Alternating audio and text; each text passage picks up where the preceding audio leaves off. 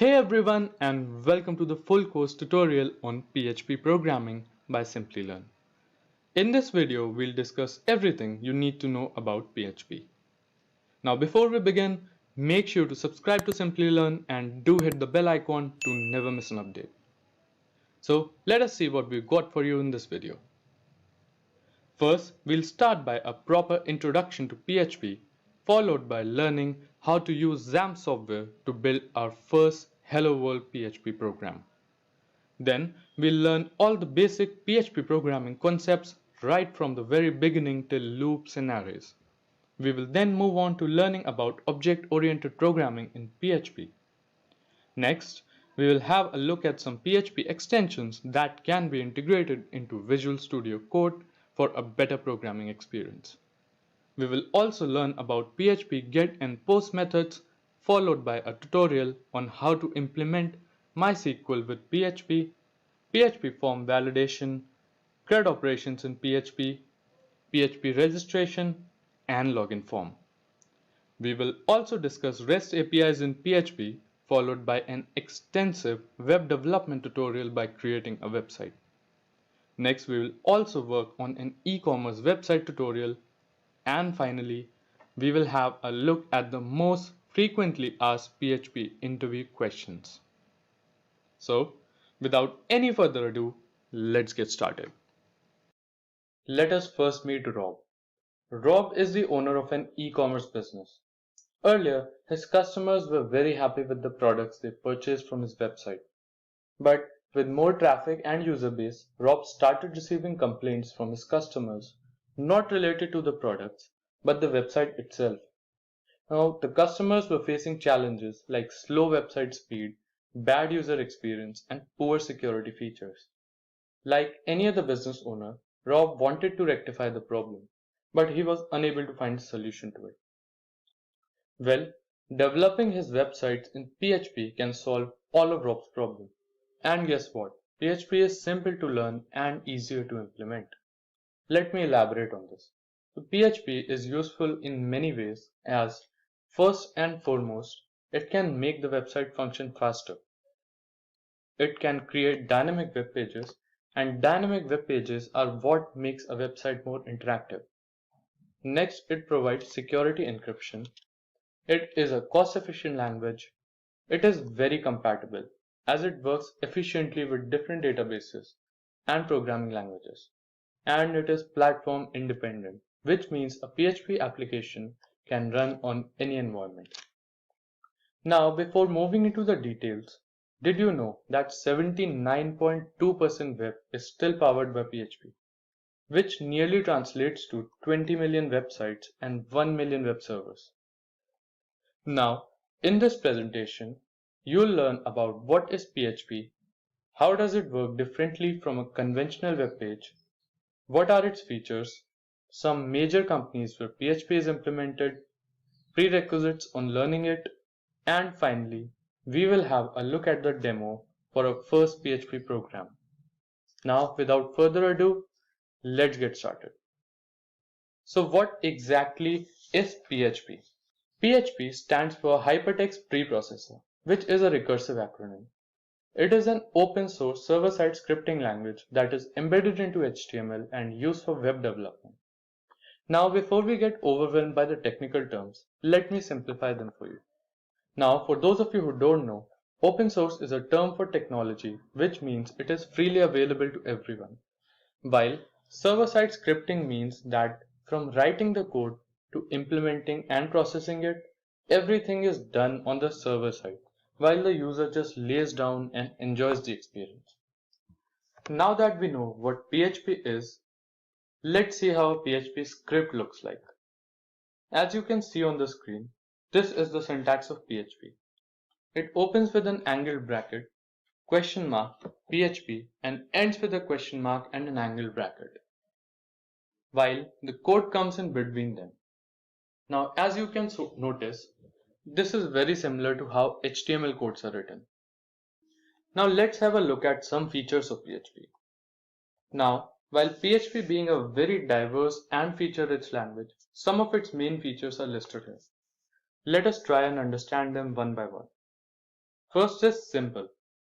Now this feature comes as a good news to new learners, since PHP is simple and hence an easy to learn language. Next comes flexibility. PHP is a highly flexible language. In conventional web pages, even the smallest of changes have to go through the developer, who changes the code to implement them. While PHP gives you the flexibility to make small changes without the intervention of the developer itself. It is also platform independent, which means it does not require any special plugins to run and can basically run on any environment. Next is interpreted. PHP is an interpreted language and does not compile the entire code, hence taking less time. Which takes us to our next feature, that is fast. Websites developed in PHP are faster. This is why developing dynamic websites using PHP is considered as the best option. As discussed earlier too, PHP is called as an open source language, which means it is free to use and implement. Next feature is security. The language consists of a few built-in frameworks that provides benefits like encryption and hence protection from cyber attacks. Next is a large PHP community. Since PHP is an old language, it has grown up to a large community which is very helpful and makes the language more stable. So that was all about features of PHP. Moving forward, let us discuss the workflow of a PHP web page. How does a PHP page work? So, for a better understanding, let us first see how a basic HTML page functions. In the basic HTML workflow, when you open a website on your browser, a request is sent from the browser to the server, and the server then returns the requested page stored on it back to the browser. Now that's it. No matter what device or what purpose you open the website for, the page return is always the same, or you can say static. Now, what PHP does different is, when you open a website developed in PHP, a request in .php extension is sent to the server. Into the server, there exists a PHP interpreter which recognizes the .php file and interprets it. Based on the request from the browser, it pulls out data from its database and file systems and returns a HTML page personalized according to the user. Now let me give you an example to make it more clear. When you log into your account on Rob's new e-commerce website made on PHP, it takes your unique request to the server and shows you products based on your past preference and liking, instead of showing you the exact same page every time. Now this makes the website dynamic and more interactive to the user. Also guys, before moving forward, if you're enjoying this video, please give a thumbs up and subscribe to Simplilearn for more such content. So that was all about the workflow of PHP. Let us discuss the companies using them. Many companies have reached great success by implementing PHP into their websites. Let me list down a few of them. First comes Facebook, the biggest social media platform. Did you know that Facebook was created entirely on PHP? And according to the website SimilarWeb, PHP is visited by users for nearly 22 billion times per month. This means the social media platform has to deal with huge traffic volumes, and PHP helps the website with this. Now before moving to the next website, a quick question for you guys. What is the one site everyone goes to for information? Correct, it's Wikipedia. And guess what? It is written in PHP too. Now, platforms like WordPress, which are used to create beautiful websites itself, are also based on PHP. And blogging and social media channels such as Tumblr and even multi-service platforms like Yahoo, which face huge amounts of data traffic every day, uses PHP to function. So now that I hope you're more motivated to learn PHP, let us look at some of the prerequisites of learning it. Now, since PHP scripts, as already discussed, are embedded into HTML codes, a basic understanding of HTML comes naturally as a prerequisite. Again, a website cannot be complete without the implementation of CSS. Hence, a basic understanding of CSS is also a must. Next is basic knowledge of programming language. Now this is not necessarily a prerequisite, but if you have basic knowledge of programming fundamentals such as OOPS concept, functions and arrays, etc., it would really help you along the way. Let's get started and learn what exactly is Xampp. Now, Xampp stands for Cross-Platform, Apache Server, Maria Database, PHP, and then finally Perl. Xampp is an open source application that is developed by Apache friends and is one of the easiest ways to host a local web server with access to MySQL database, PHP, and Perl. So it is an all-in-one package. So now that we have an understanding of what Xampp is, let us set up the software on our system and then see how to use it to run a PHP script. So now to set up the Xampp software, what we need to do is let us open the browser and download our software. So as you can see here, apachefriends.org is the official website from where you can download the Xampp software. Since we are using the Windows version, we'll download it for Windows, although it is available for Linux and macOS as well.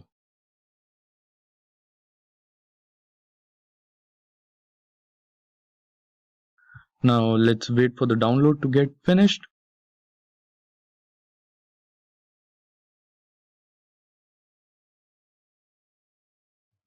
It almost is. Now let's open the setup and install our software right away. Continue installation. Next. Now from here you can select all the extra files that you want to install along with the Xampp setup or you don't want to install. Now this is the default folder for Xampp installation, that is C drive Xampp, and I would recommend you keep it that way. I think there's some issue here. Yeah, well, this is the folder for my old Xampp. Yeah. Now we wait for the installation to get finished and then we'll run a quick PHP script, a welcome or hello world kind of script to see how this Xampp software functions along with PHP. Now the installation is almost done. We'll just wait for a few.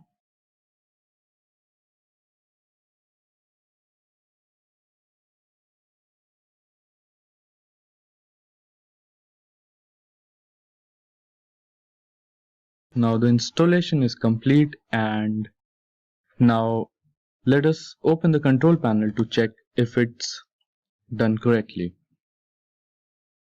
Yes, everything seems fine now. So this is the control panel for the Xampp software, which includes all the services provided by it.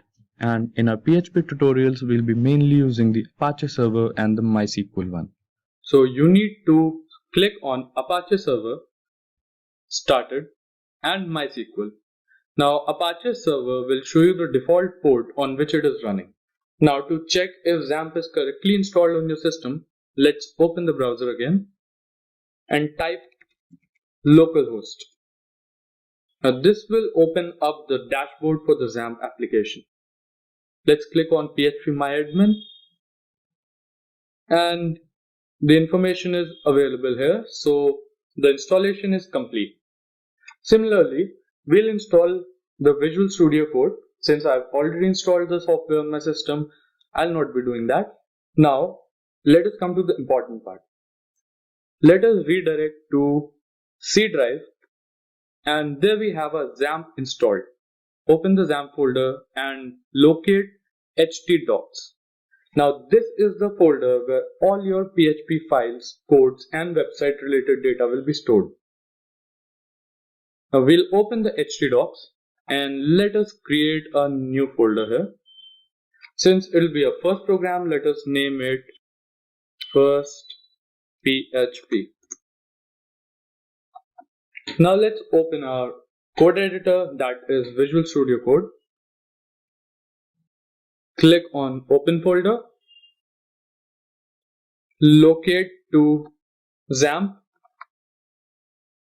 htdocs, and the folder we created, first PHP. As you can see, let me close this first. As you can see, first PHP folder is visible here. Let us create our first PHP file. Let's name it hello.php. Now don't forget the .php extension, otherwise the code will not run. Now since a browser only understands HTML code, we will have to embed the PHP script into the HTML code itself. So let's begin. Let me zoom it a little bit so you can see clearly.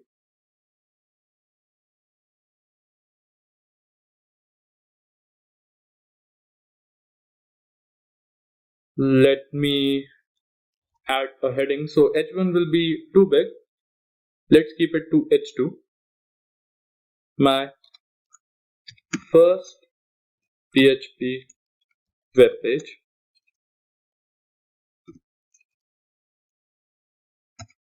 Let's write our first PHP script. So a PHP script begins with an opening angular bracket, question mark, PHP. Now we'll write the PHP script, that is echo hello world. Now echo acts as a print function which prints any string that is in front of it. In this case, it will display hello world onto the web page. Let's close the script with a question mark and a closing angular bracket, and also close our HTML code.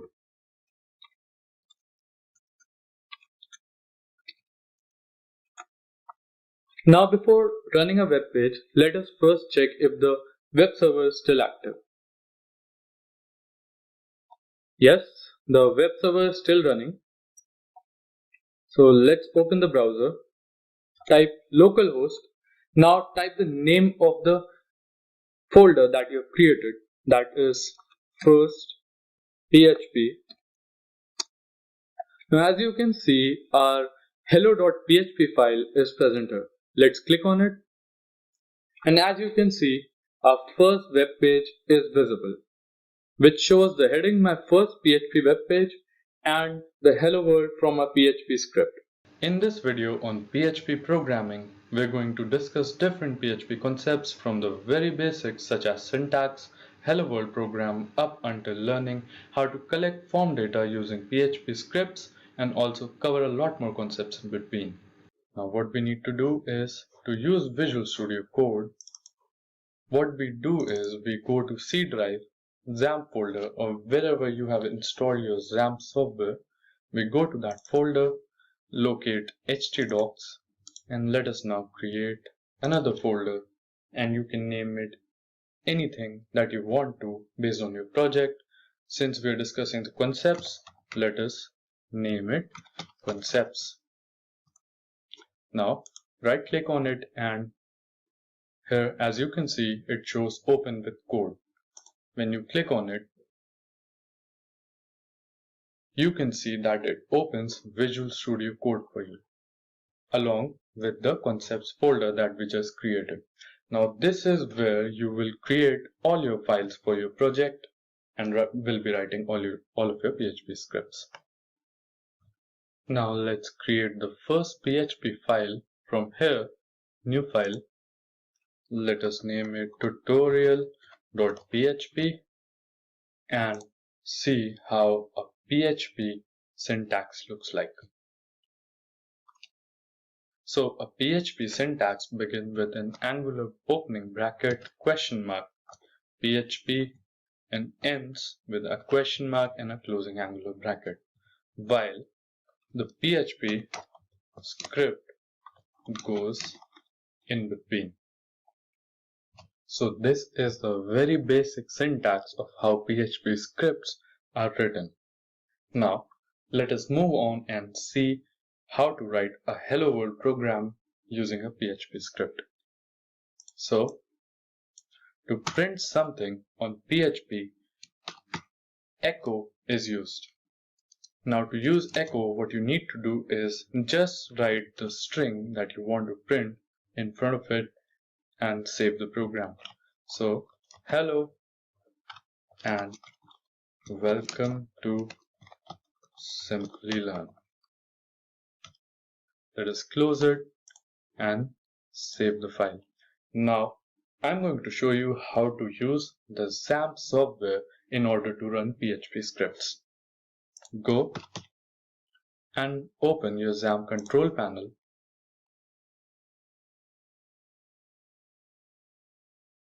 And from the control panel, you have to start this first service, that is Apache. Now this is going to start a local web server on your system. Now open your browser, go to a new tab and type localhost, followed by the name of the folder that we just created into htdocs, that was concepts, and hit enter. Here you can see the file that we just created, tutorial.php, and when you click on it, you can see your first program visible here. Hello and welcome to Simplilearn. Now suppose you have a program that needs to print this exact same string again and again throughout the program. So what are you going to do? Type the entire echo statement through your code or make it simpler. Now to make it simpler, what we need to do is we need to go back to our code and discuss the concept of variables. Now to create a variable, what we need to do is we need to use this $sign followed by the name of the variable. You can name it anything you want. So let us name it str and type hello and welcome to Simplilearn. So this is our first variable. Now this variable str stores this string value. Also, you can create different variables for different purposes, such as if you want to store a number, suppose. So you can store number 5, and suppose you want to store a floating variable, and that would be float, and a floating variable is a number with decimal points, so 7.6. So now we have 3 variables in our program. Now, one thing to notice if you're coming from a different programming language is that you don't need to define the type of variable in PHP. That is, if it is a string, number, or a floating variable. Now, to print this, we can use echo, but when you want to print a variable in echo, you need to do things a little differently. So let us start with h1 heading.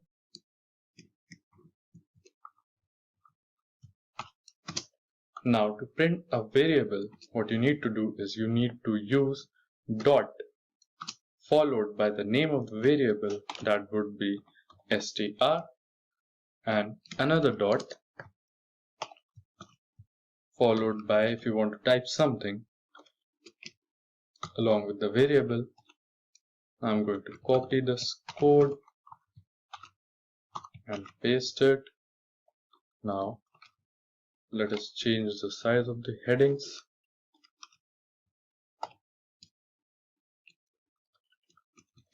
And also change a variable. So in the second line we are going to print num, and in the third the float that we created. So now we have all of our variables into our echo. Now let us save this program and see what it does. So as you can see, the variables are printed on your program and you don't have to write them again and again. You can simply write the name of the variable along with echo and dot and print it along. Now that we know about variables, suppose you want to print the names of different laptop brands available in the market. Now what you're going to do you create different variables for each name, that is a variable for HP, a variable for Lenovo, a variable for Asus? Or do you want a single variable to store all of the names of the laptop brands available?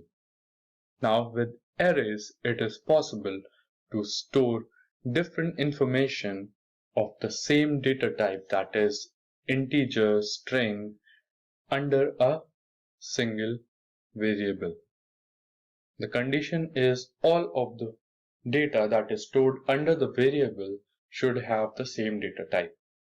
Now, let us see how array works. Now, array stores multiple values in a single variable, as we already discussed. Now, to make an array, first what we need to do is name a variable laptop brand and type in array function, and under that function we are going to write the names of different laptop brands, that is HP with separated by commas, Lenovo, Asus and Dell. So suppose these are the 4 laptop brands that are available in the market in your area. Now what you need to do is you need to print what is in this particular variable, that is laptop brand. So to print it, you need to first create variable dump. Now what variable dump does is, it, as you can see here, it exports the variable that is in its function. Now we are going to write the variable that we just created into the variable dump function, and it will just return the data type and value. Now suppose you want to print it. So to print it, what we need to do is just add echo in front of it. Okay, now before moving on to seeing the result of this program, let us just make this part of the code inactive. Now to do that, we are going to learn a new concept in between, that is comments. So comments are the lines in a code that are not executed while the program is run. So a single line comment starts with 2/ and anything written in front of it does not run along with the code. So these comments are very useful when you're writing a code to make your code readable and more understandable by any coder who will or might later on use the code that you've just created. Now suppose what we can do with comments is, I'm going to write a comment just in front of it. This is a string variable. Now after these slashes, anything written is not executed when I'm going to run the program. Also, now what do? If you want to make this whole part of the code not functioning, do you add 2/ in front of everything? Or you can use a much simpler method, that is multi-line comments. To use multi-line comments, what you're going to do is use /*. This marks the start of the multi-line code, and to end this, use star and / again, and everything in between does not run when you're going to run your program. So we will now see how this array works. We will just reload this page, and as you can see, HP, Lenovo, Asus and Dell are visible here. Also, you might notice this array 4 shows the length of the array, and these shows the position where all of these strings are inside the array. That is, an array starts with the 0 position, not 1 but 0. So the first would be 0 position, that is HP, and then 1 Lenovo, and subsequently Asus and Dell. Now suppose you just want to print the second variable in your array. What you need to do is you need to go back to your code, and in front of the variable you need to write the position that you want to print under square brackets, that is the second position in array would be number 1. And save the code, go back to the browser, and only the second array is the second variable in the array is visible. Now suppose instead of a variable you want to create a value that you don't want to be changed throughout your entire program. So consonants are used for the same purpose. Now consonants are very much like variables, except that once they are defined, they cannot be changed or undefined. So let us see how consonants work. First, we will put this code under a comment and now start writing a consonant. So to define or create a consonant, what you need to do is use the define function, and inside the define function what you need to do is you need to write the name of the consonant. And okay, first let us write the name of the consonant. Suppose laptops, followed by the value of the HP, consonant, Lenovo, and Asus, and that's it. And you close the define function, and there you have defined your consonant in your PHP script. Now this cannot be changed or undefined throughout your program. Now to print it, what you need to do is type echo followed by the name of the consonant that you just created. So the name of the consonant is laptops. Save the code, go back, and HP, Lenovo, and Asus are visible here. You can also create consonant arrays along with a normal consonant. Now to create a consonant array, you just need to add a square bracket. Just a second. Let me close this one. Separated by commas, and now we have the names of the laptop as an array, which by the way cannot be changed or undefined throughout your code, just like any other consonant. Now suppose you want to just print the name of the third laptop that is available in the market. Now what you need to do is you need to write the position, and the third position in case of arrays would be number 2. Save, and only Asus is visible here. So this is how consonants and variables work in PHP. Now before moving on to the next section, let me give you another situation. Now suppose I want you to print a number only and only if it is greater than 7. How do you do that? Now since it is a condition, conditional statements are used to perform different actions based on different conditions. Now some of the conditional statements include in PHP are if else, if, else if, else, and switch. And we're going to discuss them one by one. So the first one is if.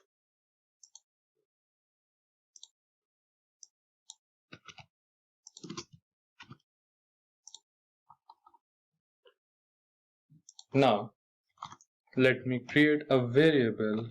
Let us name it var and write the value 8. Now, the example that we just discussed, if we want to check if this variable is greater than 7 and only then print the variable on our screen.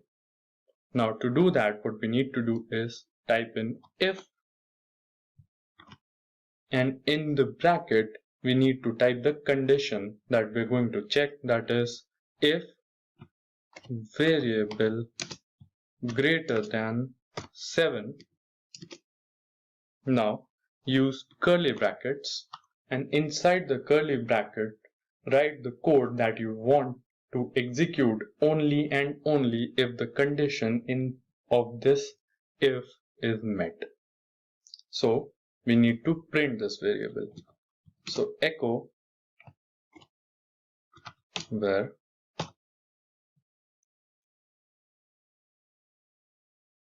and go and save it. Now go back and reload, and you can see 8 is printed here. Now let us go back and change the value of the variable to 5 and save it. Go back, reload, and as you can see, nothing is printed on the screen since the condition that we just mentioned inside if does not meet. Now suppose I tell you that if the condition does not meet, you have to print a string saying that the condition did not meet. How do you do that? To do it, what you need to add after if is else.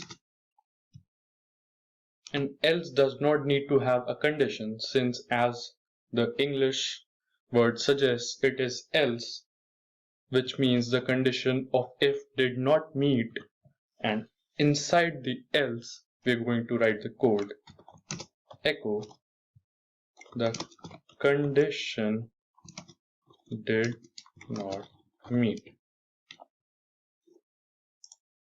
Save it. The condition did not meet. Now time for another condition. Now suppose I ask you to check if a number is divisible by 2, 3 or both. How do you do that? Now to do that, first let us create a number 6. Now check if variable %2 is equals to 0. Now what this shows is this brings out the remainder, and if the remainder is 0, that means it is divisible by 2.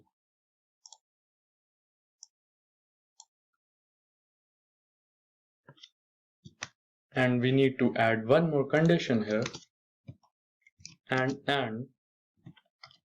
variable %3 equals to 0. And what this does is it checks if both of these conditions are true, that is, if the number inside the variable is divisible by both 2 and 3, we will display divisible by both. Now what we need to do is we need to check if it is divisible by 2. So else if. So since it is else if, we need to add a condition in it too.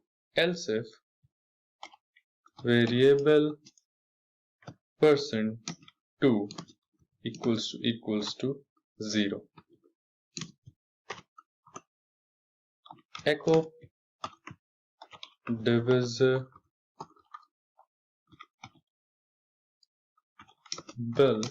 by 2. Similarly,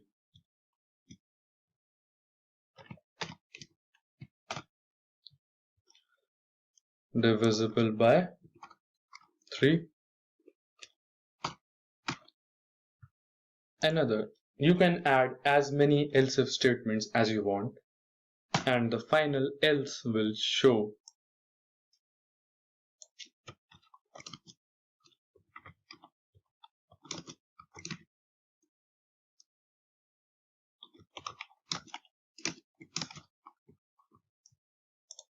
okay.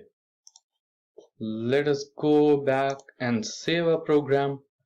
Since a variable is 6, it should show divisible by both. And you can see it shows exactly the same, divisible by both.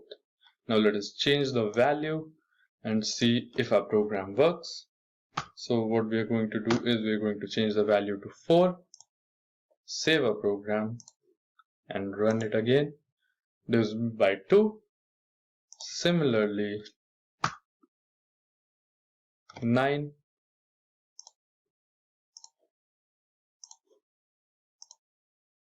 divisible by 3, and finally 13,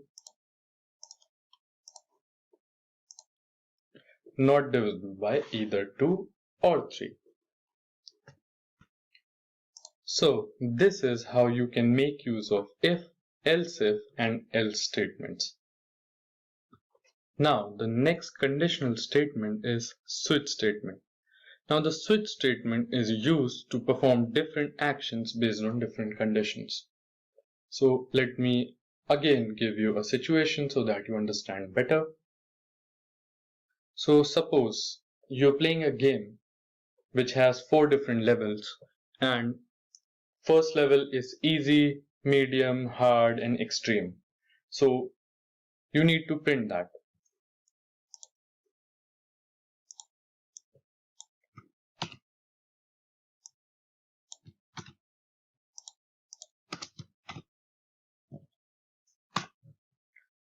Now what will you do? You can also use if else if, but it's a lot of code. Switch statement makes it a lot simpler and more readable. So what we need to do is we need to type in switch.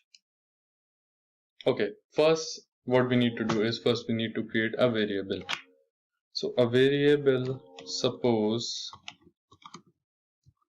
let us name it level, and level is 3.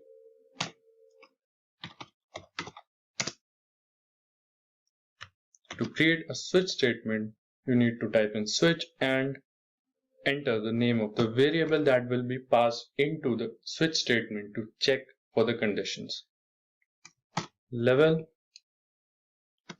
and it also begins with a curly bracket, and inside the switch statement what you need to do is you need to type case. That is, the first case would be case 1 followed by a colon and the statement that you want to execute, that is echo you are playing at easy level. And since you want your program to stop here itself, what you need to do is you need to type in break. Similarly for rest of the levels, I'll just copy this code here. 2, 3, and 4, and just make the changes.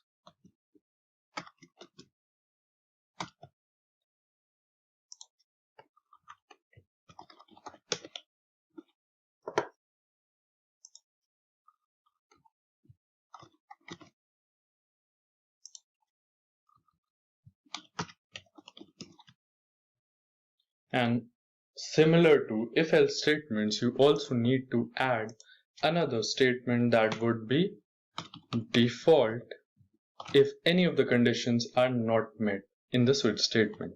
Suppose the value of your variable is 20, which does not make any sense to the game, then what you need to do is you need to display a default error message, and that would be invalid input. And you also need to end the switch statement with a curly braces and end the PHP program. Alright, let us save it, go to a browser and run. You are playing at hard level. I guess you must have understood the concept. Let us just one more time change the value of the variable to 20, save it, go back, invalid input. So this is how the conditional statements in PHP work. Next, what we're going to talk about is PHP loops. Now suppose you want to run a block of code or a part of code again and again and again, or in other words, in loop. So PHP has that functionality known as PHP loops to do the same task.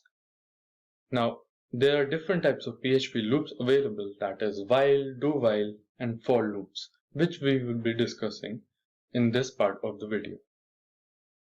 Now let us start with the while loop. Now the while loop loops through a block of code as long as the condition that you have entered or specified in the while loop is true. So let me just remove it. Now to write a while loop, what you need to do is type while followed by the condition. And to write the condition, what we need to first do is let us create a variable and well give it a value of 2. Now the condition which we are going to write is, this is just an example, so if or while the value of variable is less than equals to 10, and then we follow along with the curly braces and type the code that we want to run again and again until the value of a variable becomes 10 or till the value of a variable is less than 10. Suppose number, then the variable, that is where, and that's about it. Now what we need to do is we need to increase the value of the variable, else this code will run for an infinite amount of time and the system might crash. So to increase the variable in each iteration, what we need to do is we need to use the ++ operator, which will increase the value of the variable by 1 in each iteration. Now we're going to save the code and run it, number 2, 3, 4, 5, 6, 7 and so on. Let me just add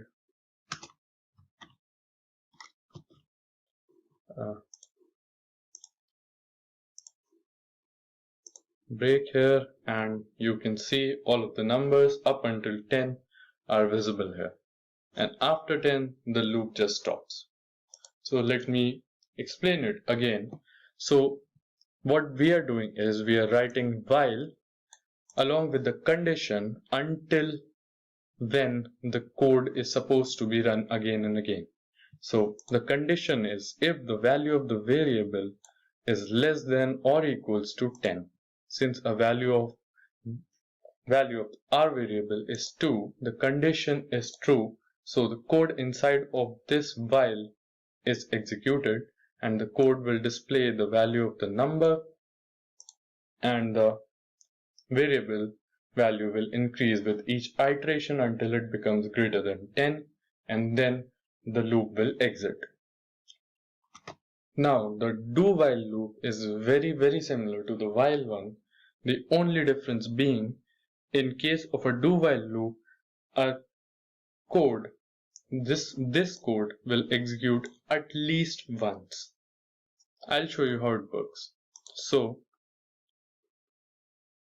in case of do while, we start with do curly braces.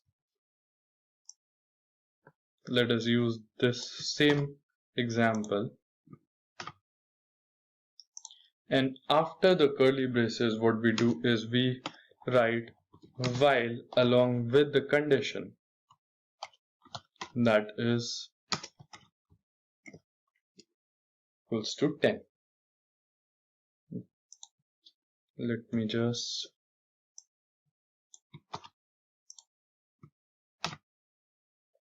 okay. Now let me tell you why do we need do while loop. Suppose the value of a variable is 11. Now since the condition does not meet, in case of the while loop it will not even run once. Now suppose you want to display the current value of the variables whether or not if it meets the condition at least once. So in case of do while, it will first go into this do loop, run the code, and then after the do loop is complete, this part of the code is complete, it will go on to the while part and check the condition.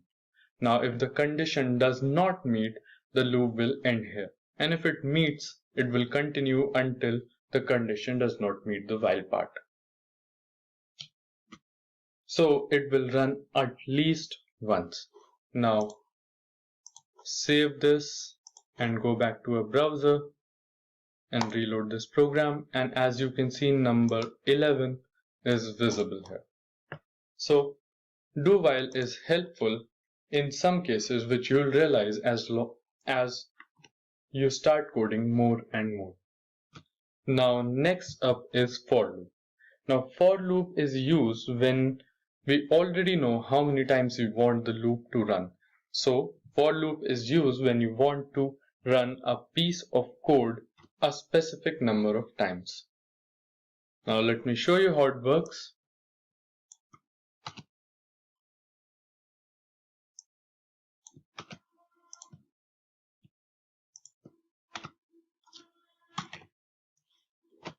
Now the for loop is written in 3 parts. Here we don't need to define a variable beforehand. The first part of the for loop is defining the value of the variable. So variable is equals to, let us value it at 1. Now we want to make it run till suppose 6 values. So what we need to do is we need to write the condition in the second part of the for loop. If variable less than equals to 6, and in the third part will be the incremental part. So as you can notice, in while and do while, we put the incremental part inside the block of the code. Here the incremental part is inside the for function itself. Variable plus plus, and then we start with the curly braces and we write the code similar to, I'll just copy it from here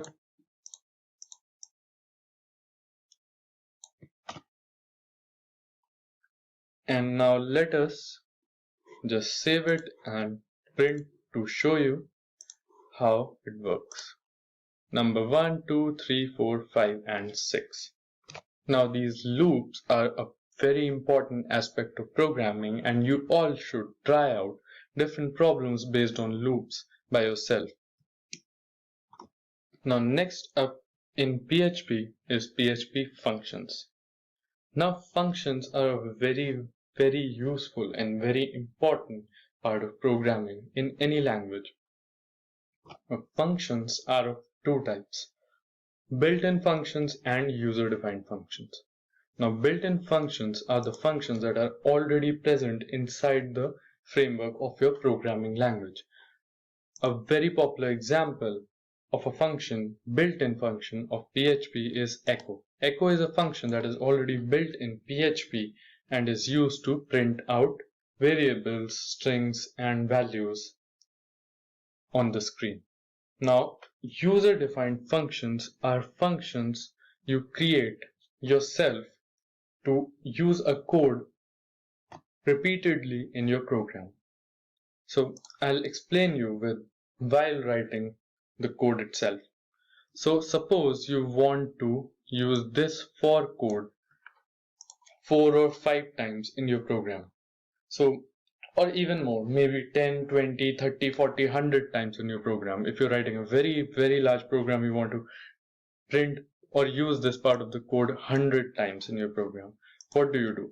Do you write this entire code or copy paste this entire code again and again 100 times and make your code lengthier? Or do you just want to use this piece of code from here, from anywhere in your program? Now, to do that, we need to put this piece of code inside a user-defined function. So how do we do that? We do that by writing function followed by, suppose you want to call this function a name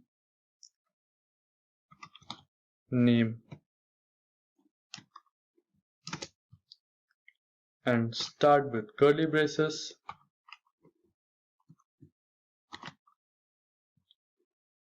Now this is a user-defined function named name. Now inside this name function is a piece of code, this for. Now how do we reuse it? I'll show you in a second. So suppose you are a long way from your code, from this code. You don't even know where it is. You want to use this code again after writing hundreds of lines of code. So how do you do it? You just type the name of the function, that is name, and close it. That's about it. This is called calling a function. So it is similar to calling a friend for help. So here you just called your friend name to execute this part of the code. Here, save, and well, there are no changes since the output will be the same. Let us make some changes. Add another echo. I am going to run it again later.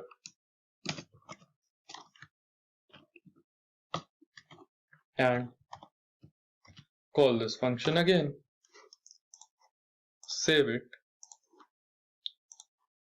And as you can see, once the function is called, the output is printed, and I'm going to run it again later, and then again the function is called and it uses the same piece of code again and again and again. See how simple coding can be when you know what to use when. Now let's move ahead and understand the concepts of OOPs in PHP.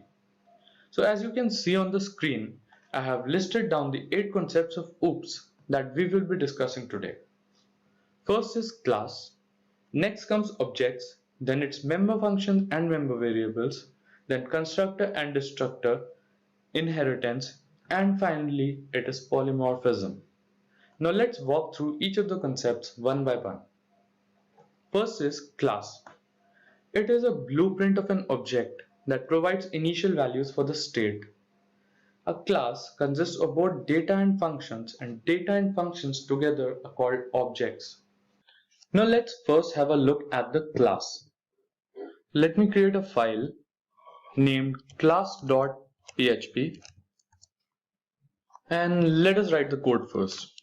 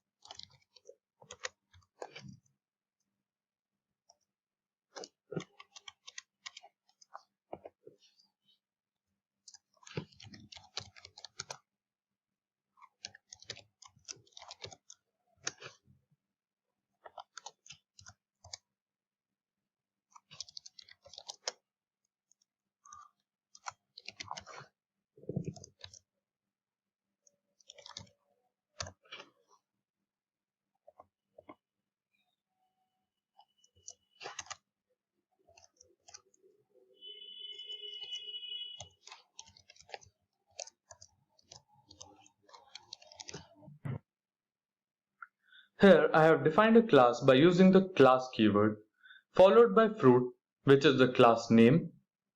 Next, I have added a pair of curly braces and added the entire properties and methods within the braces. So as you can see on the screen, we have declared a class named fruit that contains two properties called name and color. Along with that, I have also added two methods, setName and getName. Now the purpose of these methods is for setting and getting the name property. So let me give you some important information. So when you define a class, a variable in it is called property, while a function is known as method. Now let us execute the code and see the output. Let's go to the browser and type localhost / followed by the file name.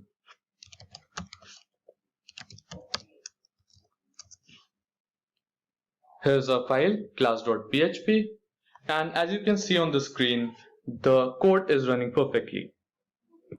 Now that was about the class. Next comes objects. So it is an instance of a class. Basically, a variable holds the data of a class. Now we define a class once and create as many objects in it. So for a better understanding, let me give you an example. Suppose a car is a class. So Mercedes-Benz and BMW would be objects. Now let's see objects. Classes are incomplete without objects. So we can add as many objects as we want from a class. And every single object has the properties and methods defined in the class. But those objects will have different property values. So objects of a class are created using the new keyword. Now let me open the code editor and let's create another file called obj.php. So this code will be the same. Let's copy and paste it here. Now let me type the code for object.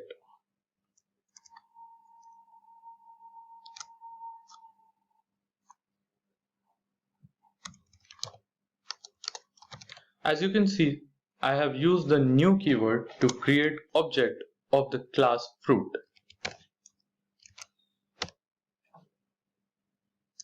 Similarly, banana would be another object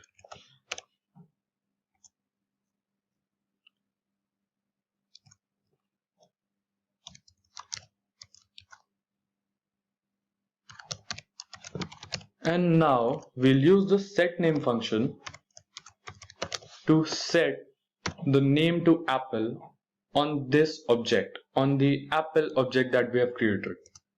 Similarly, we will set the name for the banana object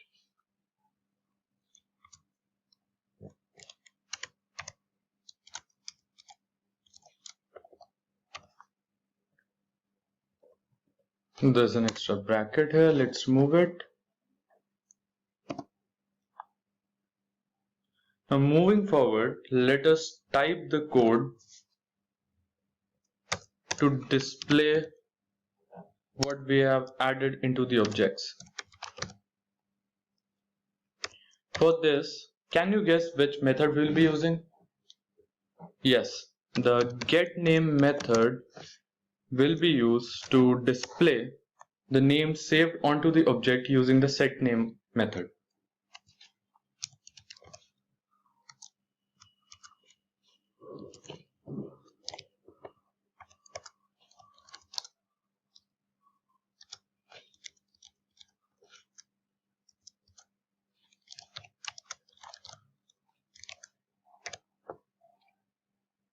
Now that our code is complete, let us run and check if it's working correctly. Let me go back and refresh. Now here we have our object.php file. Yes, the code runs perfectly, the fruit program, and it is displaying apple and banana from the two objects that we created. I hope now you have clearly understood the concept. Moving on to the next one, let's talk about the member variable and member function. A member variable is defined within a class. The data can be accessed by the member functions alone. Now once the object is built, these variables are called attributes of the object, whereas member function is defined within a class and is used to access object data. So next comes constructor. So it allows an individual to allot an object's properties while the object creation, while a destructor is a function that is called when the object stops working. We will have a look at the constructor program. So constructor allows an individual to allot an object's properties while the object creation. Now suppose you build a program using constructor function. PHP will automatically call the construct function while creating an object from a class. Also, remember that when you write the construct function, always prefix it with 2 underscores. Now let's have a look at the example where we will be using a constructor function with calling the setName method. Now this setName function is often used when you assign a value to the name attribute. Now let's open the code editor and create our constructor file.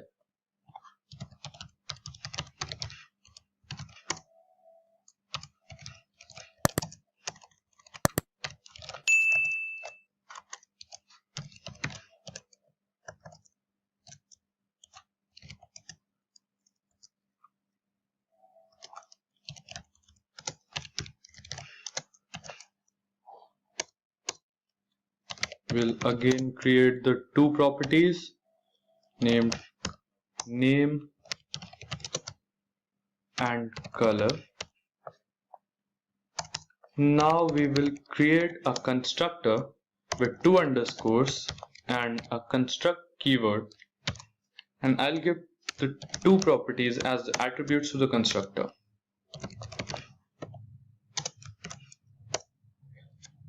Now in this program we'll be using the constructor function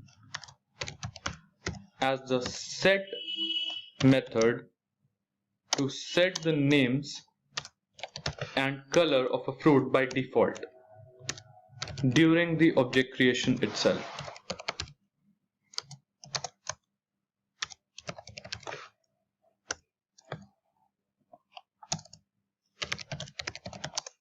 We still need to create the get functions.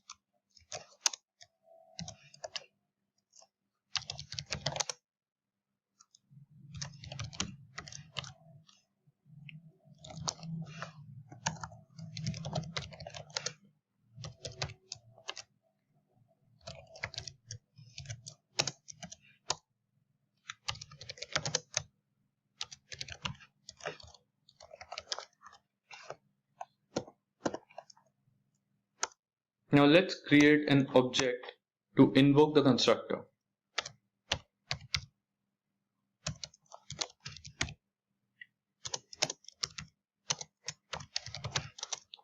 Now since the constructor has attributes, we will have to give the values for the attributes as well. So the fruit would be strawberry and the color would be pink. So this creates a new object and it gives the values to the constructor.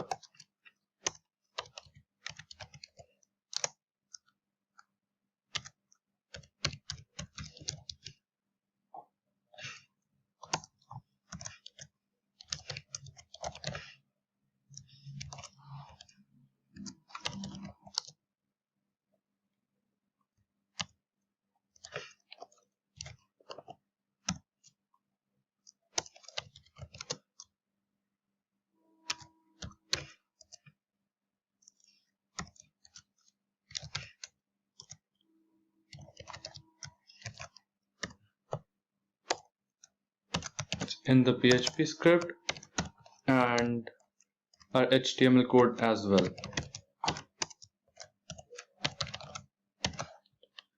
Let us save the code and check if it's working. Let's go back, refresh. Now our constructor file is visible. Let's click on it and yes. So when the object strawberry is created, the attributes we have given to the constructor, strawberry and the color pink, were already assigned to it. And it is displayed in the browser itself. Now that the constructor program is done, next let's see an example of how a destructor works. Let's open the code editor, create another file, destructor.php. Now the destructor code will be very similar to the constructor one, so we will copy the code into the destructor file and make some changes. So let us remove this, we don't need it, and write our destructor function. So destructor function is written similarly how constructor function is written. So it starts with 2 underscores and a destruct keyword. It does not have an attribute.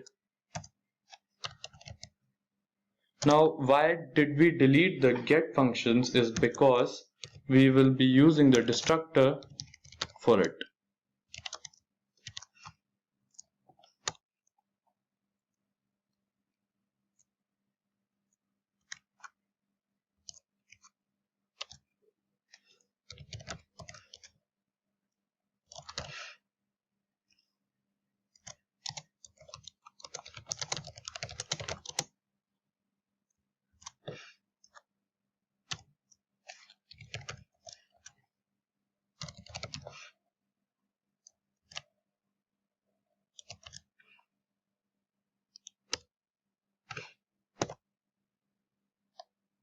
Also, we won't be needing this.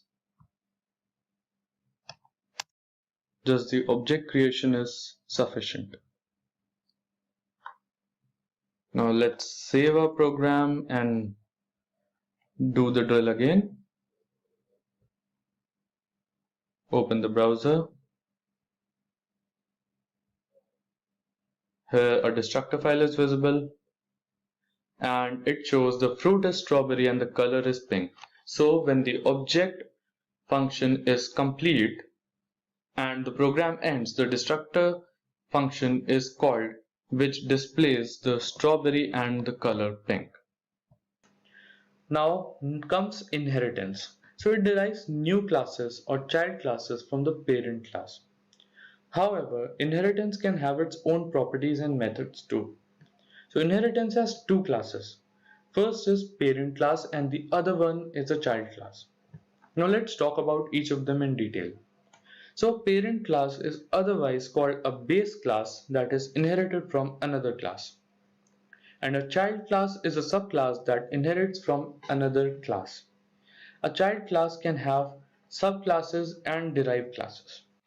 Now let's have a look at the inheritance program. So the child class is derived from all the properties and methods from the subclass. In addition, it can have its own properties and methods too. So an inherited class is defined by using the extends keyword.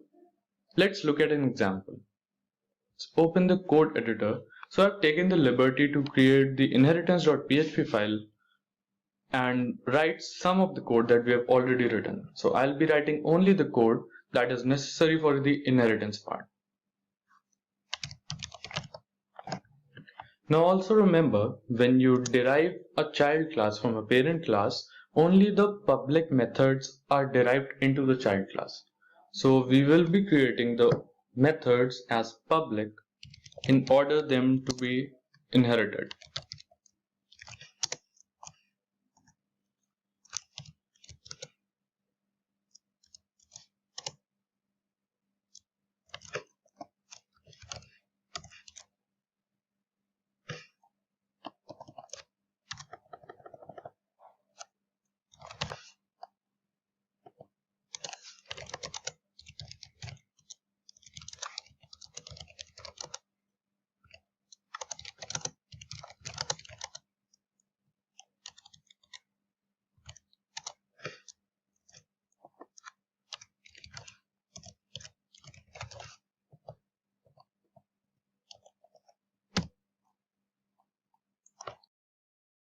Made this function public.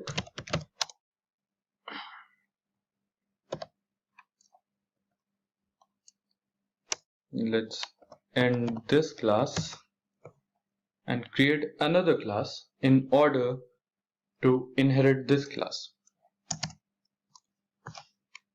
So we'll name another class as cherry extends fruit, and we'll create another function for cherry. So this function is exclusive to cherry.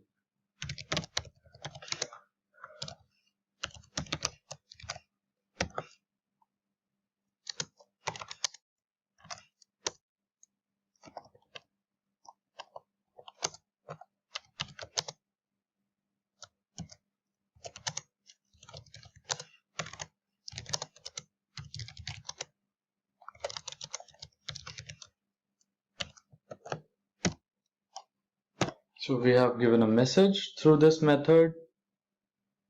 Now let's create an object, cherry, new cherry, and give the values for the attributes of this constructor.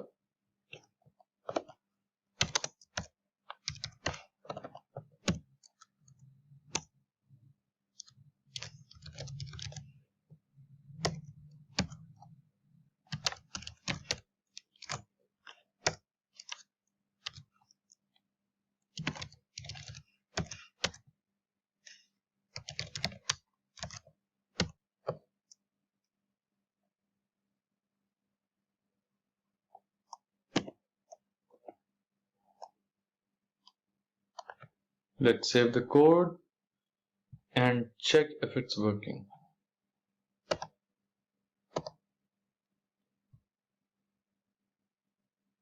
Well, there seems to be an error. Now let's try to resolve it. Okay, got it. So we created the object within the cherry class, so it got localized. What we need to do is put that code outside of the cherry class, and it should work fine now. Yes. So is cherry a fruit or a berry? A cherry is a fruit and the color of the fruit is red. And now we will talk about the last concept, that is polymorphism. So polymorphism has many forms. The same function is utilized for different purposes. It has a class with a variety of functions simultaneously sharing a common interface. So inherited methods are overridden by redefining the methods in the derived class. Now let me write the code to make it clear. So I've already created the polymorphism PHP file.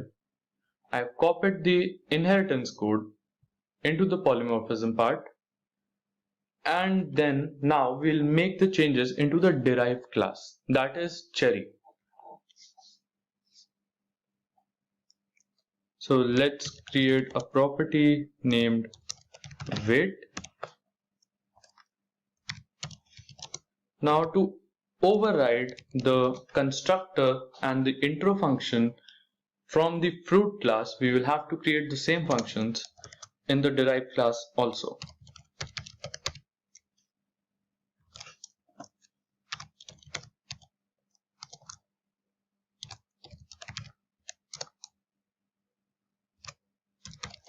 Now this function construct has got one extra attribute in comparison to this function construct.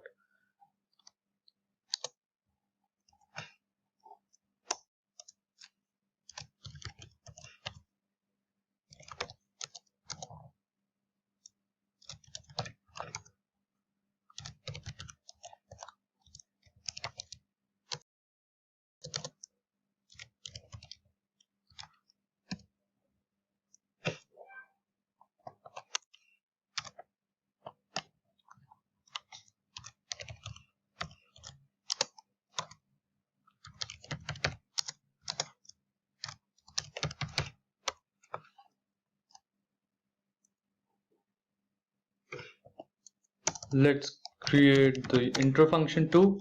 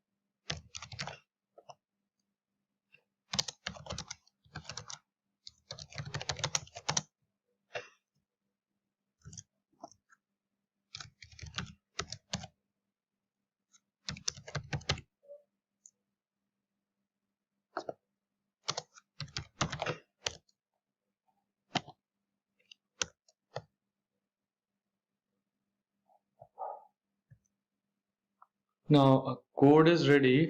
Let us create another object to invoke the functions.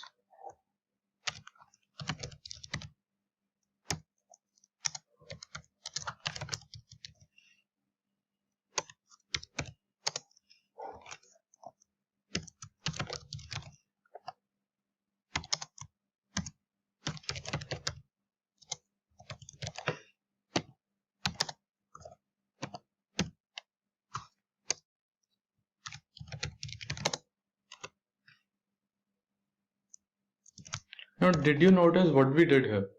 So when we created the object cherry for the cherry class, we gave 3 attribute values instead of 2 in order to invoke this construct function, not this.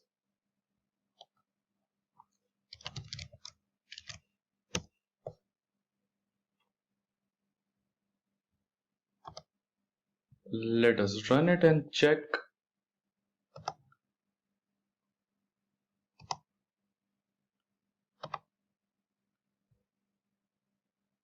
So it runs perfectly. It displays the fruit, the color, and the weight. In this video, we will discuss some PHP extensions that can be and should be added in Visual Studio Code to make PHP programming a little easier and our lives a little simpler. Now, to check the extensions available or search any of them, we need to go to this tab, that is the Extensions tab. Now, these are the already installed extensions on our system. And from here you can search extensions available in the Visual Studio Code Marketplace. Now, the first extension and a must-have extension is PHP Interview. Now, to understand what it does, let me go back to the Explorer and open a test.php. So what I'm going to do is write some basic PHP built-in functions. Let us say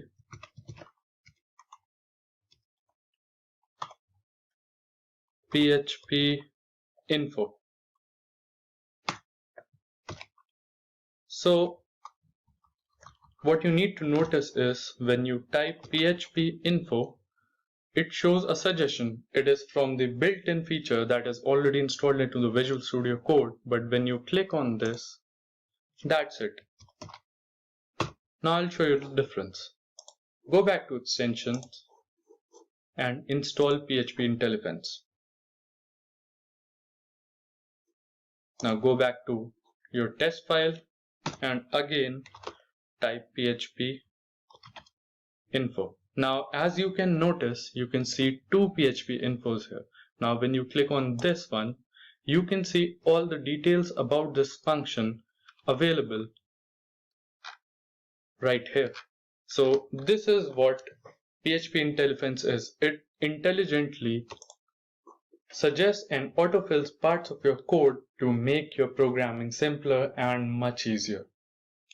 Now moving on to a second extension. Our second extension will be PHP Mess Detector. Now what PHP Mess Detector does is it analyzes your PHP code on every save. Now there's no additional setup required if PHP is already installed on your system, which already is. So to see what it does, let us install it. Now before that, let us go back to test.php and let me just open this. Now here you can see the output of your code. So if you go back to PHP Mess Detector, install it, and go back to your code, you can see PHP Mess Detector is visible here, and after everything that you write,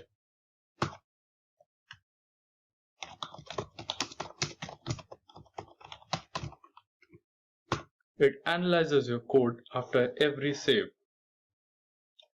And it is pretty useful while writing big and complex PHP codes.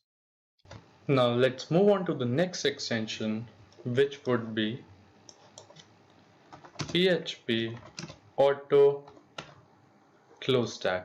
Now what PHP Auto Close Tag, as the name suggests, does is when you open a tag, whenever you write a tag that is, suppose HTML or body, etc., anything that you write, it will automatically close the tag and you can simply start writing the code.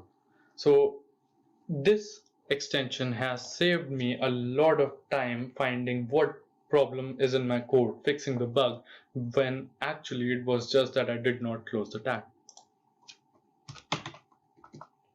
So suppose I write HTML, and as you can see, it automatically closes the tag and you can simply start writing the code.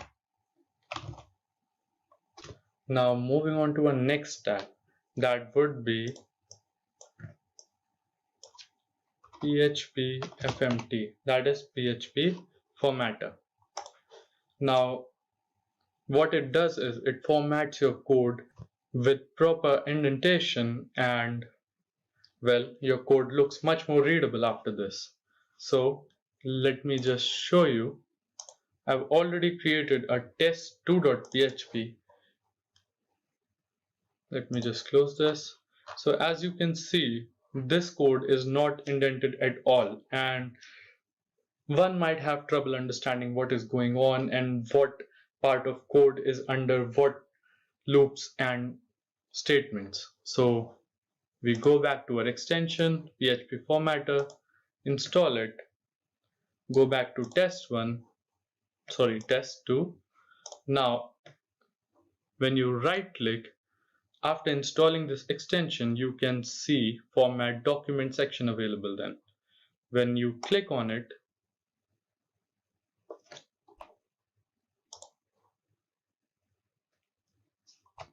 the code gets automatically indented and looks much more readable now. So as you may notice, all these codes comes under the if conditions, and rest of the code looks much more readable now.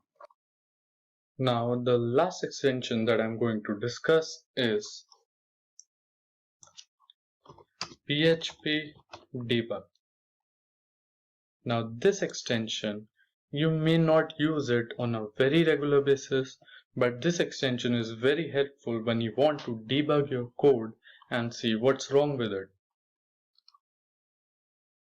All the instructions on how to use this extension are written alongside it, and how to install, how to use, how to install extra softwares in order to completely utilize its potential.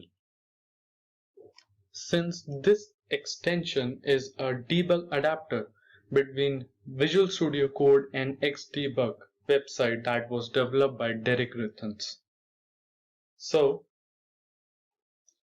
I'm going to install it, and this is the very website Xdebug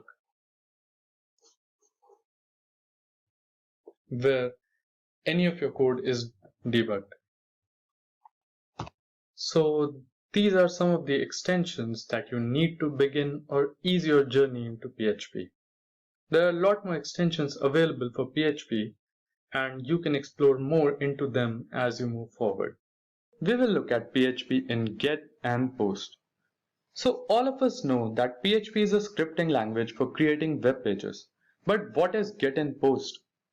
There are two ways the browser client can send information to the web server: the get method and the post method. Let's understand get method in detail first. The get method sends the encoded user information appended to the page request. The page and the encoded information are separated by the question mark character. Now let's know more about the get method. The get method produces a long string that appears in your server logs in the browser's location box. It is restricted to send up to 1024 characters only. Also, never use the get method if you have a password or other sensitive information to be sent to the server, since it will show in the browser's location box. Next, the get can't be used to send binary data like images or Word documents to the server. Also, the data sent by get method can be accessed using the query string environment variable. Now let us try writing a code to understand the get method better.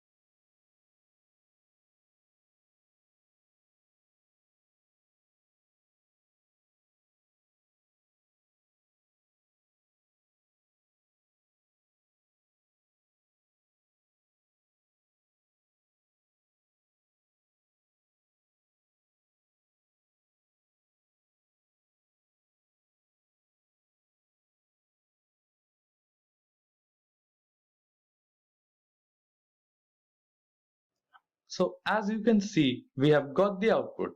But if you look at the link, it has an ampersand symbol along with the username and age we entered. Now, before the browser sends the information, it encodes it using a scheme called URL encoding. In this scheme, name-value pairs are joined with equal sign and different pairs are separated by the ampersand. Also, as we discussed earlier, the page request and the encoded information is separated by a question mark sign. So that was all about the get method. Moving on to the next one, let's have a look at the post method. Now, the post method transfers information via HTTP headers. The information is encoded as described in the get method and put into a header called query string. The post method does not have any restrictions on data size to be sent. The post method can be used to send ASCII as well as binary data, and the data sent by post method goes through HTTP header. So security depends on HTTP protocol used. By using secure HTTP, you can make sure that your information is secure. Now, let's have a look at the code now.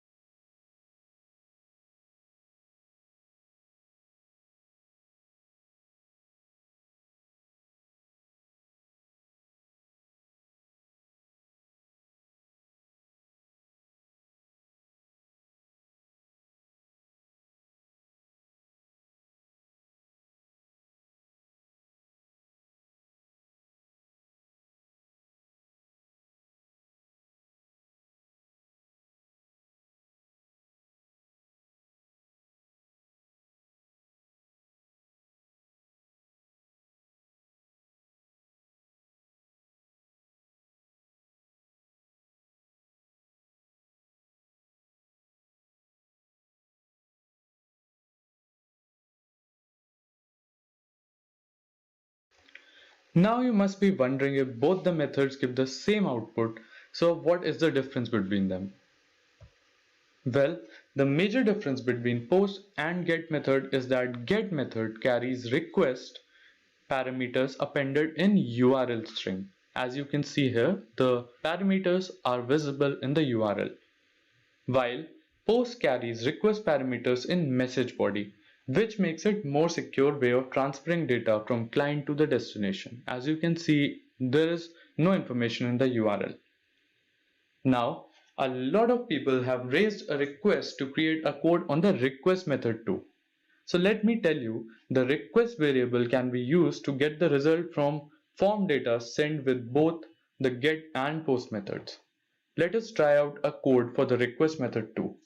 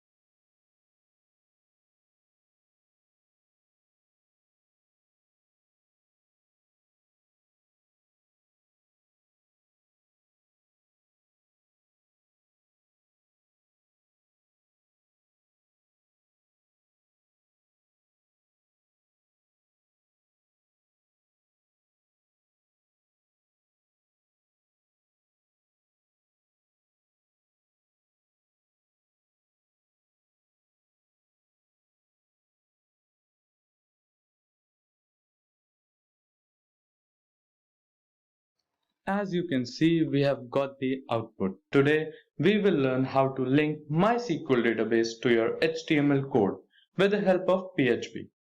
Now, to do that, we will build a simple registration form whose data will be uploaded to the MySQL database. And in this tutorial, you will learn how to create that database, how to link it to your web page, and also how to delete the tables or entries from the database. Now, before proceeding, I am expecting that you guys have some basic understanding of HTML, PHP, and MySQL. So, without further ado, let's get started. Also guys, for this tutorial, we'll be working on Xampp and Visual Studio Code. Now let's get started. So first, we'll open the C drive, Xampp folder, htdocs, and let us create a folder. Let's name it tutorial, and open the Visual Studio Code and start writing the code for our registration page. Let's create a file and name it index.php.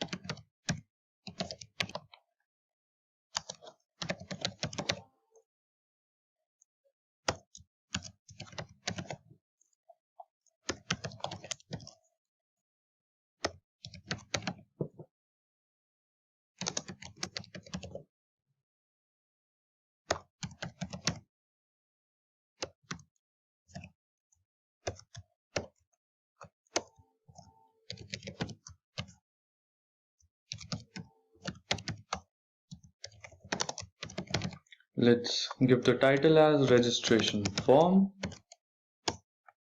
and close the head.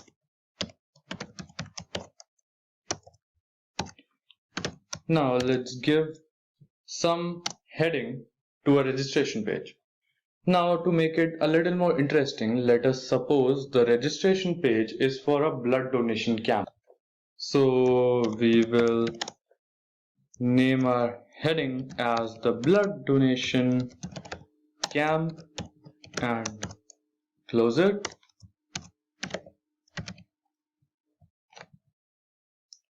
Now let's give some background color to the page. Now to give some background color, we need to first know the code for it. Let's search for color codes.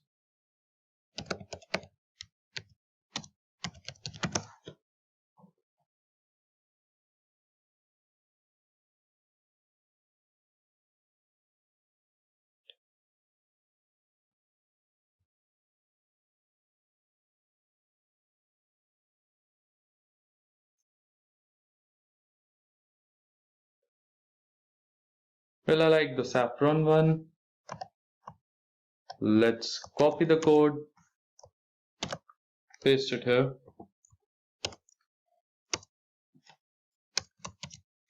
Write div, a heading for the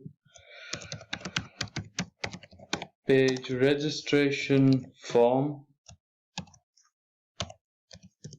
Now, as you can notice, I wrote this heading as H1 and this one as H2, since this will be a little smaller from the first one.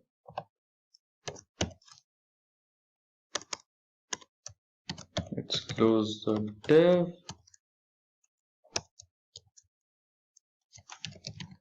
And write a form. Now, in this action part,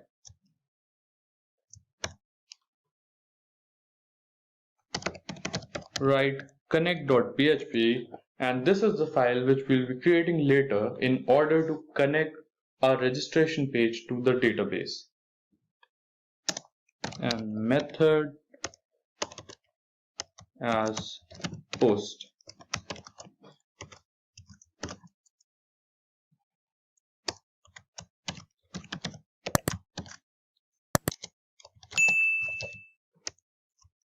Let's name it user.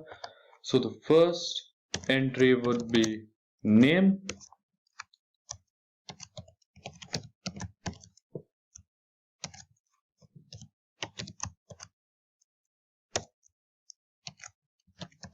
Input type would be text.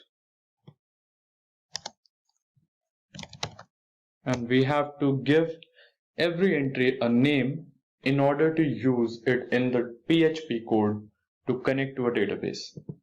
Let's give this name.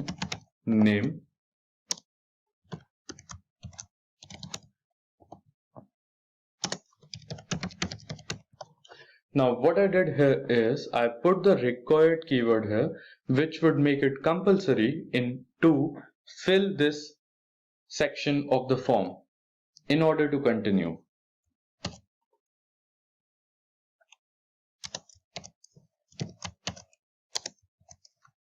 I'm giving these break lines to not make the form clumsy.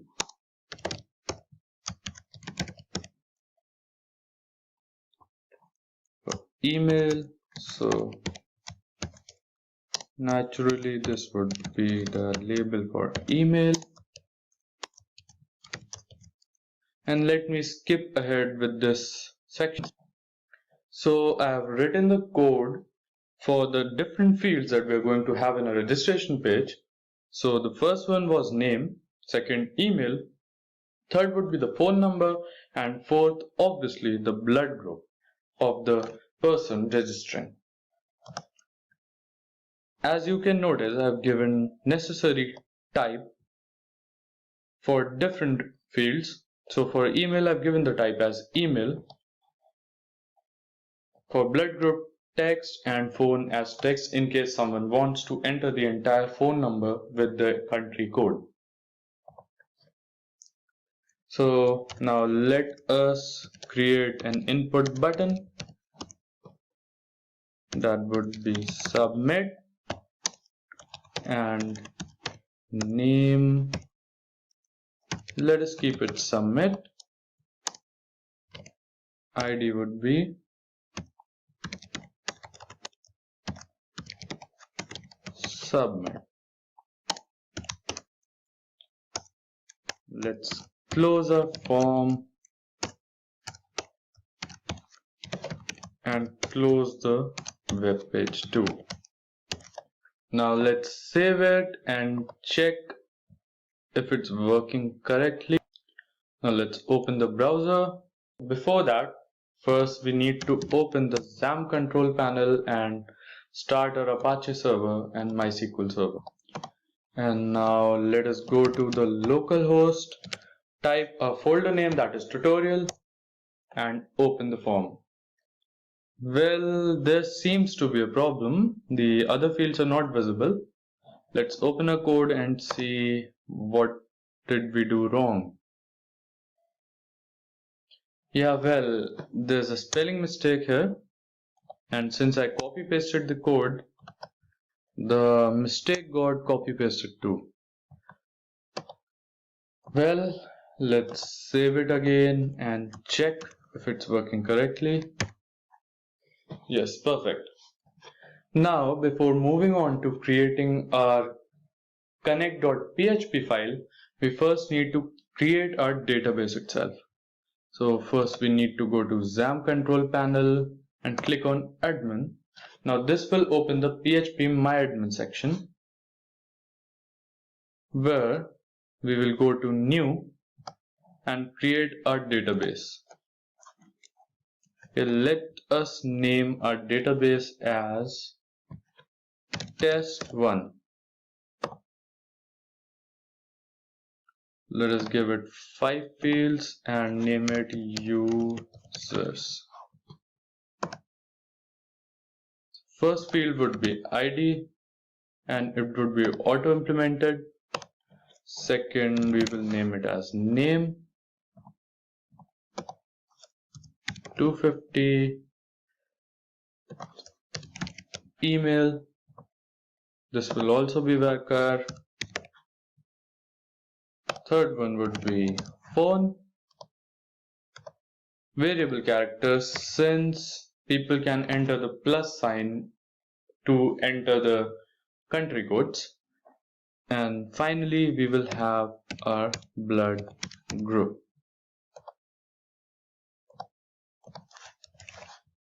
And let's create our table here.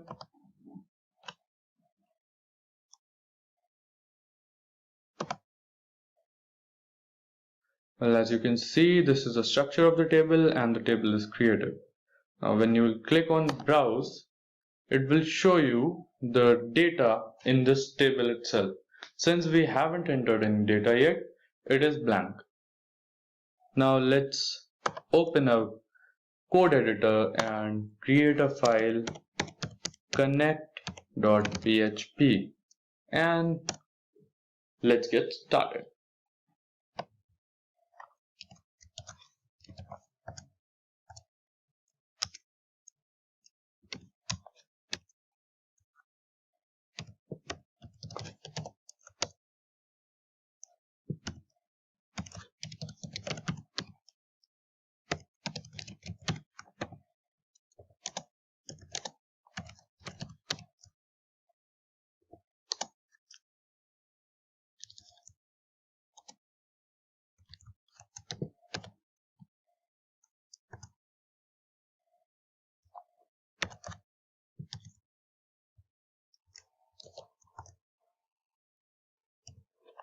Now here we will have to enter the name we gave to a submit button. Now that would be submit.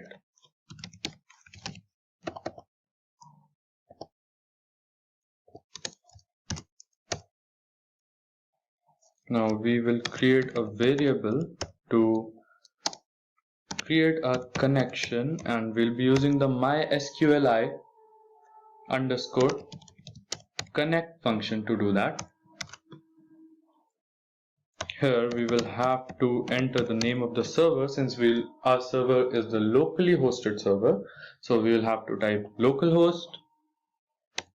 Now the type of user, that would be root. Now the third part is for the password. Since we don't have a password for our database, it would be blank.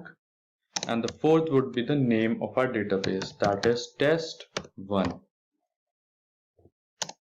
Now we will also check if connection is not complete. We will have to display an error, connection failed.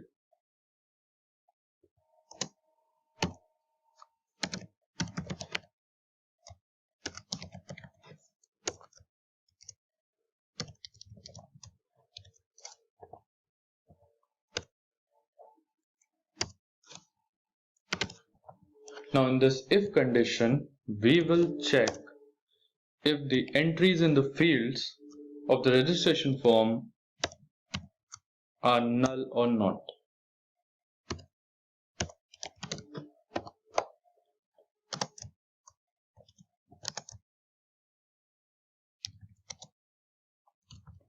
We will have to do the same for the second.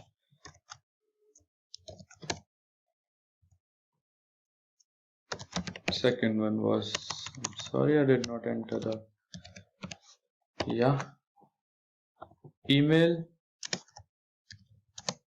A third entry was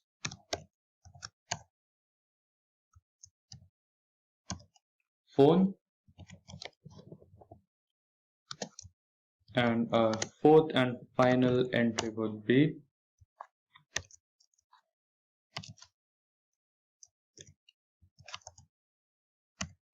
the blood group. I think we're done here.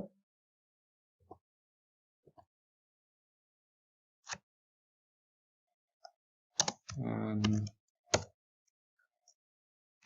now we will have to create variables to pick data from the registration fields in a registration page. Now this post will be picking data, what we'll be entering here.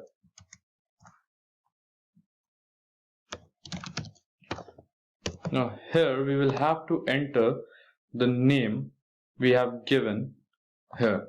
So for the name field, we have given the name as name itself. So we'll be writing it here. Now let's copy this code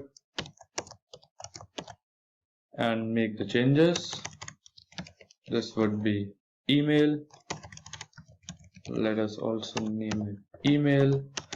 This would be phone. This would also be phone, and last one would be blood group. Now I am naming these variables same as the name I've given, because naming everything differently would just create confusion in your code. Now let us enter these details into our database. Now insert into SQL command. Now this would be the table name, users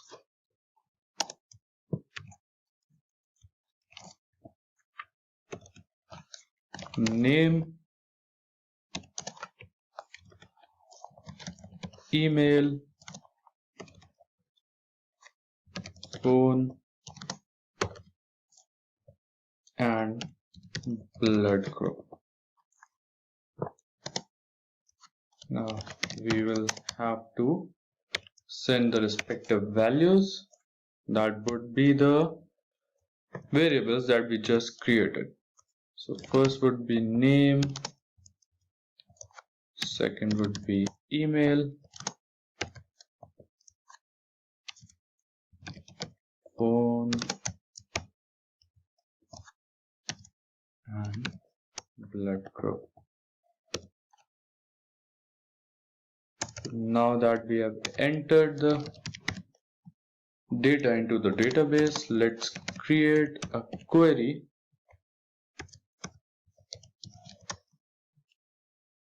to connect it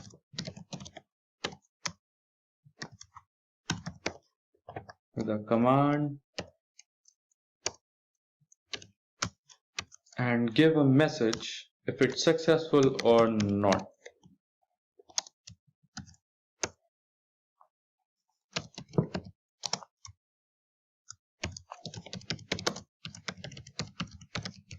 Entry successful.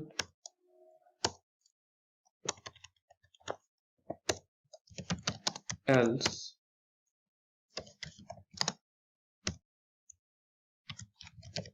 error occurred.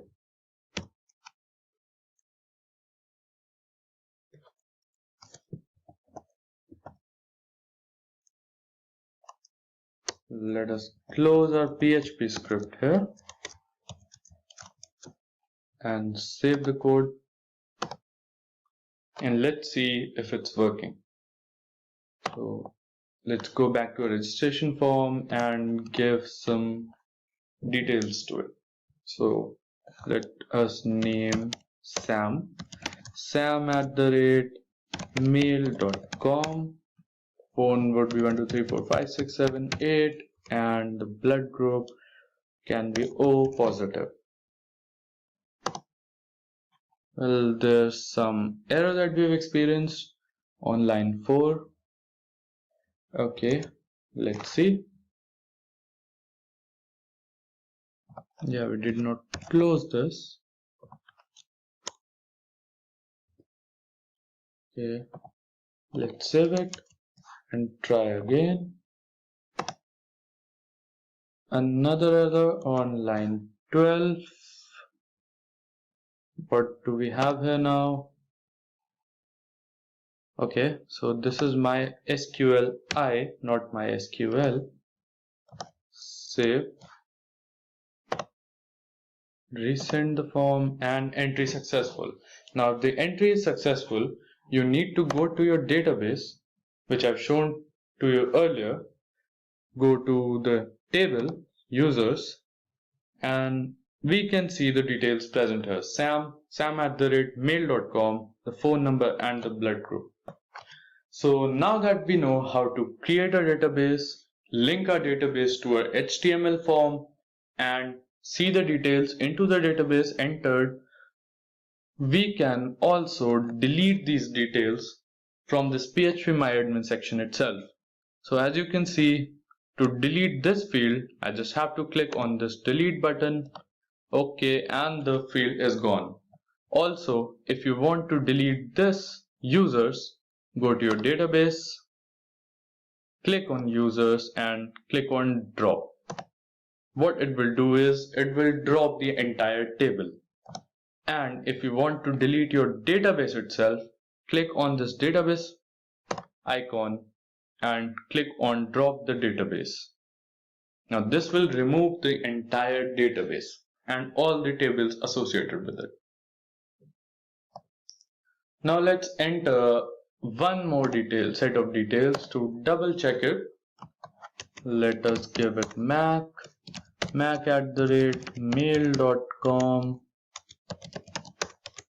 That would be 1 2 3 4 5 6 7 8 9, and the blood group would be A positive. And the entry is successful.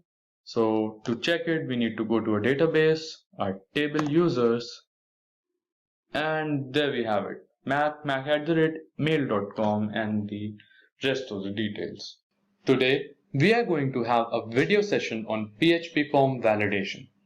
So what does this actually mean? Okay, well, let me give you an example here. So when you try to create an account on Facebook or Instagram, you submit a form, and then that form is cross-verified with the code written in the backend. So today we are going to do the same process in this video. Now we will have a look at two demos. Now in the first demo we will create a form, and in the second one we will validate it.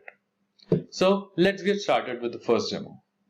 But first things first, let's quickly open C drive, Xampp folder, htdocs, and create a folder. Let's name it validation and open our code editor here. And let's create a first file, form.php. Now I'm going to write the code for the registration form.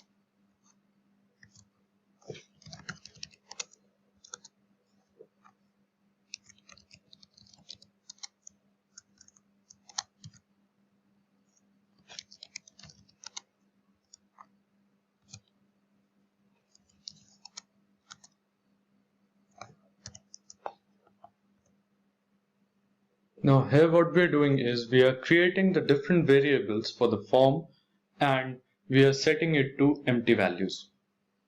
Let me put that in a comment too.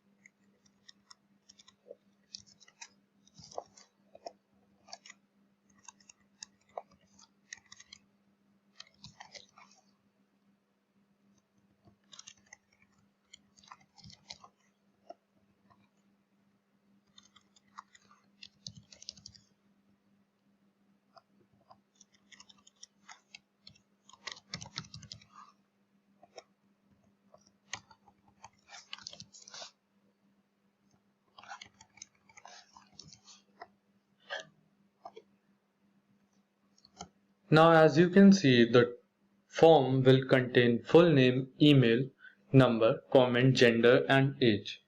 Now for this demo, the username, email and mobile number fields will be text input elements, while the comment field will be a text area.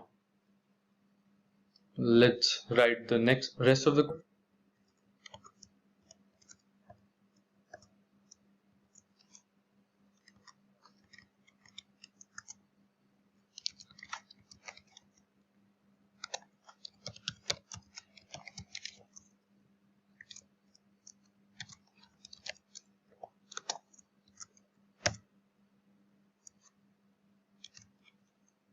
Now we are defining the test input function which we are calling in the above if statement.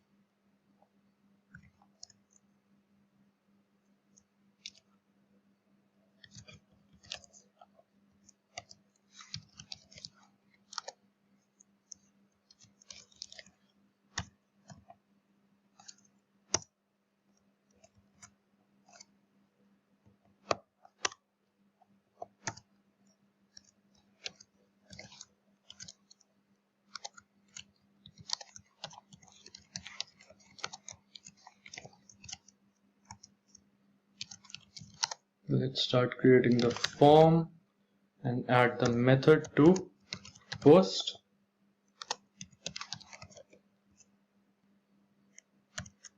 Action would be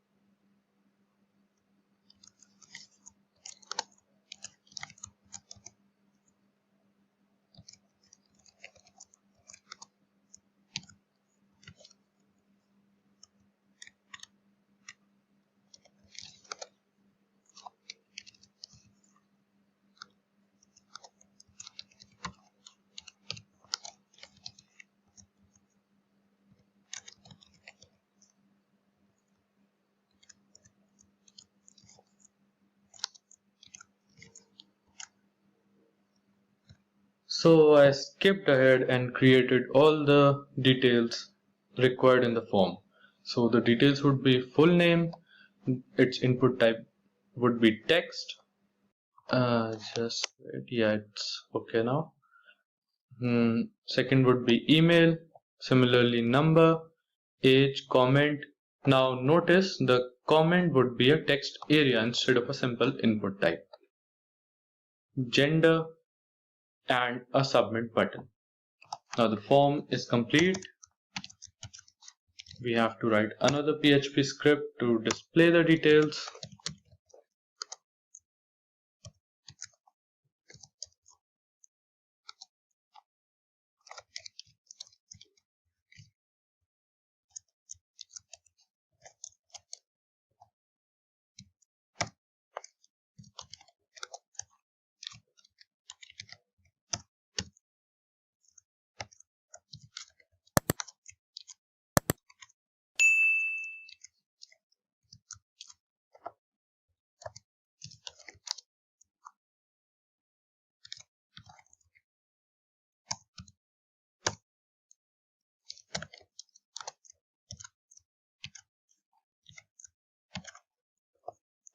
I'll just skip ahead in this part too. So now that we can display all of the variables from the form, let's close the PHP script and also close our form.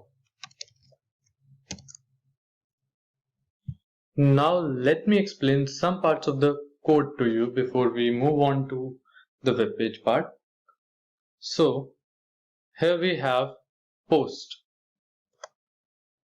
So this function is used at the time of form submission.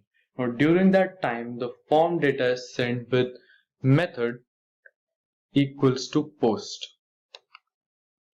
Second would be the server section. Now this server PHP self is a global variable that returns the file name of the code. Now also HTML special characters function converts special characters to HTML entities. Now this prevents attackers from exploiting the code by injecting HTML or JavaScript codes. That is cross-site referencing scripting attacks in forms. So now that we know what these functions do, let us jump and see if our web page works okay. For that, first open Xampp control panel and start the Apache server. And now let's open the browser and type localhost followed by the folder name. That would be validation and then a file name form.php. So yes, the form looks good. Let's add some name to it. Email xyz.com. Number is optional, but let's add some number to it. Age would be 20. Comment would be hello, welcome to Simplilearn. Gender would be male, and let's click here. Yes, so our input is visible and the form works perfectly. Now let's move on ahead with our second demo, that is validating a form. Now we will be writing a code but with slight variations. Now the fields like full name, email address and websites will be added here, and these three fields will show an error if an incorrect input is given. Now however, the code is validated against the input and returns an alert message if an incorrect data is entered. Let's go to the code editor and create another file, and let's name it validate.php and write another code for it.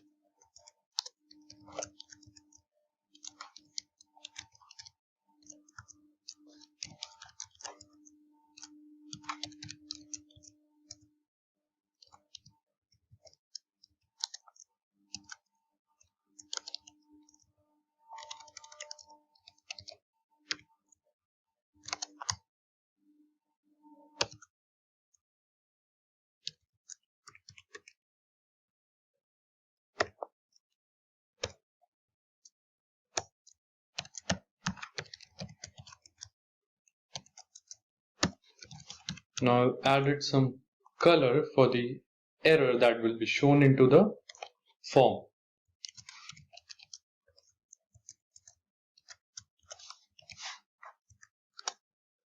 Again, let us write a comment for it, define variables and set to empty, and our variables would be name err, that is error.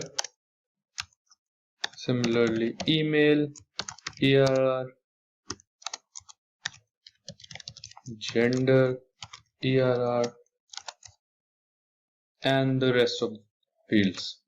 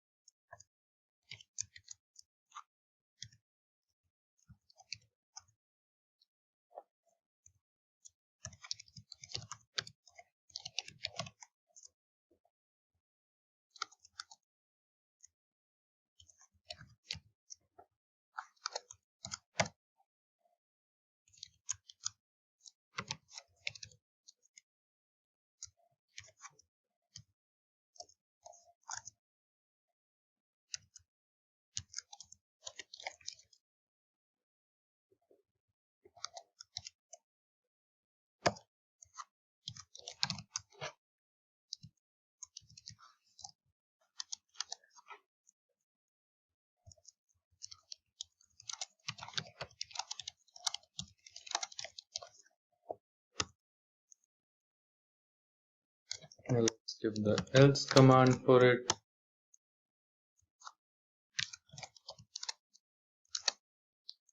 Now if no error found or the field entered is correct, the name will be displayed as we displayed the name in the form.php file. With the help of post name.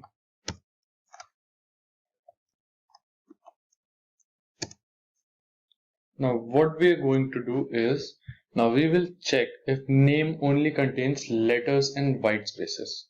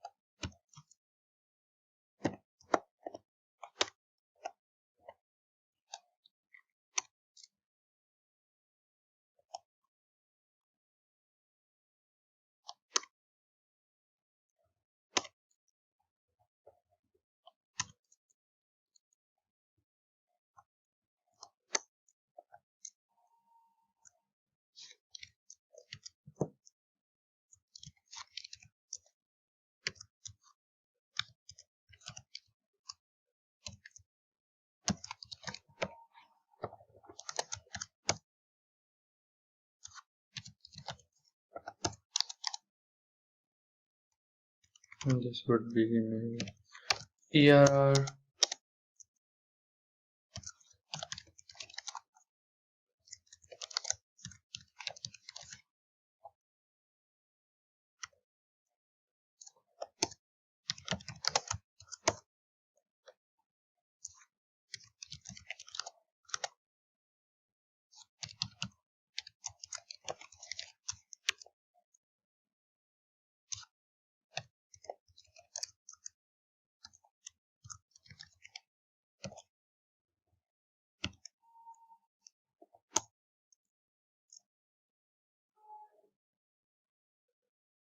Now we will check if the email address is well formed or not.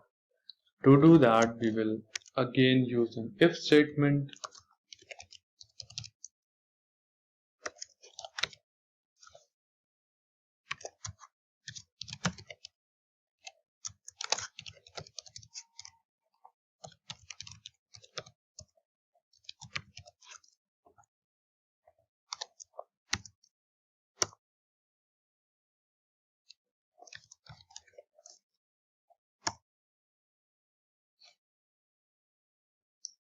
I think I have used emi somewhere since it's showing here emai. So let's check before it throws an error in our code. There's email, yeah.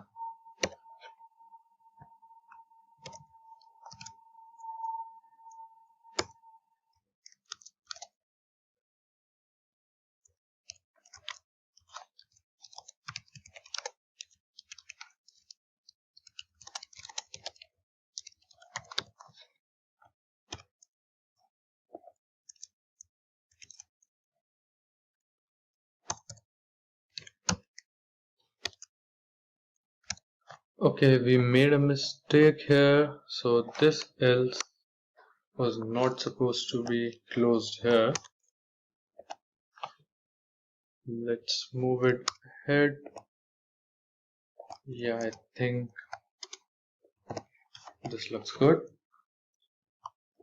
Let's write another code for another variable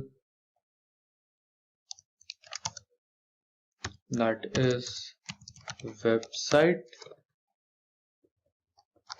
and do the same thing again. Website.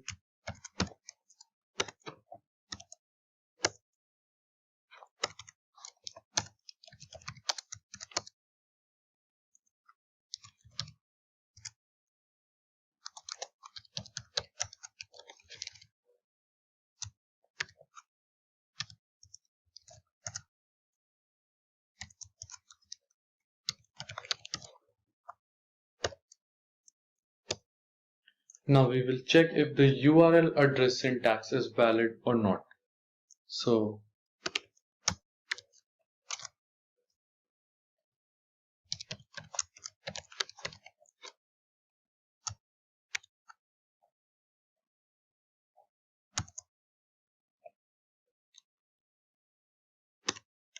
which is be a single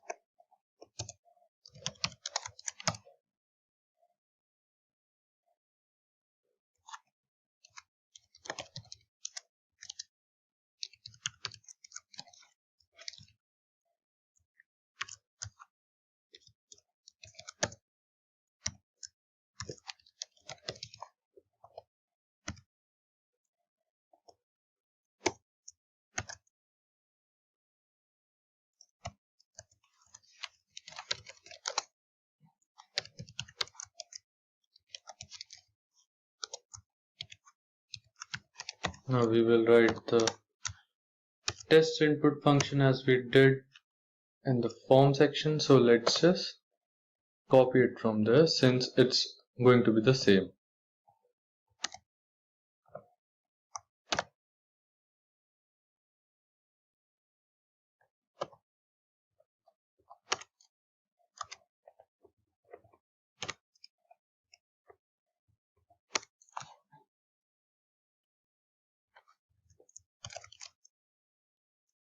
Now let's write the PHP script for the form validation section.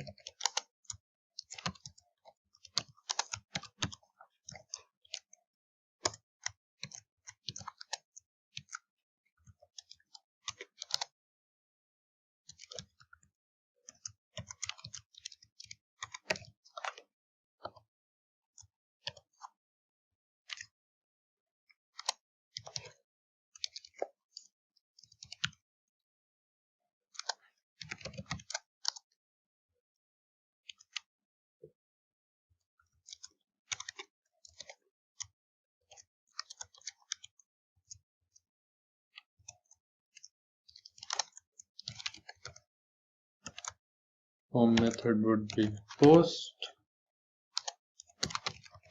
Action would be PHP script again.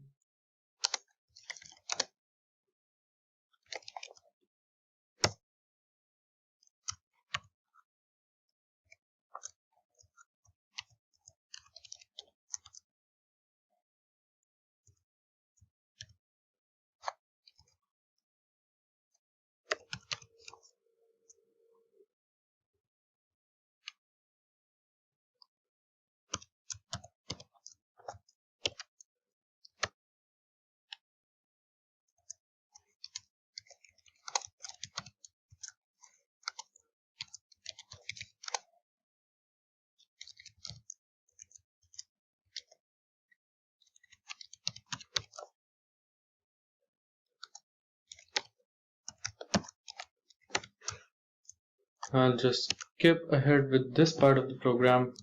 So now that we have our complete form here, let's close it. As you can see, we have entered full name, email address, website, comments, and gender parts to the form. Now let's write a final PHP script to display the details. Since this will also be similar to the last part, we will just copy it from there and make the necessary changes. So what we don't have is full name. This would be just name, email. This would be a website. There's no number. Let's delete it. There's a comment and there's a gender. Let's close the script and also close our web page. Now let's save the file, open a browser and check if our web page is working correctly. Type localhost, the name of the folder and the name of your file. Okay, so let's write something mac xyz @ Now let's not write something after it so that the email address would be wrong. Just to check, 123 dot C comment anything would do, gender male, and let's click on submit. So as you can see, it shows enter a valid website URL and the email address is incorrect. Let us also check by writing an incorrect name, that would be mac1, email address macxyz @ and 123.c. Now it's showing the error for the name too. Okay, let's write something that is correct. mac @gmail.com. Website would be www.simplilearn.com. Comment could be anything. Mail, and no errors here. As you can see, we have got the output. Today, we are discussing everything about CRUD operators in PHP. Let's begin with the definition first. CRUD stands for create, read, update, and delete. These are the four fundamental functions of persistent storage. These operators are used in creating user interface conventions that help us to view, search, and modify data via computer-based forms and reports. Basically, the data is read, built, updated, and deleted. Moving forward, let me talk about the purpose of these operations one by one with the help of demo codes.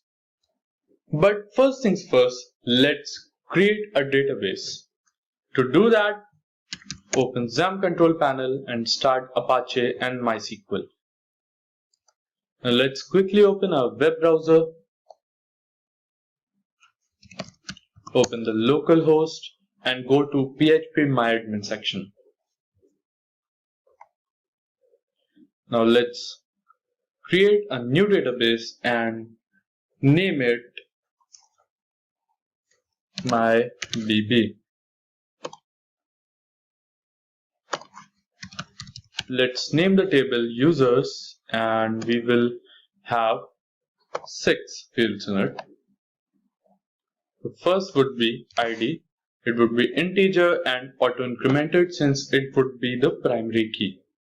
The second would be first name, type varchar, let's give it 250. The third would be last name, variable character. Similarly, next would be an email,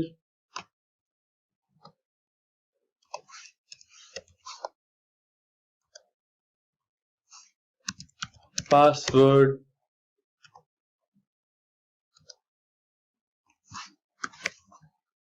and finally gender.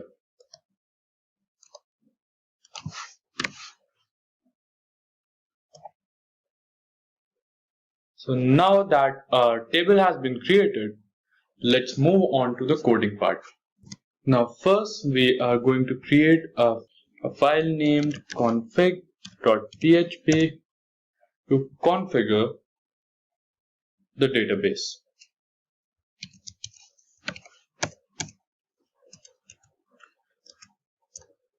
Now we will create variables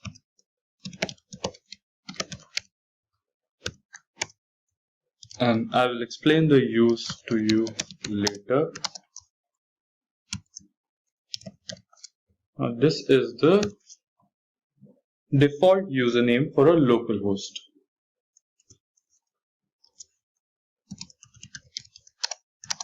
Now the default password for a database is empty since there is no password in a database. And the database name would be MyDB. That's what we have named our database. Now let's quickly create the connection using con variable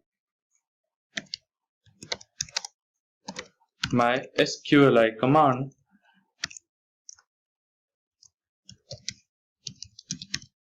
server name, username, password, and the database name. Now this will create a connection for our database. And now let's also check for errors while creating the database.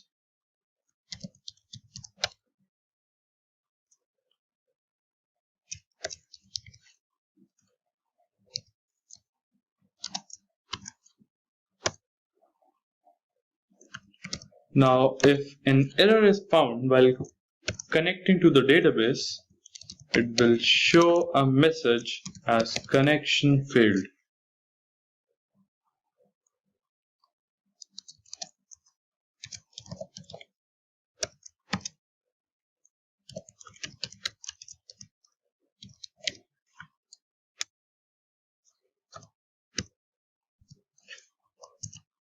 Now let's end the file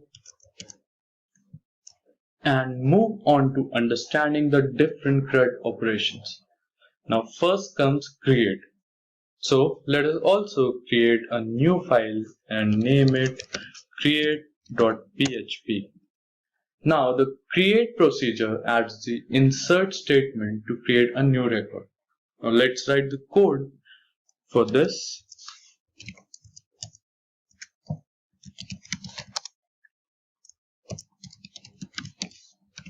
Now what this line will do is it will act as a link between the configuration .php file and this create.php to connect to the database.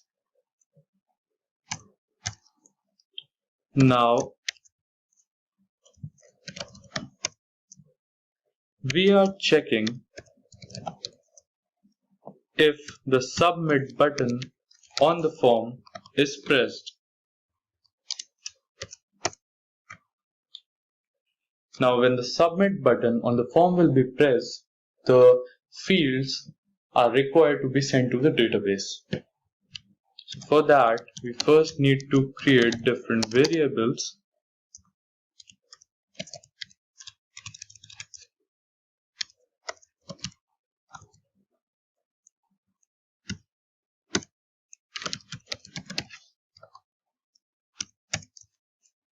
Similarly, last name,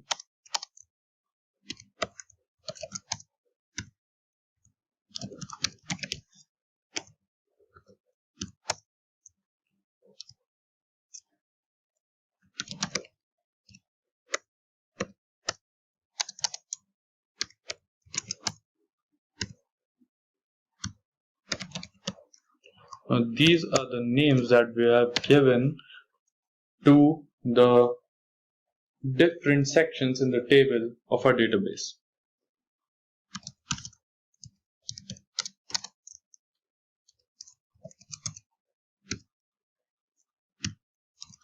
Password was password, and finally gender.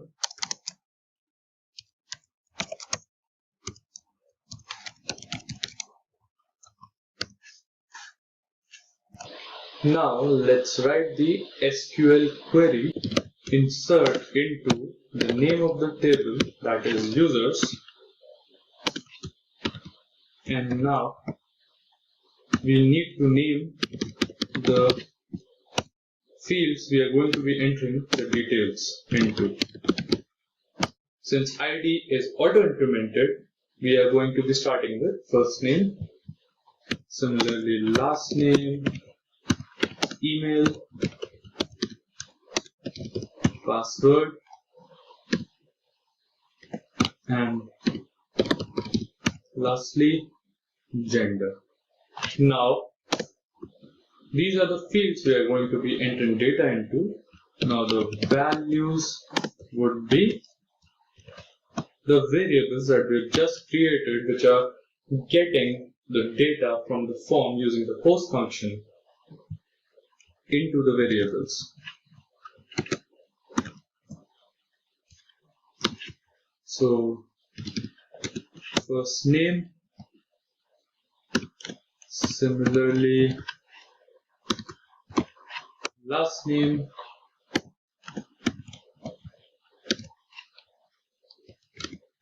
email,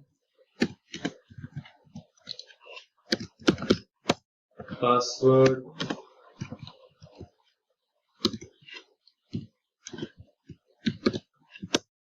and gender. So the code to enter the values into the database is complete. Now let's also execute the query.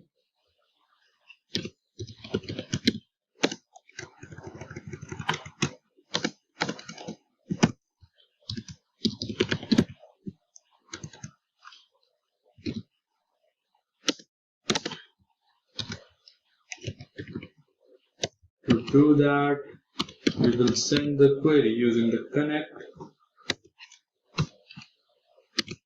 and put the attribute as SQL fields.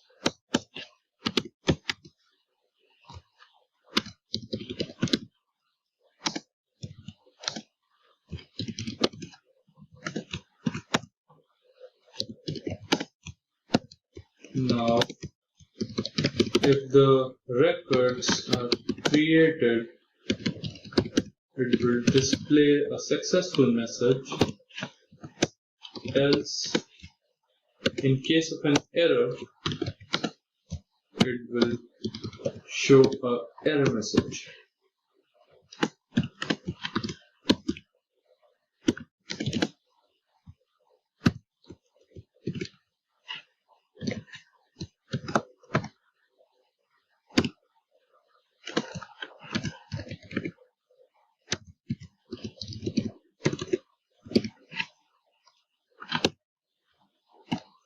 Now let's close the connection.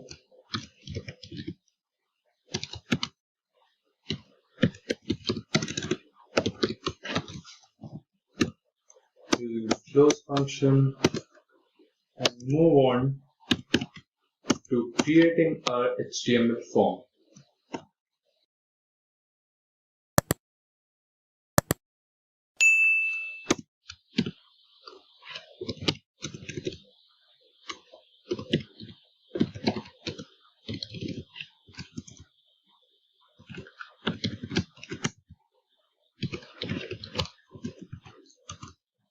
Now let's give a heading here. Now since this is a registration page, let's give the heading as sign up form and create the form.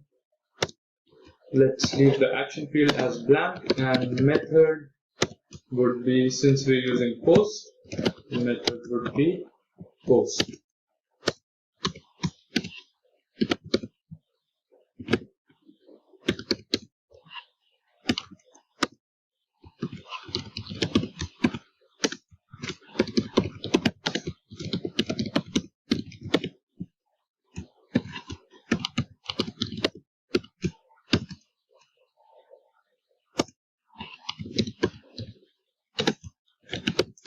Now I'll just skip ahead with this form part.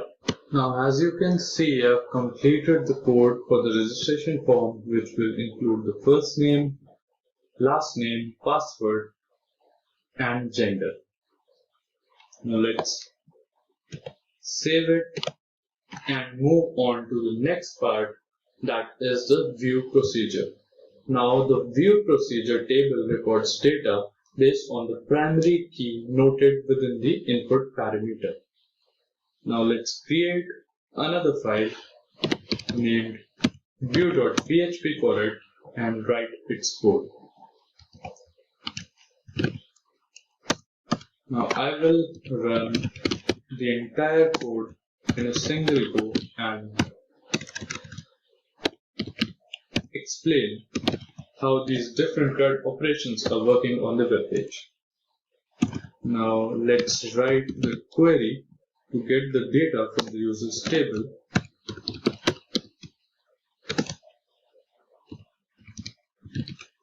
From users. Now this will retrieve all the data from the table. Also let us execute the query using connect query and pass SQL into it in the PHP script and write our HTML code.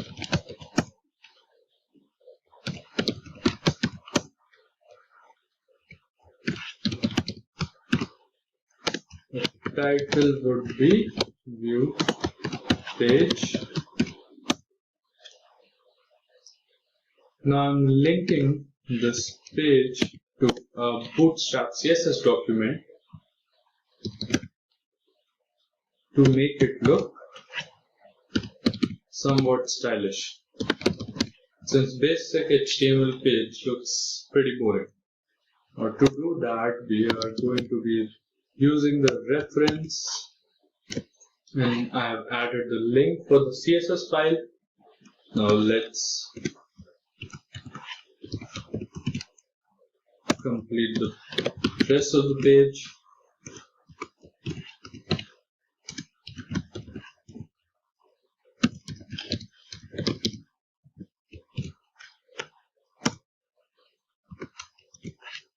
We are heading to this division, users.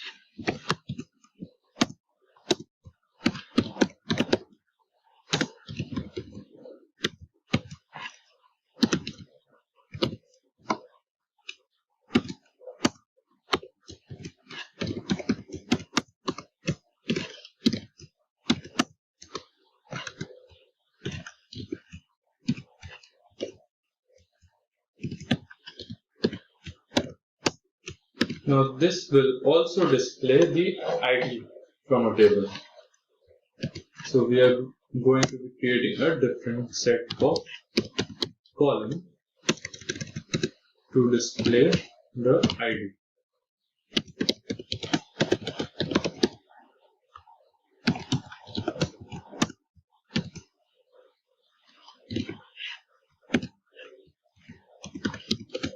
Similarly, it will be the same for the rest of the fields. So I'll just copy this code. This will be for email, gender, and editor.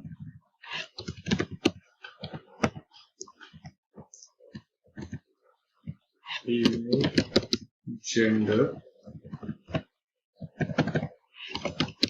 and action.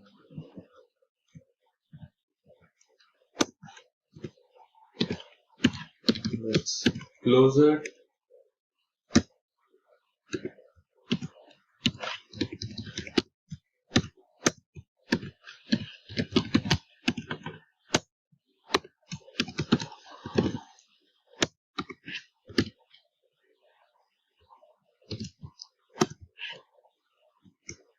Let's put it on the next line.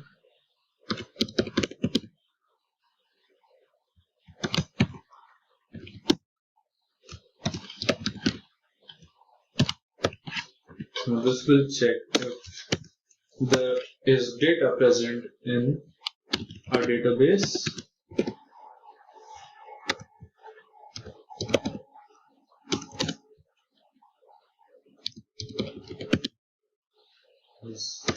Now if there is data, we are going to be fetching the same data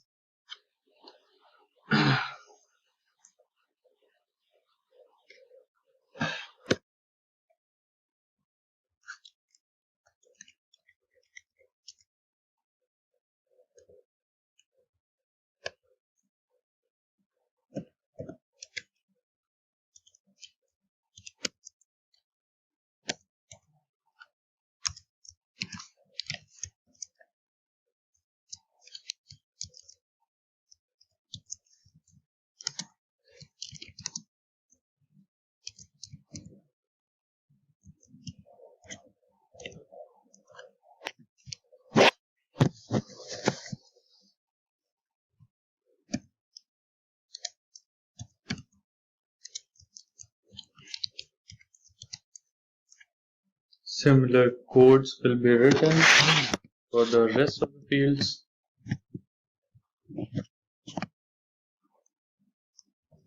So we will just, let me just copy and paste and change the details. First name, last name, email, and gender.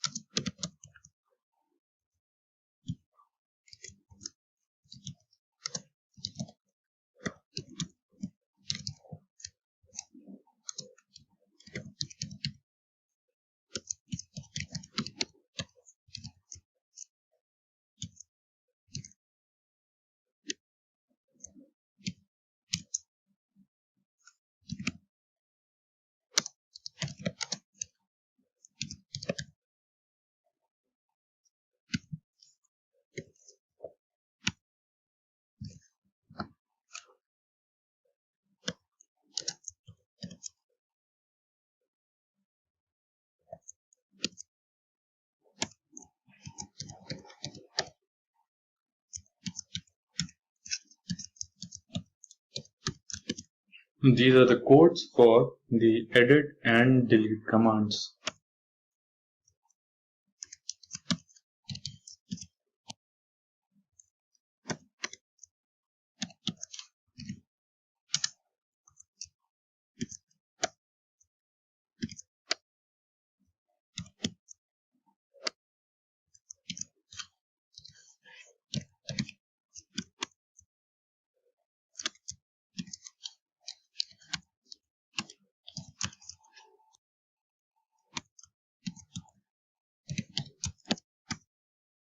And finally, let us close the page. Now let's quickly move on to the third part, update file, and write its code.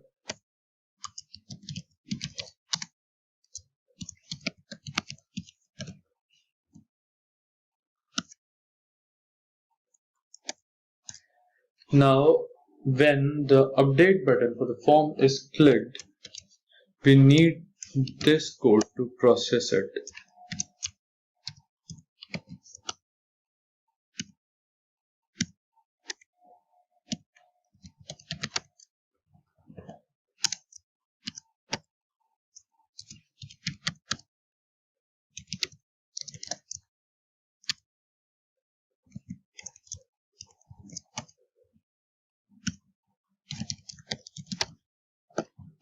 And similarly for the rest of the fields, let's quickly change user ID. This would be ID, last name,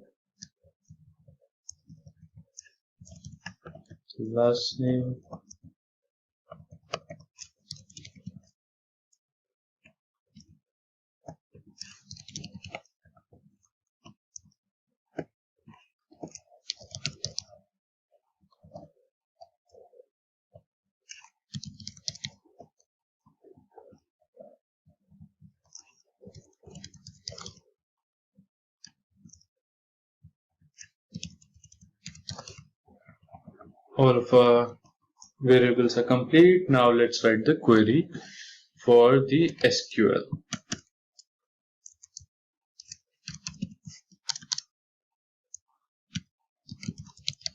Update name of the table, users, and set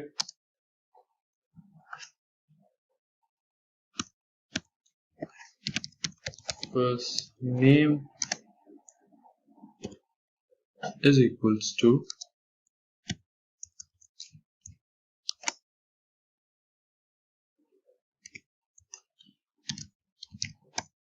first name, and similarly for the rest of the code. Now let's execute the query.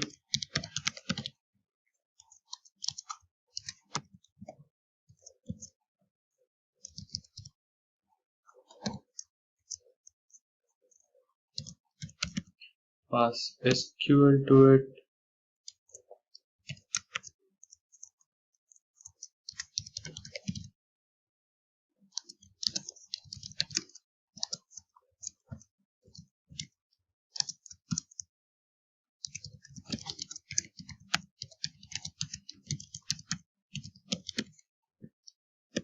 Again, if the record is a successful updation, pass successful message, and if any error has occurred, we will give an error message for it.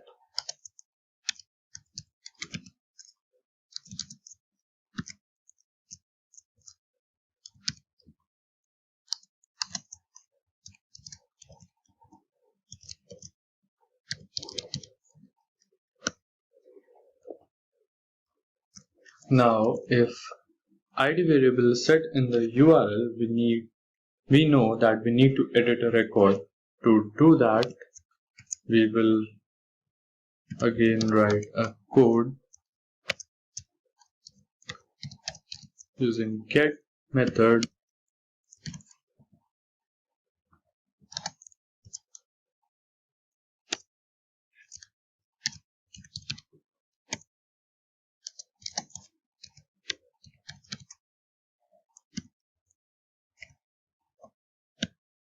Now we will write SQL command to get the data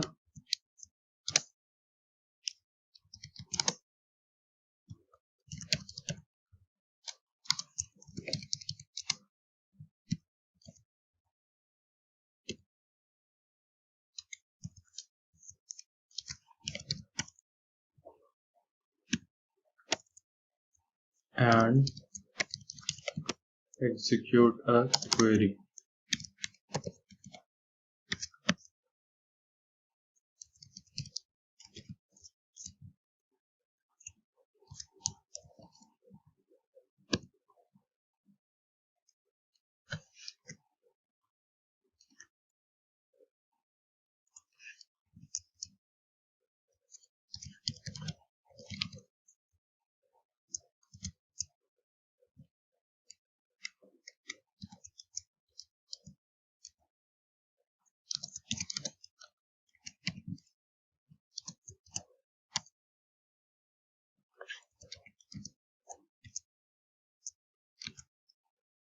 This is a very similar code to what we have written earlier.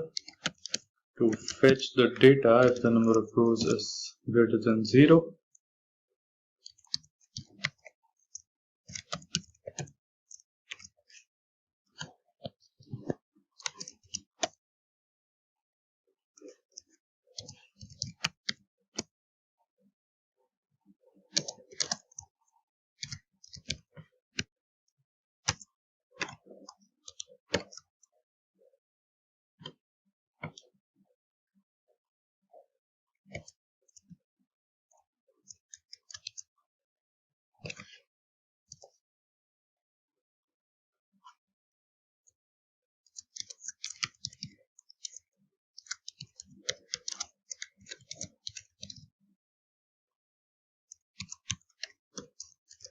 Now what I am going to do is I am going to also skip ahead for the code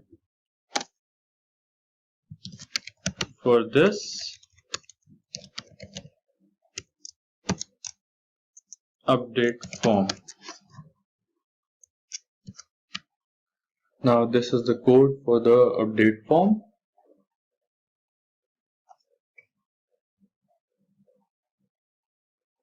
And now last but not the least, we will create the file for delete and write a code very similar to how we have written the rest of the codes.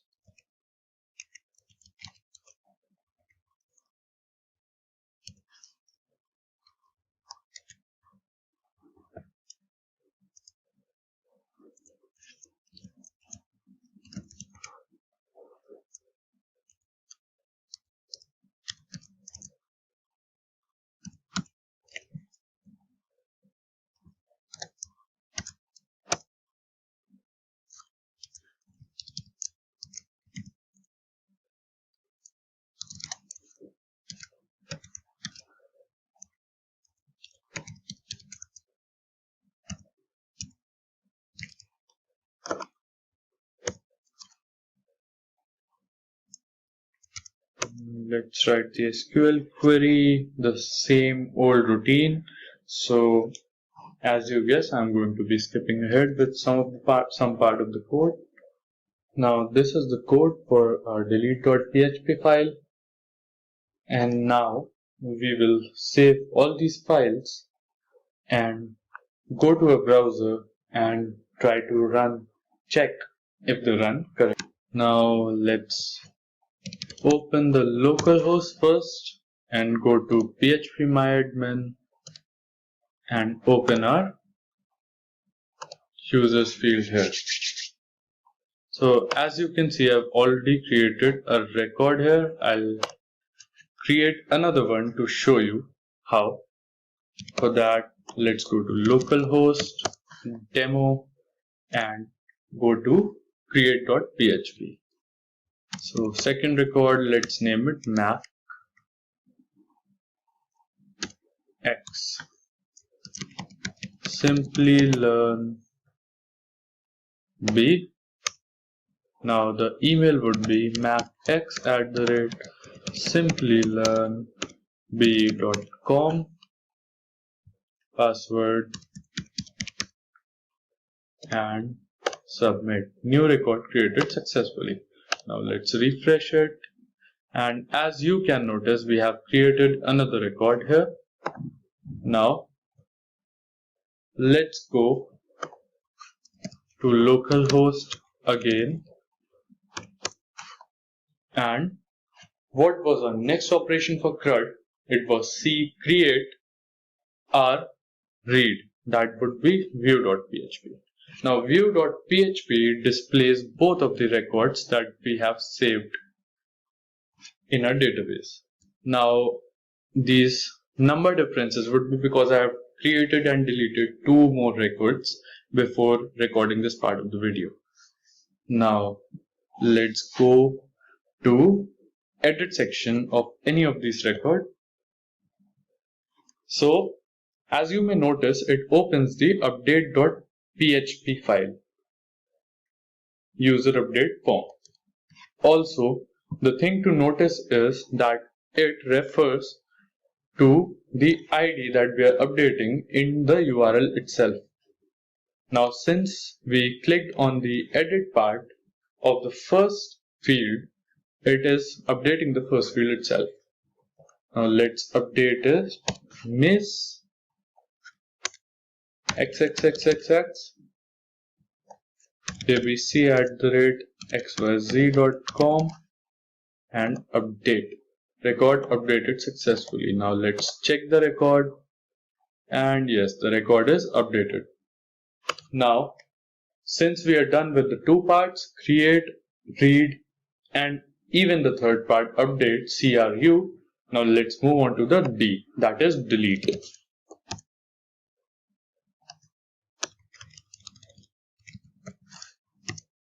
Let's go to the delete. For that, we would have to go to the view.php itself. Now, let us delete this second field, macx simplylearnb, macx@simplylearnb.com. Delete. Now, you may notice the URL delete.php id 4. Now, id equals to 4 is deleted from the database. Let's check. And yes, the file from the database has been deleted. So this is how we perform our CRUD operations with the help of PHP and MySQL database. In this video, we will learn how to create a registration page using PHP, HTML, some CSS, and Xampp software. Then we will use that data and store it in a MySQL database. So let us begin and start writing our code first. Now to do that, we need to go to my computer, C drive. Now Xampp folder, this is the folder where our Xampp software is installed. Here, locate to htdocs and let us now create a folder for our tutorial and name it tutorial. Now we'll open this folder in Visual Studio Code and start writing a program. So let us create a first file here and name it register.html. Now this will be the HTML file. That is the whole structure of how a registration page will look.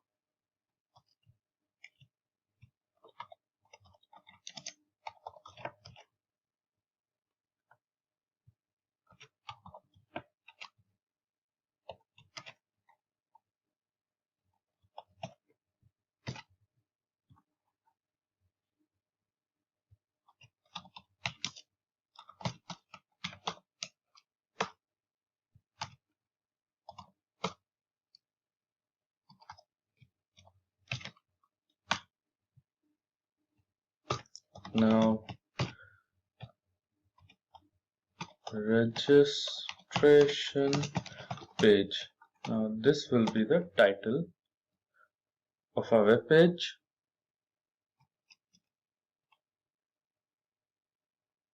I think that's enough. Now let us move on to the body of the page.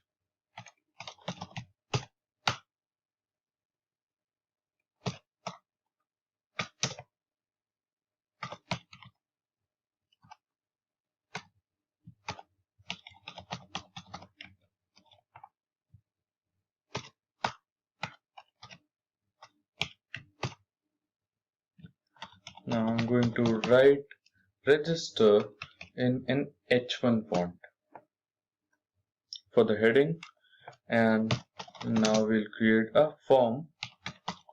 Action would be the name register.php and method would be post.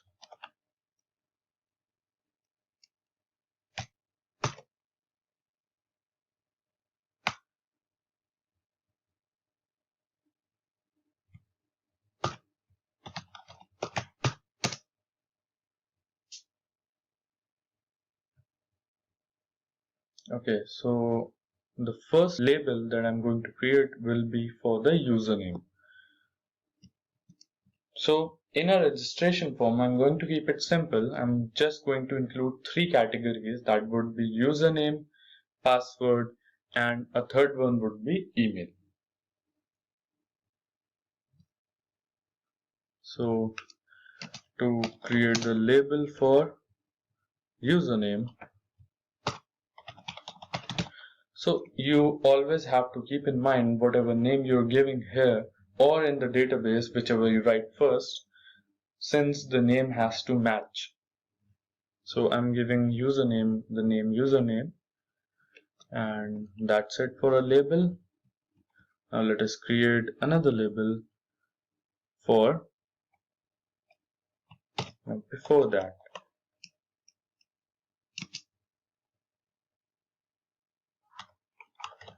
Input type for this will be text. Name, as we've already written, will be username. Placeholder with display username.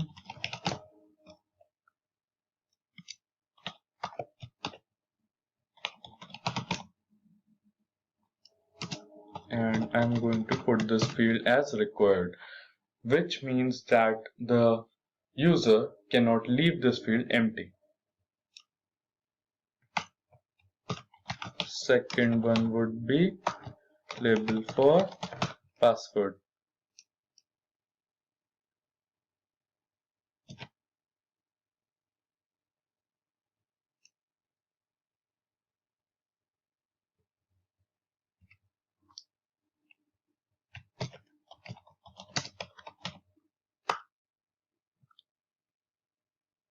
Now I am going to give its input type as password,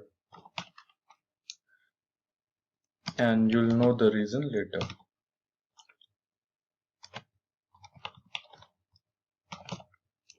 You can also give input type for the password as text, but it will not be secure then.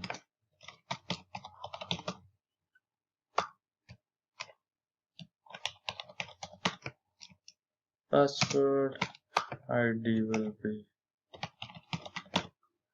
password, and this is also a required field.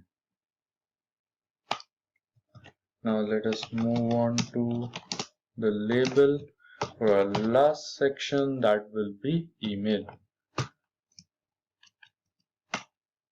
and give its input type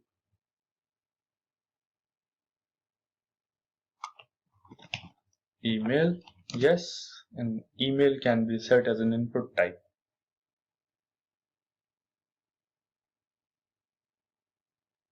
Name email, placeholder will display email,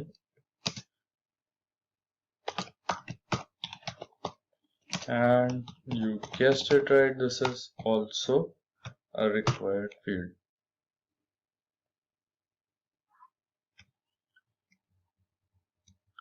I think this is it for the registration HTML. Now we move on to creating our CSS page in order for this HTML structure to look good.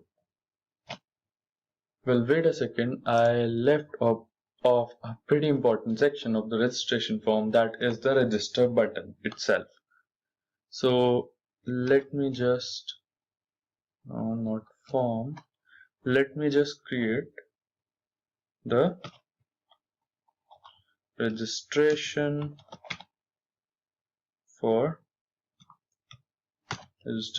button. It will be of type submit, and value displayed would be register.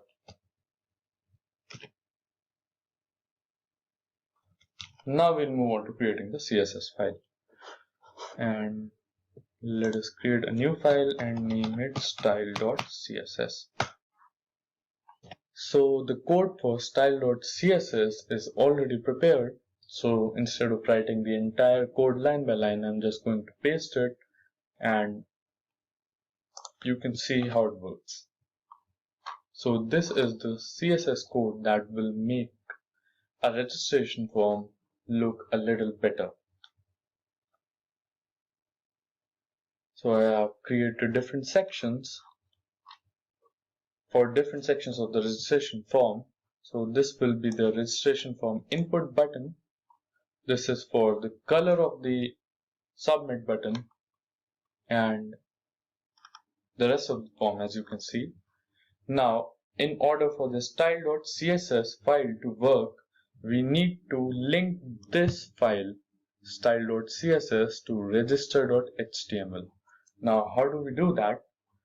We go on to the register.html back, and we add just one extra line in the head of the program. So here what we are doing is we are referencing our style.css page into this page itself.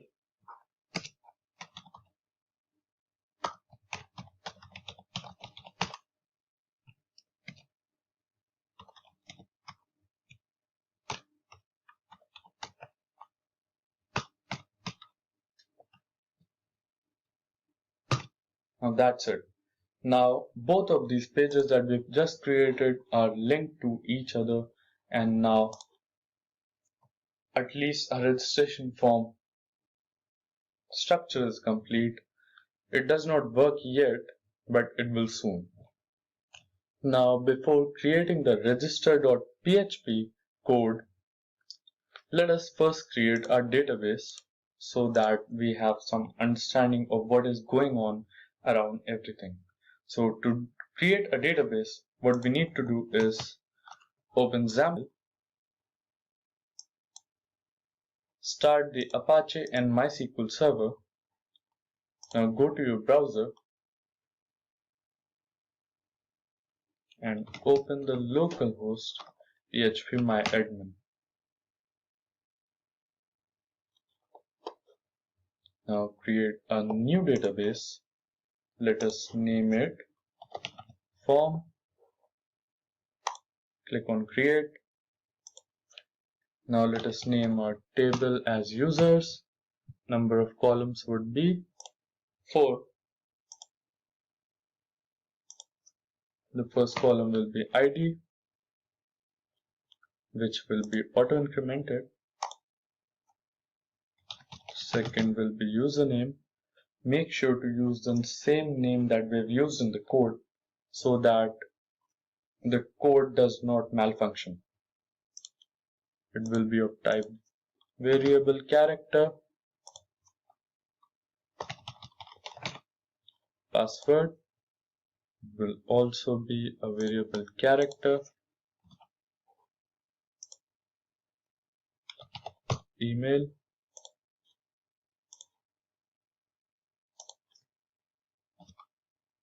and now, so as you can see, this is the structure of our table of a database form. Now let us move on to finally writing the rest of the code for our registration form. So now that we have a database complete, let us move on to back to our code and create the register.php file.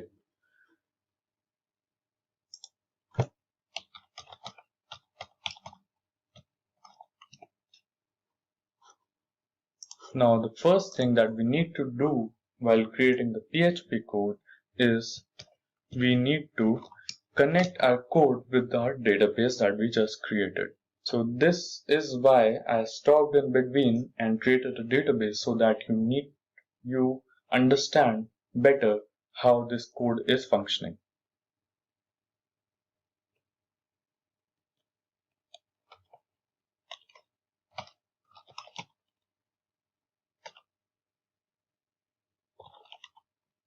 Now database host, since we are using Xampp to locally host a server, this will be localhost.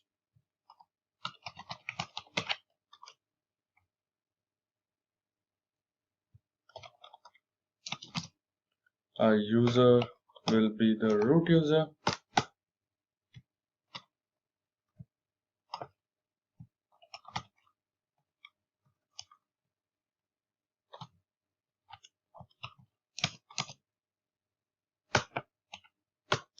Since we have not set any password on the database, it will be empty.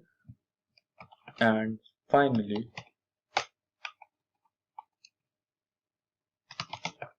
the name of our database. What did we name our database? It was form.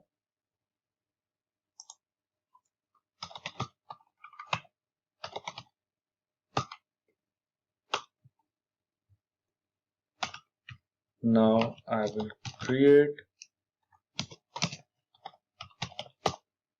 a variable con to connect our database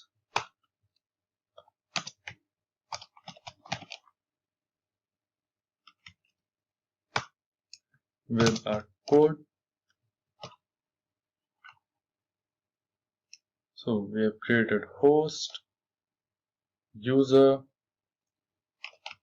password, and finally name.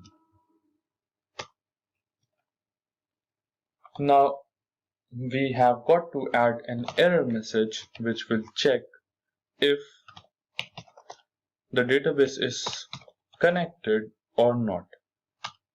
So will be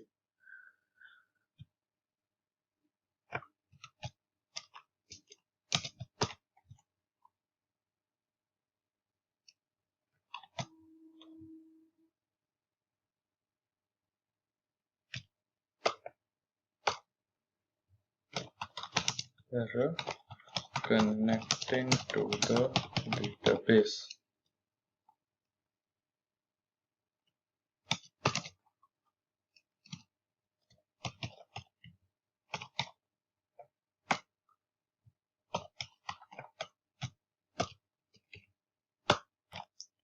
Now let us add some code to check if any variable is empty or not.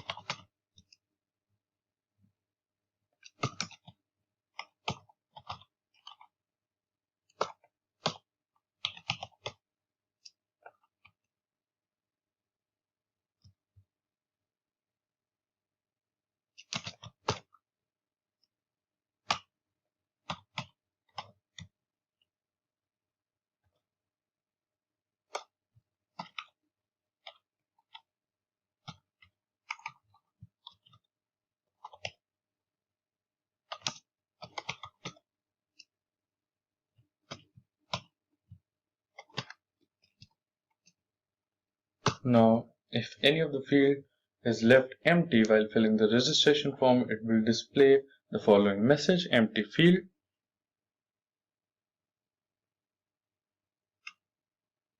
Now, let us add another if code and check.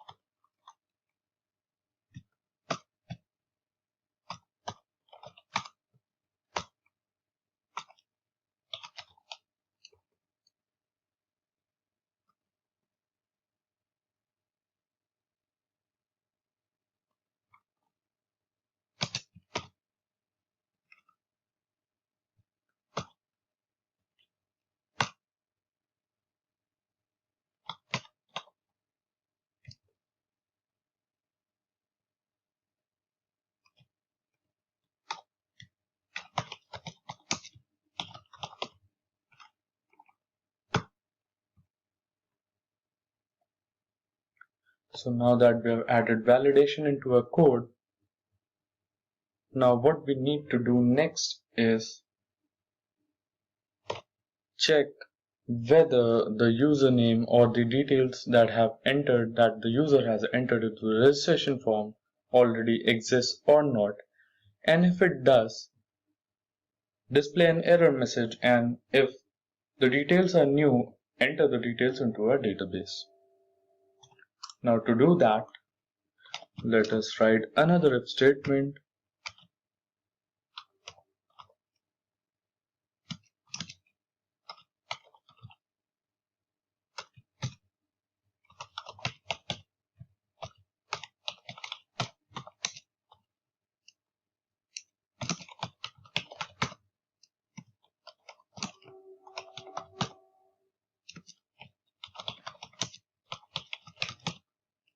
Now here I am writing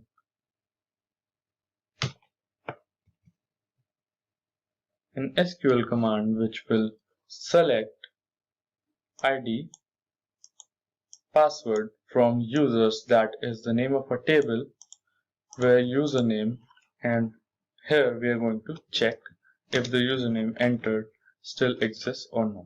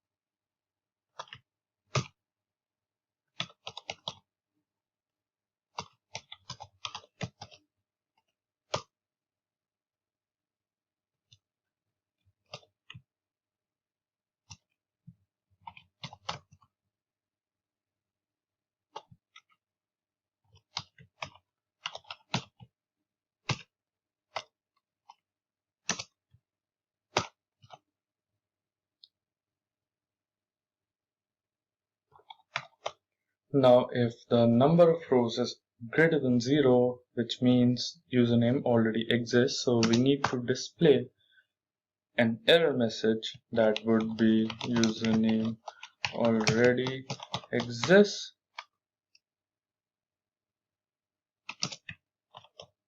Try again. and if it does not, now in this else part we will be writing the code to send our data into the database.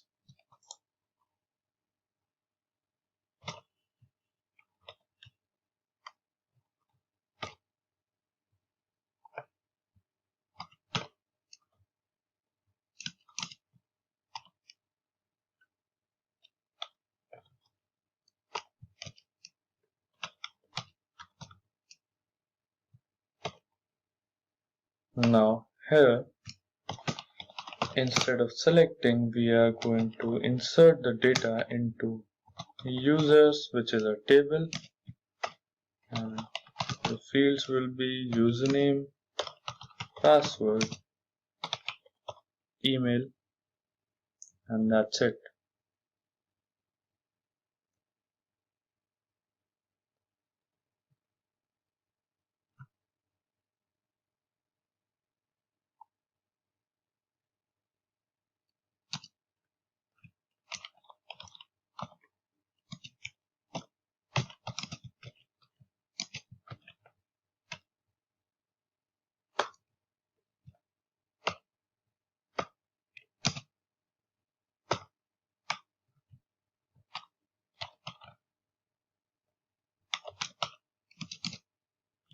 Now the password variable is going to fetch the details of the password field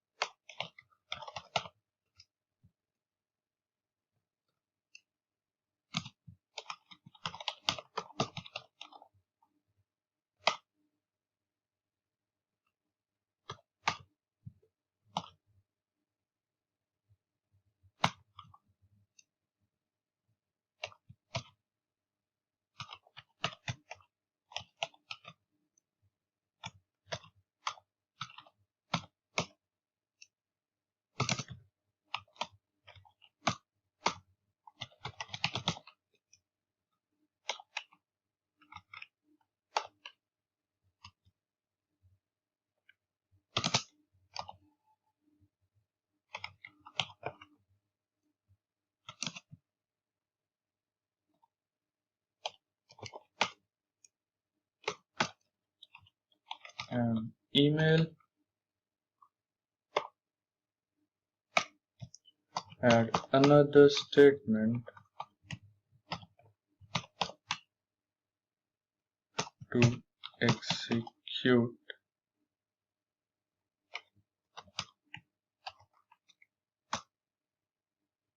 and display another message. Now since we have entered our data into the database, we need to display a following message too.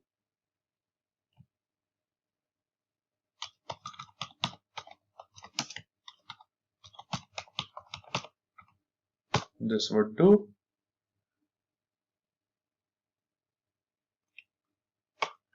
Now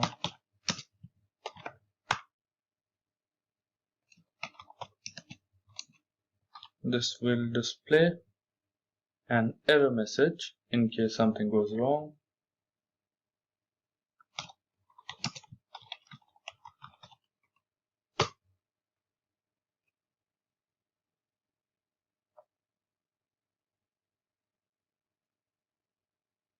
And now, since we have completed this part of the code, let us end our statement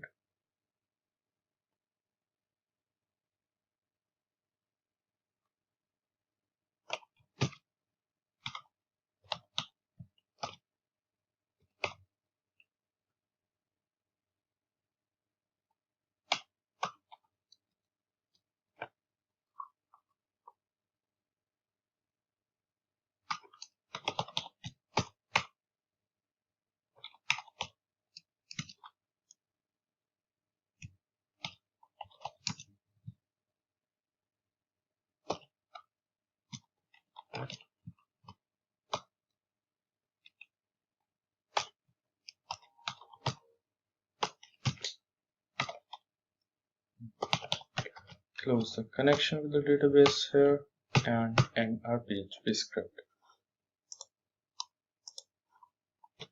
So now that our code is complete, now let us run the code and check if it works fine. So our Apache server is running. Let's go back to a browser. Open the localhost, name of the folder. So as you can see, register pages are visible here. Register.html and create a user Tony @ironfan.com.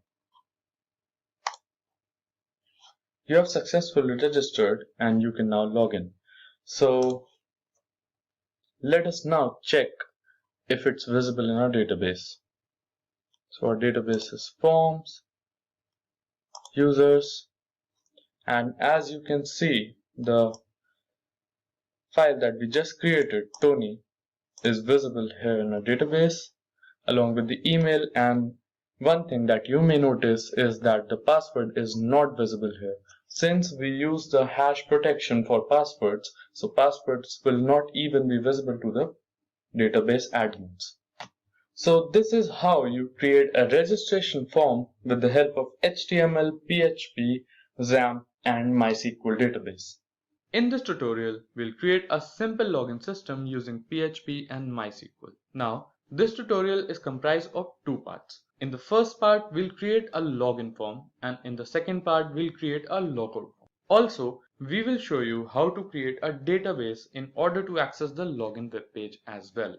Now, first things first, let us quickly go to C, Xampp, htdocs and create a folder. Let's name it demo and quickly open our Visual Studio Code. Now, for this tutorial, we'll be creating a set of files for different functions. Now, there will be 6 in total. Let us first create these files and we'll write the code later.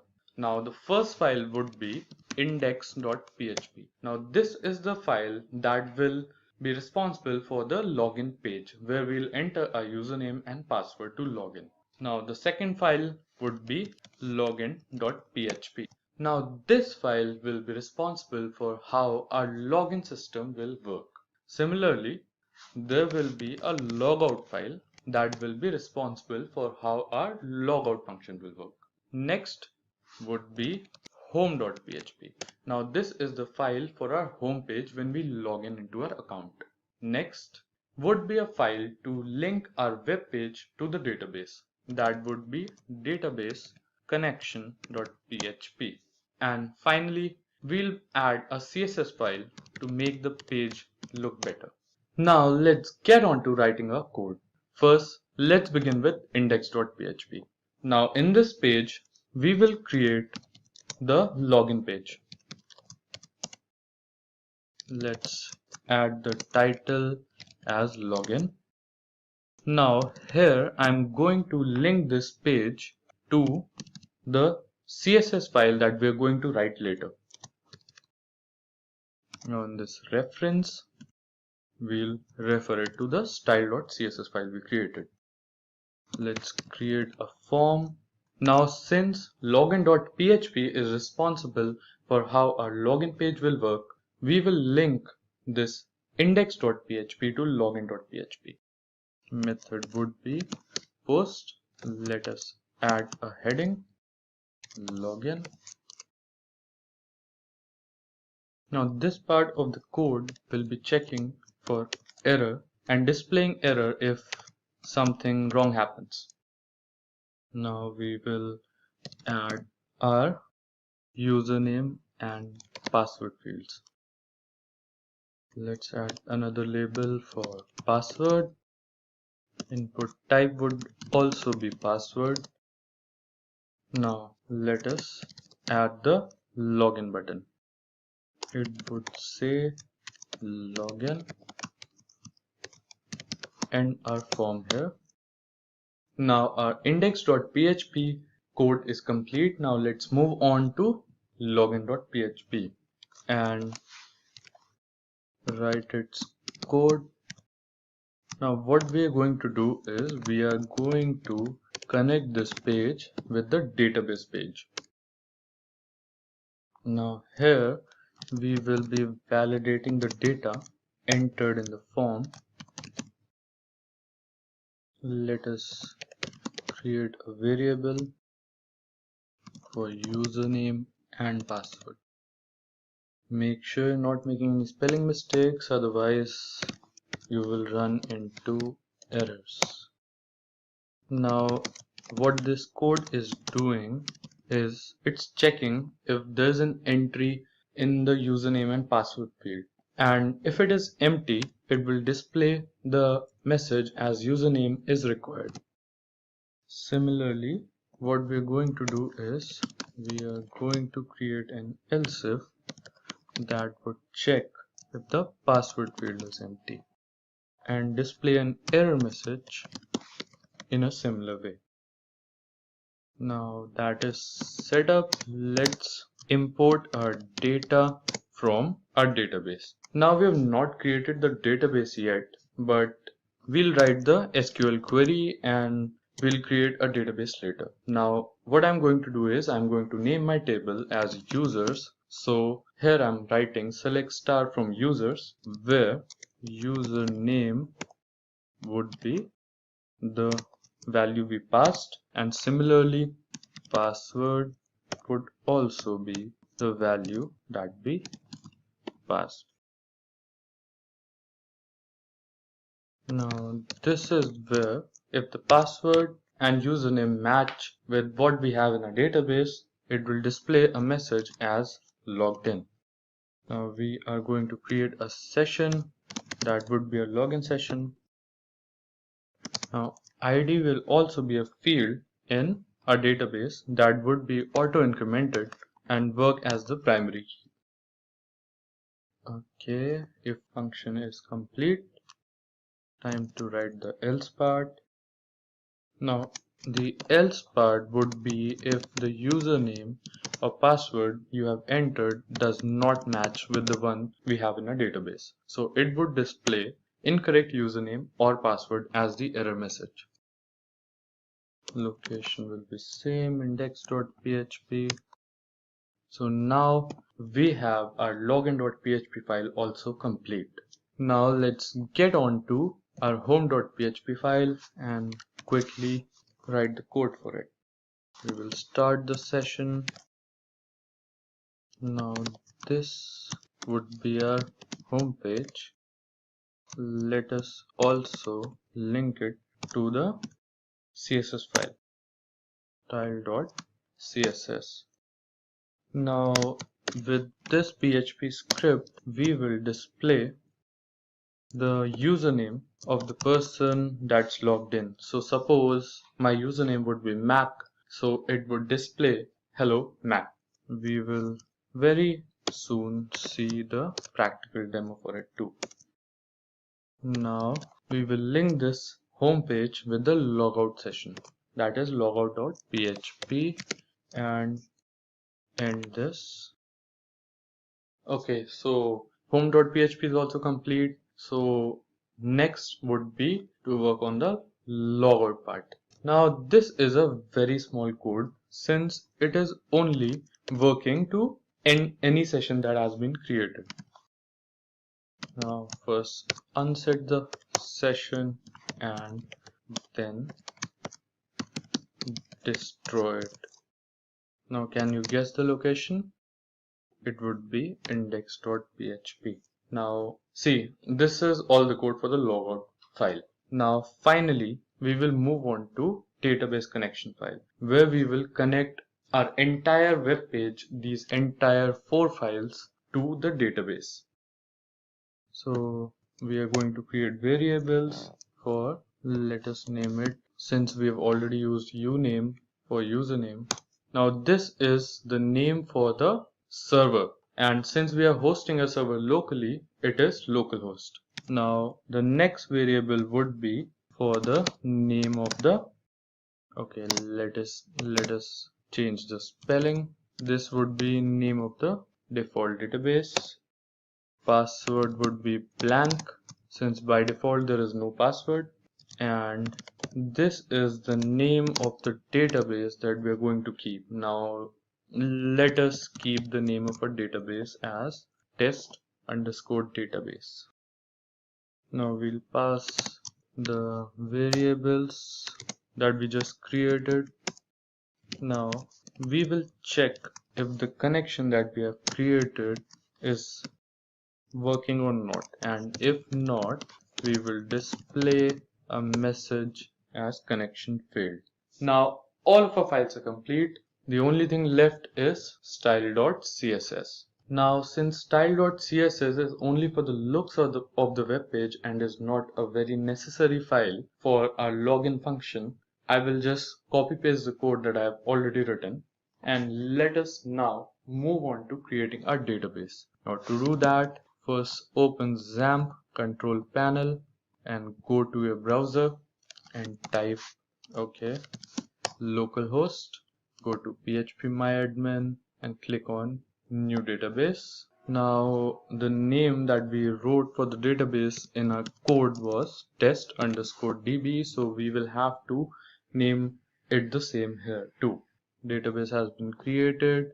The table name would be users. Number of columns would be 3. The first column would be for the ID and it will be auto incremented. Now ID will act as also the primary key for this table. Second would be user name, 100 would be okay, and the third would be password.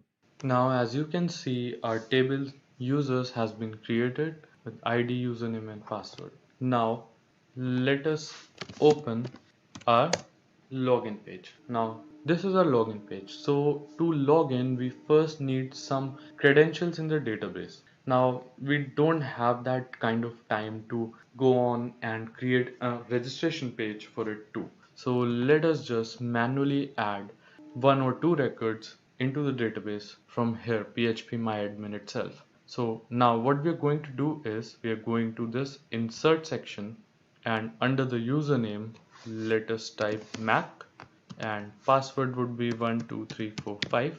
So let's go back to browse, and as you can see we have our credentials here. Mac password is 12345.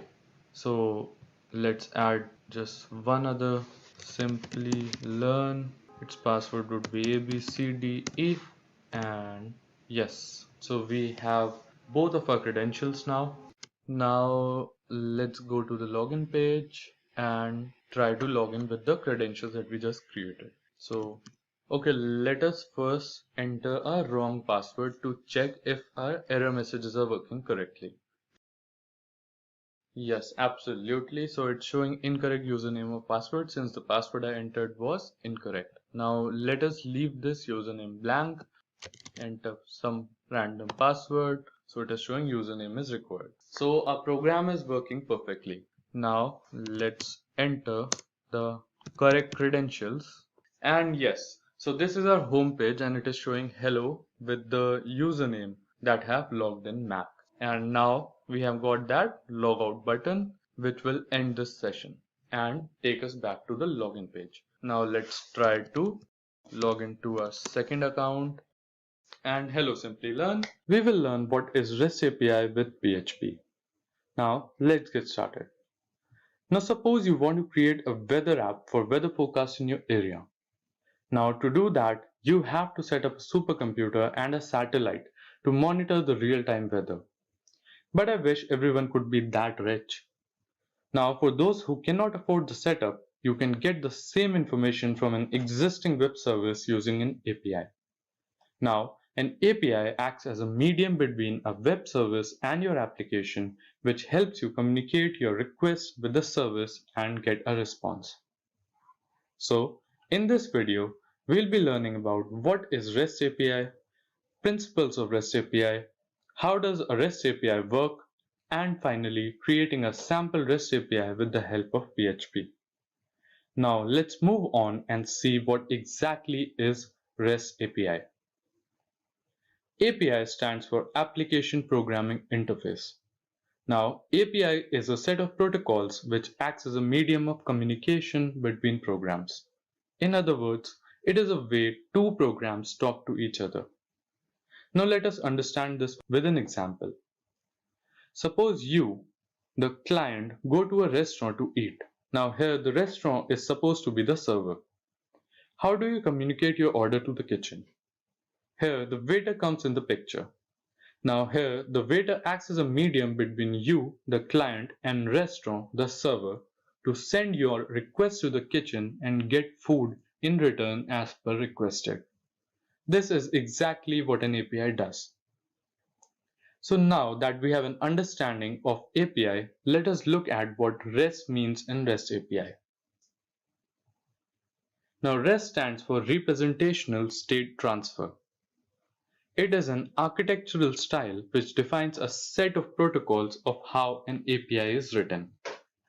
Now, REST follows a set of principles for the design and development of an API. Now, it is a very efficient technology as REST takes less bandwidth over similar other technologies. So now that we know what REST API is, let us move on to understanding the principles on which a REST API is designed. Now, the first principle is client server. The second, stateless. Third, cacheable. Fourth, uniform interface. Fifth, layered system. And sixth, code on demand. Now, let us understand these principles one by one. Client server. A REST API design works on the concept that the client and server should be isolated from one another and develop independently. This helps in increasing manageability across various platforms. Stateless. Now, according to this principle, REST APIs should be stateless, which means calls can be made independent of one another.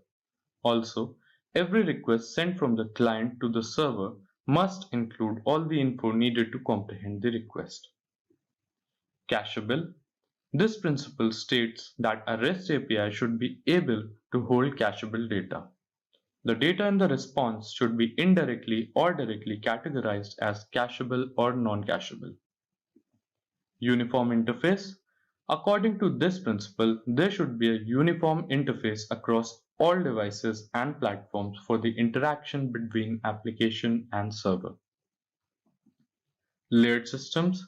Now REST API's architecture includes several layers that operate together to construct a hierarchy that helps generate a more scalable and flexible application. Now due to the REST API layered system, the application has better security as components in each layer cannot interact outside the subsequent layer. Moreover, it balances loads and offers shared caches for stimulating scalability. Now the last, code on demand. Now this is optional, but this principle allows for coding to be communicated through the API as executable code to the client to be used within the application. We now know on what principles an API is designed. Now let us see how an API works. Now REST API makes use of HTTP methods to implement various tasks based on the client request. So the HTTP method uses CRUD to perform various operations on the server. CRUD here stands for create, read, update, and delete. Now in case of HTTP methods, post method is used to create, get method to read data, put method to update it, and delete method to delete data. So I hope you have some understanding of what REST APIs are, principles on which they are designed, and how do they work. Now let us move on to creating a sample REST API with the help of PHP.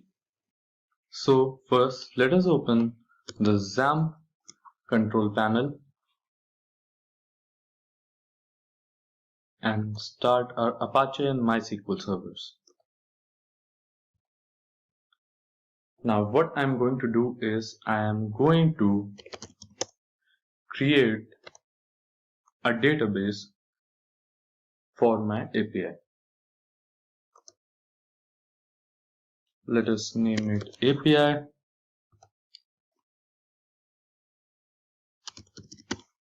and let us name the table as users. It will have 4 columns. First one would be ID, integer, and it will be auto incremented. The second, let us name it as name. Third would be age, and finally email. Now name would be a text and email will also be a text. Let us quickly save this, and now we have a table for us. Now let us add some data into the table. So Mac, age would be 21, email would be mac@xyz.com. Now let us create another entry. Name would be Simplilearn, age 30, email simplilearn@xyz.com.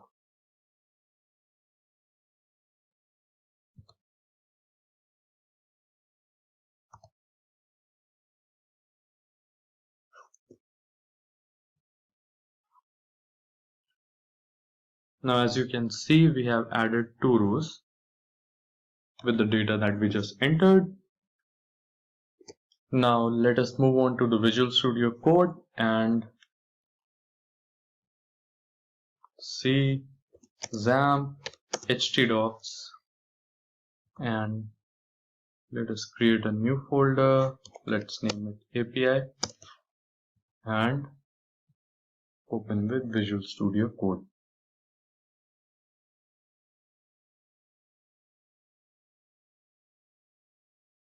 Let's create a new file. Let us name it tutorial.php, and now let us start writing our code.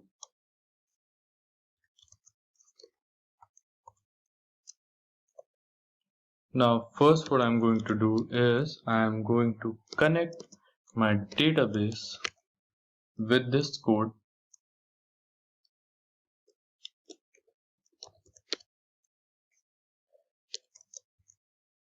Now since the database is locally hosted, it will be local host root. Since there's no password, this field has to be empty. Now what was the name of a database? That is API. That is what we have to enter here.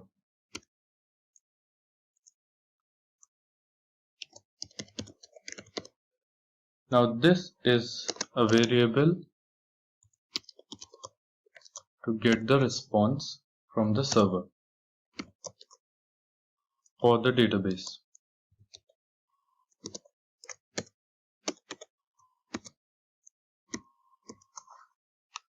Okay, there's something wrong.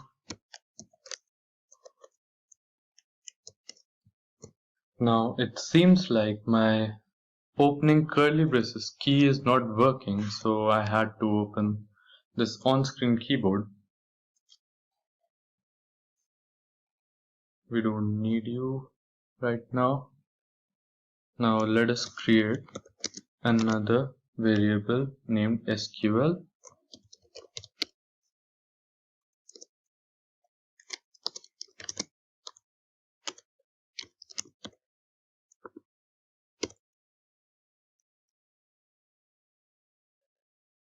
Now this command will select all the data from our table users.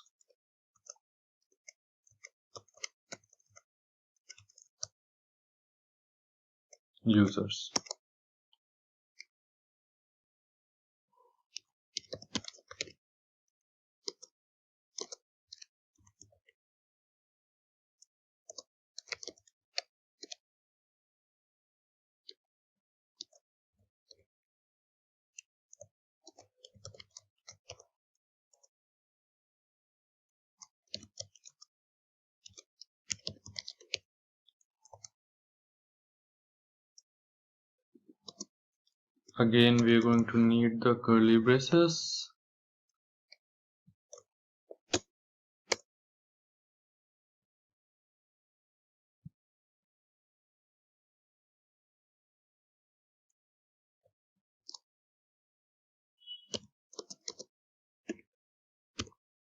Now, what I'm doing here is I'm creating a variable as a counter, and I'm going to give it a value of 0. Now let us create a while loop, and in this while loop I am going to fetch the data and display it in JSON format.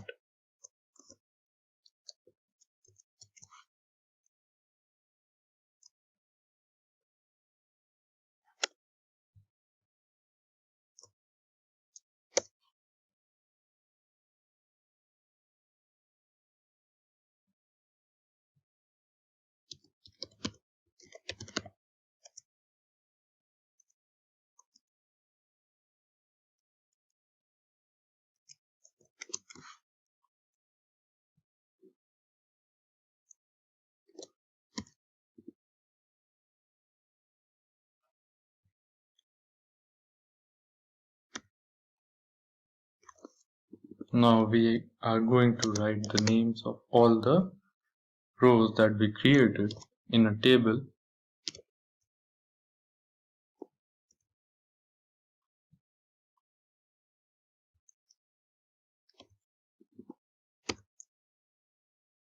Now I'm just going to copy paste it, otherwise we'll have to use this on-screen keyboard again and again.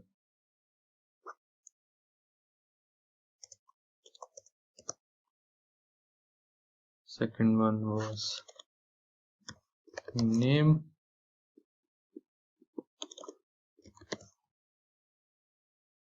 age and email.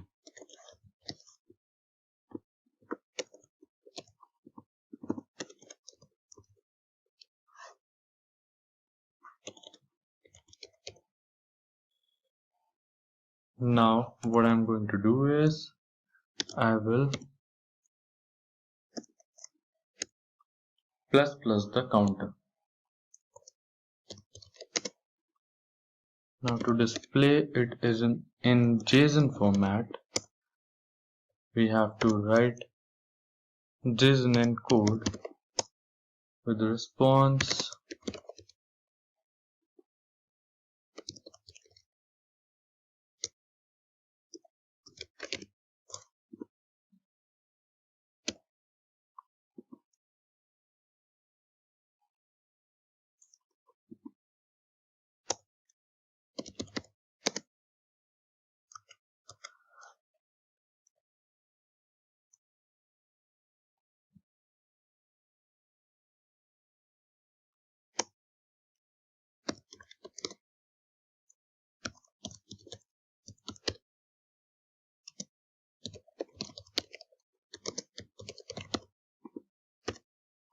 error message, and now let us end the code. Let us go and quickly save our code, open a browser, go to the localhost API. This is the folder that we created. Now as you can see, our tutorial.php is visible here, and when you click on it you can see the data from the database being extracted with the help of API in JSON format. In this video on PHP Web Development, we will learn how to create a website with the help of PHP. We'll also be using HTML, CSS, Bootstrap and MySQL in this tutorial. So get ready to create your very own website. Now, before we get started with the step-by-step tutorial, let me give you a glimpse of the website that I'll be building in this video. So let me just quickly go to my browser and type in localhost followed by the name of the folder where I've created the website. So I'll be making a photo gallery website like this. So in case you're a photographer, you can build a similar website in order to showcase your talent. And if not, you can always create your own personal website for anything you're passionate about. So without any further delay, let's get right onto a tutorial. So first things first, let me show you the environment that we'll be working on while creating a website. So we are going to be needing two softwares, that is Visual Studio Code that we'll be using as our IDE, the code editor, and the second one would be Xampp. Now Xampp is a web server solution package which we generally use in order to manage a database and create a local web server. You can download it from these respective websites. Since I've already downloaded both of these softwares, so we'll be skipping that. Now let us begin. So after that you've installed both of these softwares, just go to your C drive, locate Xampp folder, and inside the Xampp folder look for htdocs, and inside this htdocs name a folder. You can name it anything. I'll be naming it photo since I'm creating a website regarding photos, and then right click inside this folder and click on open with code.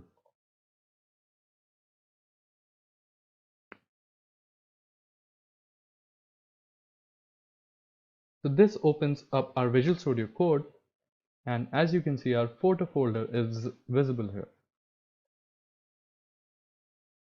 Now also one thing that we need to do is go back to this photo folder, right click and create two new folders. First one would be CSS. So it's considered a good practice, even if you're using just a single CSS file, it is considered a good practice to create a separate CSS folder inside your project folder.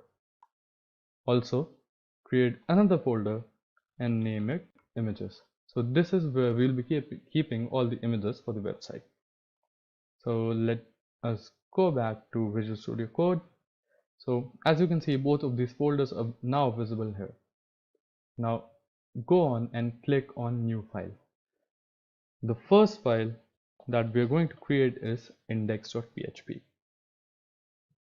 And inside this index.php, we'll be writing the code for the main page of a website. So let us start. First, click on an exclamation mark, and as you can see, a block of code already written is visible here now. So we just need to add a few things. First, that is, put the title would be, of course, photo gallery. Next up, we need to add a few links to our web page in order for it to function well. So the first link would be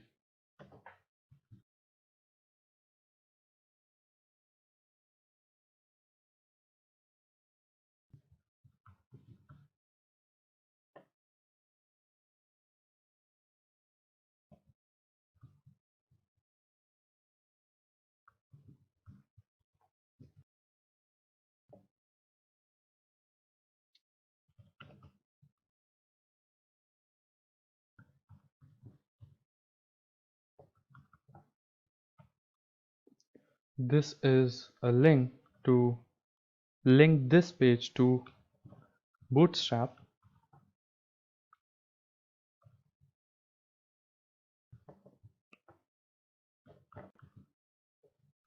You can also easily find it on the internet, or you can just type in from here. Let me just go to the browser to check if this link is working.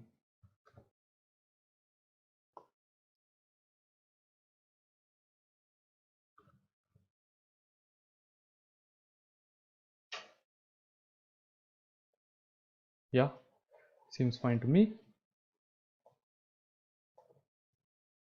Now we are going to add another link to it. Now this link will be for the link for a CSS file that we'll be creating later on.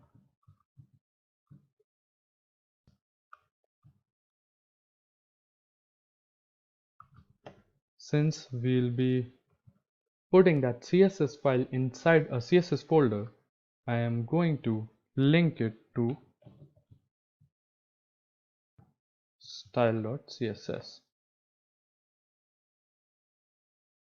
So that's it. We are done for the first part of our code. Now let's end this head section and move on to the body section of our web page. So inside this body section, what we first need is to add a few scripts for our page, which will be responsible for the design of our web page.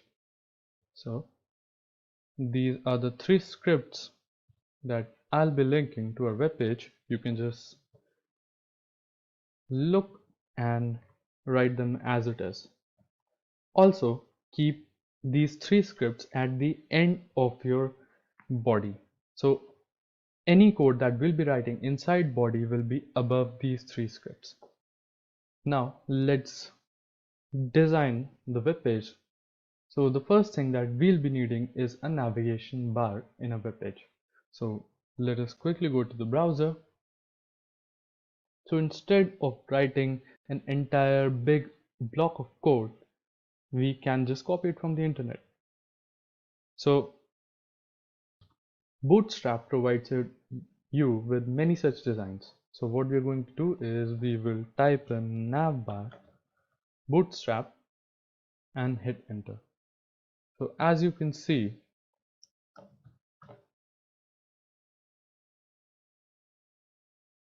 just scroll down, and as you can see, this is the navigation bar which this code will display. Also, there are different navigation bars according to your need along with the code. So you can just copy any of the one you like. I'm going to be copying this one. Click on copy, go back to the code and just paste it. So now what we have here is our navigation bar ready. So let us go to the browser and check how does our web page look. So after the local host, what we're going to do is we will write the name of the folder in which we are writing our project, which is photo. Well, there seems to be some problem since this nav bar is lacking the CSS design. Let us go back to our code and see what went wrong.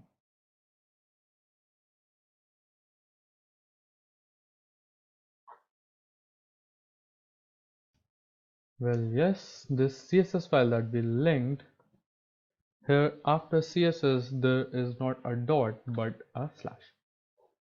I think it should work fine now. Well, the problem still persists. Let me go back and recheck.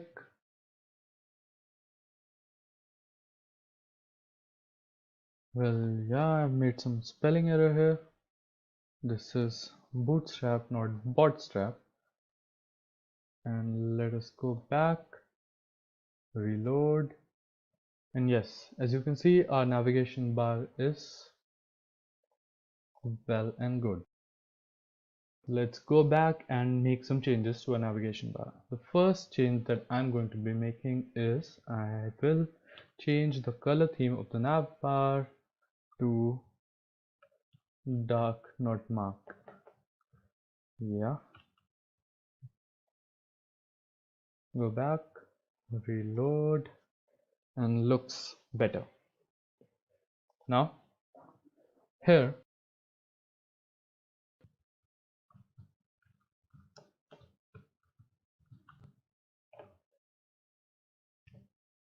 photo gallery, good.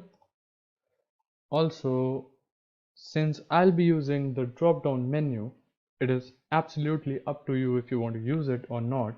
Since I'll be using it, I'll just change the name to categories, and the three category will be, the first is nature photographs, the second would be architecture, and the third would be travel. So let's go back, refresh. Categories: nature, architecture, and travel. So this travel looks a little different from this nature and architecture. So as you can notice, there's this line that is dividing this section to this section. So let's go back. So that line comes from this part of the code. So we'll just copy and paste it here. Looks good. Now that we're back, we don't need this disabled and the search bar. So I'll be removing that particular part of the codes and this form 2. Go back to the browser, refresh, and all of the parts of the navigation bar that we don't need have now been removed. Also, this link would be for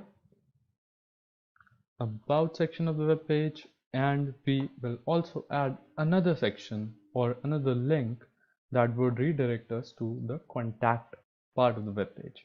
So to do that, to add another link, we will just copy this code and paste it, and instead of about, this will be contact. Go back, refresh, home, contact, about, categories. So this categories should come before these two. So what we're going to do is we will just copy this section of the code and put it after the drop down menu, right?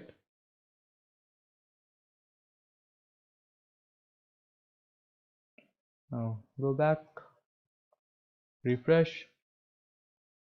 Well, we copied it instead of cutting it, so it's now visible twice. Reload. Home, categories, contact, and about. Looks perfect. So you see, now that's the beauty of building a website. You don't have to write the entire code by yourself. There are codes already written for all these kinds of stuff. This navigation bar, the carousel that I'm going to be using in the website, the blocks of photos that we are going to display on the web page, and a lot of design templates, you can call them, have already been written for you to use them instead of wasting your time and writing the entire long blocks of code. Now next up, what I'm going to do is I'll just go back to our photo folder, and inside this images, I'll just copy the images that I've already downloaded. Copy, go back,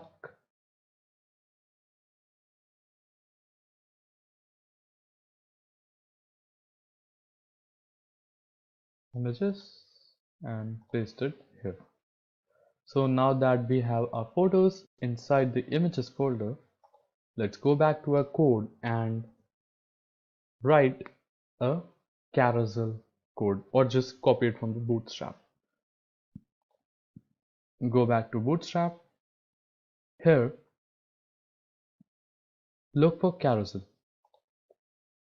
So as you can see, This is what a carousel looks like. So a big photo in on the front of your web page, as you already saw when I showed you the website. These are the different types of carousels available on the Bootstrap website. You can use any of them. So the first one is just a single photo. Second one is slides of photos. Third is slides of photos with this marking. And the final one would be all of them combined with captions. So of course we'll be using the final one. So copy the code for the final carousel or whichever one you like and go back to your code, and here after this navigation bar paste your carousel code. Click on save, go back and refresh. So since we haven't added any images here, there are none visible, but you can see this carousel has been added to our web page. So let's go back, and now we are going to add the images that we just pasted in this images folder. So in this carousel code, look for image src. So this is the location of the image that will be displayed. So type in images, that is the name of the folder from where you will be picking up the images, /, and let me just go back to this images architecture 4. Yep. So architecture 4, in this alt type in architecture, and here is the heading. So this is part of the caption of the carousel. So I'll be writing architecture here, and I'll make this heading a little bigger. H3, I think H3 would do, and I don't want to add any more descriptions. If you do, you can write all of that inside this paragraph, but I won't be, so I'll just remove it from here. I'll do the similar with this. So what we're going to do is we will write images / and go back. What image I'm going to be adding? Nature 4 would do. Nature 4. Type in nature, similar to what we did above. H3, remove this,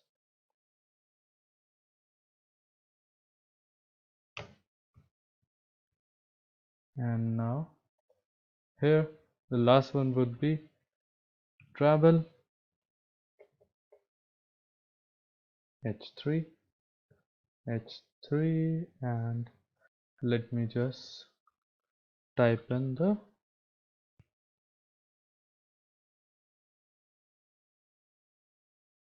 travel 5,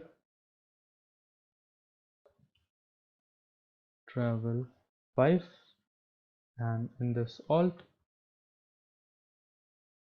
type travel, and we are good to go. Okay, let's reload, and voila.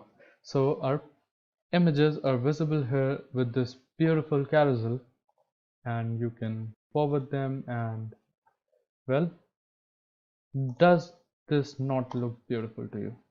So architecture, nature, and travel. But as you can see, we have some problem here.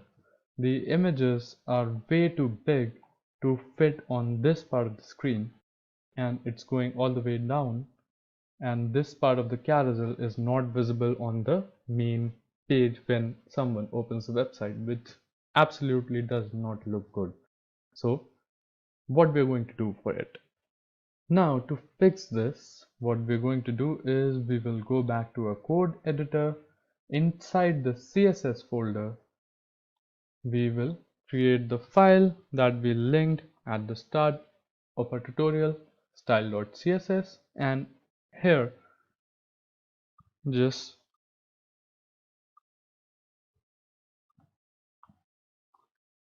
write this code, margin 0,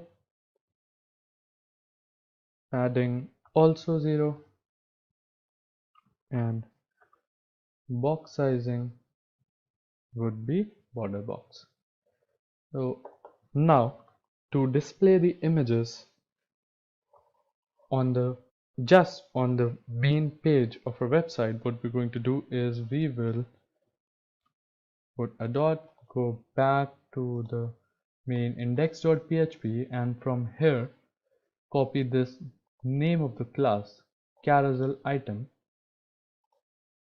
go back to style.css, paste it here, carousel item, and type img, and inside this we will define the width and the height of the image. So the width would be 100% and we are going to keep the height at 95 VH so that it does not go beyond the web page.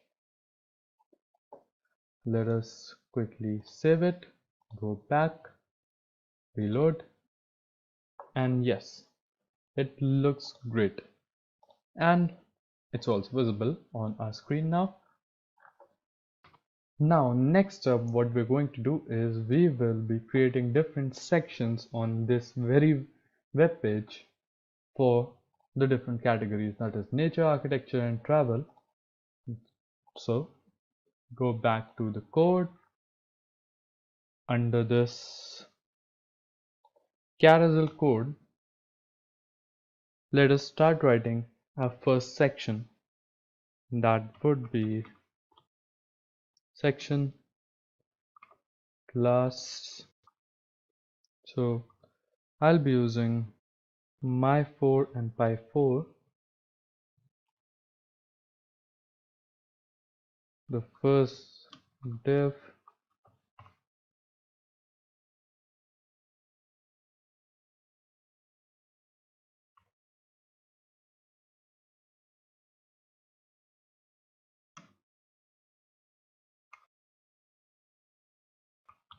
so what we want is we want the text to be in the center of the page, so the class would be text center,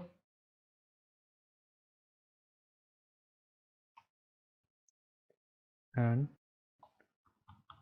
the first category is nature. Now the next thing that we need to do is we need to add the images to it. So how do we do that? Also, we are not to display a single image on the entire web page. What we need is we need to display small 3 blocks of images in a row. So we need to create another div class, and inside the class we will define the column for large systems, for the mid ones, and for the mobile devices.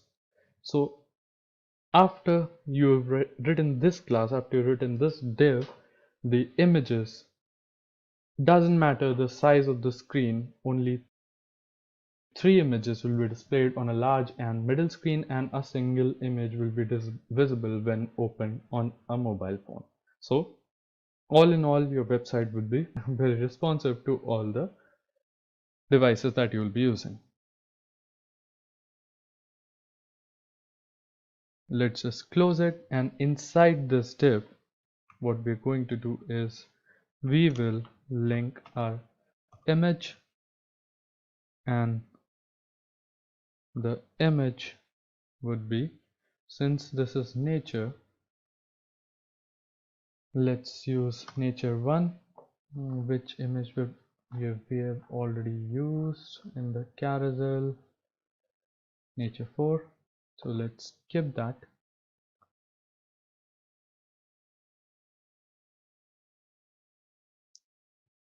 and put the class as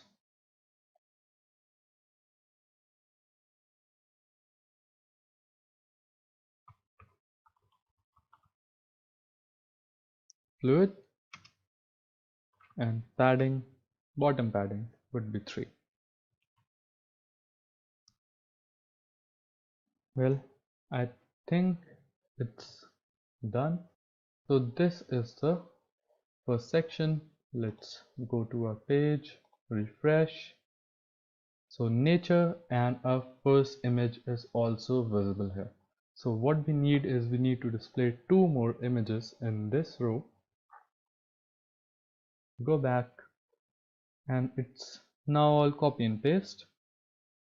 Just not this part of code, copy, paste and paste. So now nature 2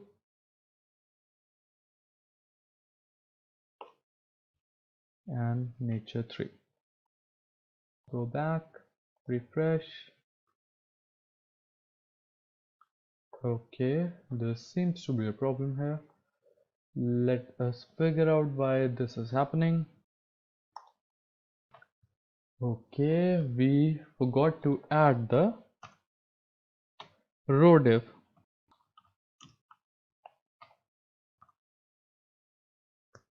And without the row div, the images will not be displayed in a row, but of this. So container fluid,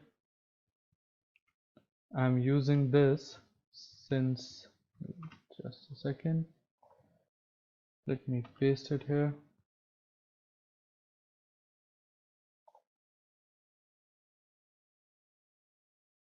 Yeah, and we will create another div named row,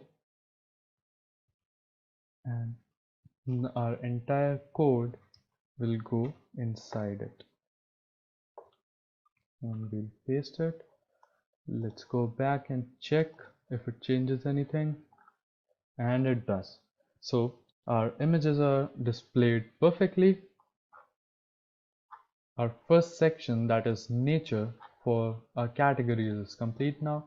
Now next what we need to do is, I think you guessed it, we just need to copy this section and paste it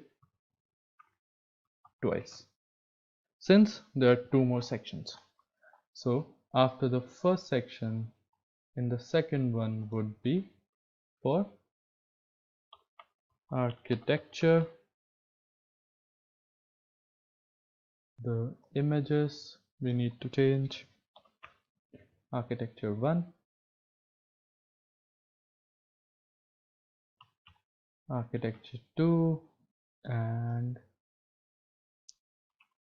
architecture 3. Yeah, refresh, nature, architecture, and well, nature again, because we did not edit the third part of the code. So the third part of the code will be for travel. Let us quickly add the images. So travel 2,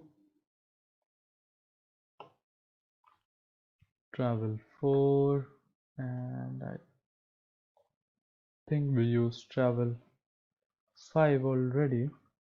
So travel 6, and go back, refresh, and travel images, architecture, and nature. So half of our website is already done, guys. Now what we need to do is we need to create 2 more sections for the contact and about. So For the contact part of the web page, we'll be needing a form that we will then go on and link to a database that we'll be creating later on, and the about section will be responsible to give some information regarding the website, regarding the photographer that have uploaded the images. So let's go back to our code and move on to creating another section for the contact.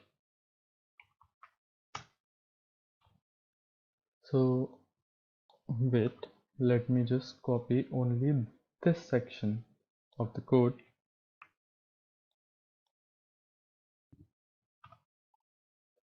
and of course we'll be needing a closing tag.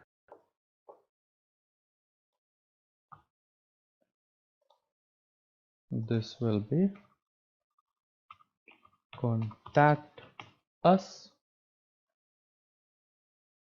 and let's create another div. Class would be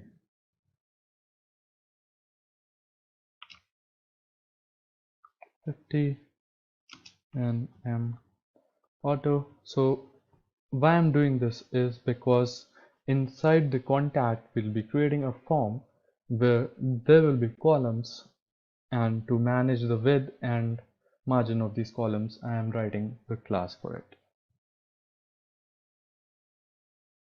Inside this div we will write a form.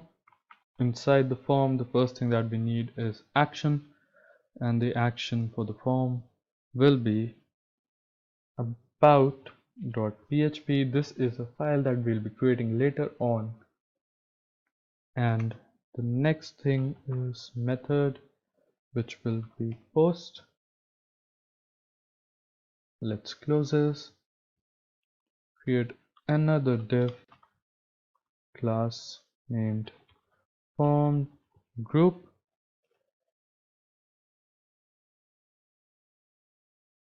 Okay, form group, close it. Inside this I'll write a label that would be name. This will be our first column, input type text, of course. Let's give it a name. So this is very important. So the name that you're going to write here should be matching with the name in the database. And class form control.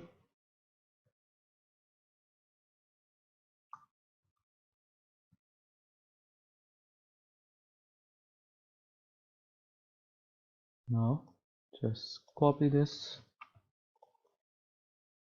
paste and paste.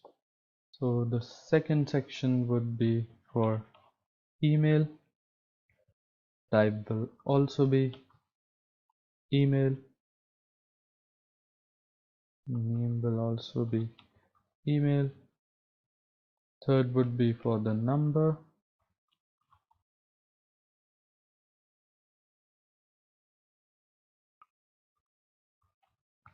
Let us keep the type text in case someone wants to enter the std codes.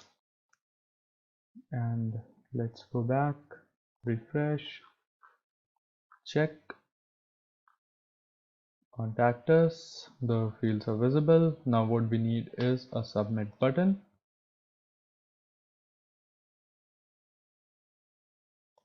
So after this div, let me create a button. Type submit class. So this will make the button look green, adding some CSS, and the button would be called submit. Go back, refresh, submit button is here. Now let us also create a section for the about part of the page, and then we'll move on to making a database.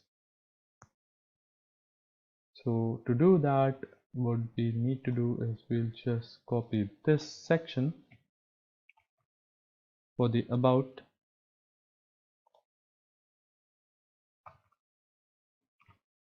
paste it here,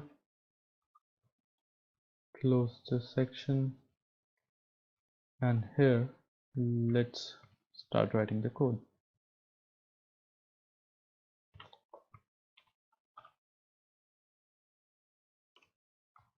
The class container fluid. So why are we using this container fluid class is because sometimes when you don't use this class, the images or text from your web page tends to create, so you can see a scroll bar here vertically, it tends to create another scroll bar horizontally, which we don't want.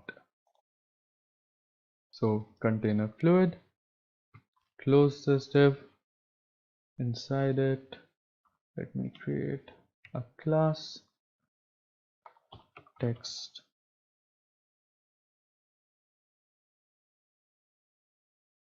center.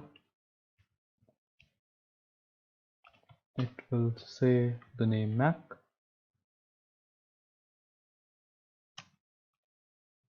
We just give some space and write a paragraph with a class, of course, text center. Otherwise, if the text will start from the extreme left, it would look weird. And close it. Let's add some bold and write, let's see, I am a passionate photographer interested in working in architecture, nature, and travel photography. Next would be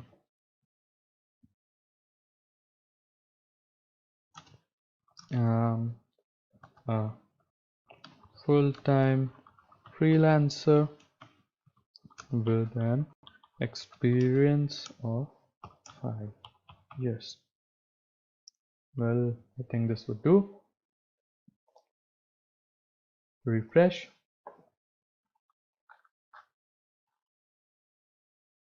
Oh, we did not change this. We'll just get right onto it. Contact us. I'm a passionate photographer interested in working in architecture, nature, travel photography, freelancer, and all of the things that we just written about Mac. We just need to change this to about, and I think we're done. Yes. So our web page is almost complete, guys. Now we need to do some changes or add some things. So the first thing that we'll be adding is an about.php file, and inside this about.php file we will be creating a connection with our database and fetching the data from it, or sending the data from our form to the database. So before that, let's go back to the browser, type in localhost followed by php my admin, click enter. But before that, you must open XAMPP control panel and start the Apache server and MySQL server. Since I already did, I did not show you the steps. So after the MySQL server has been started, you can see this PHP MyAdmin panel. and from here we can create databases. So inside this phpMyAdmin, click on new and let us name our database as photography. Click on create. Now what we are going to do is we will create a table where the data will be stored from our form. Let us name the table as users. Number of columns would be 4. The first column would be course ID, which will be auto incremented. The second column would be name, type variable character 250. Third is email, also variable character 250, and the final was our number, variable character 250, and click on save.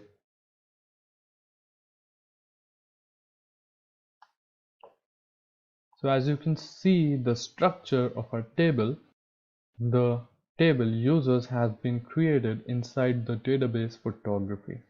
Now we need to go back to our code and write the code, PHP code, to connect our form to this database.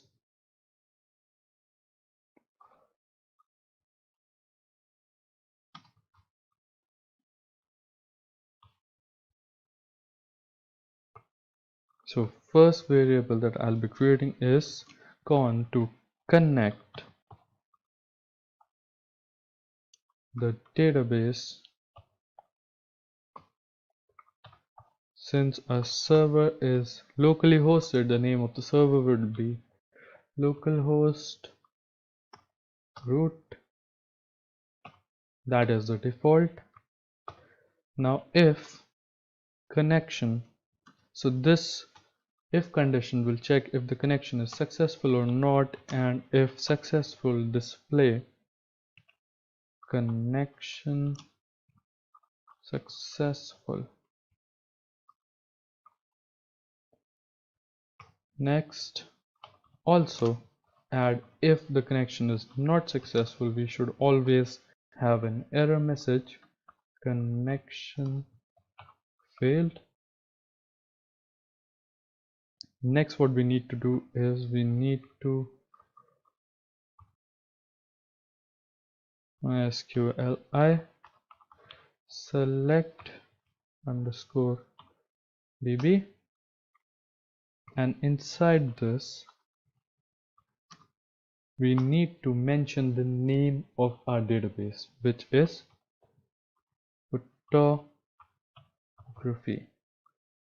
Let's just go back and recheck photography, because the name is very important. If you mess with the name, the entire code goes to vain.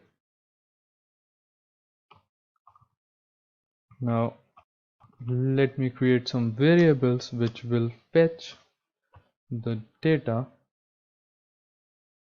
from the form in order to send them to the database. So let's keep the same names so that we don't create any confusion. Email, and of course number, post.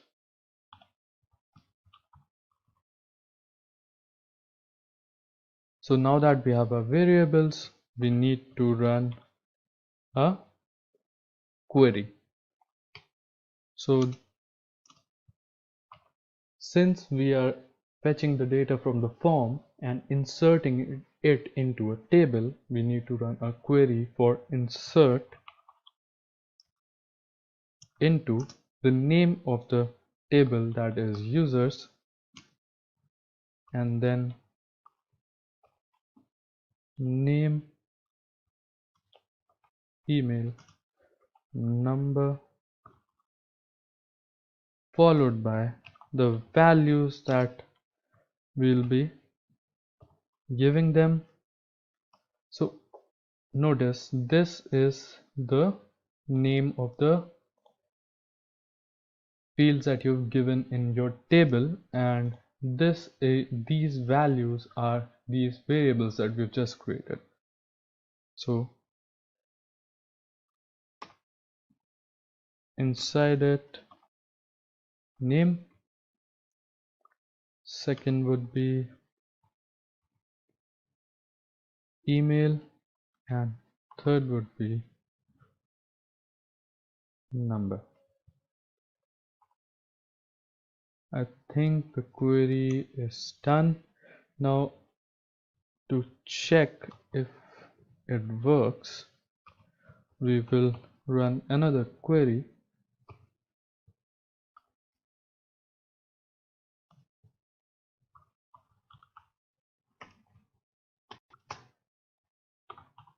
And I am going to add a header file here, because once you click on submit button, let me just go back.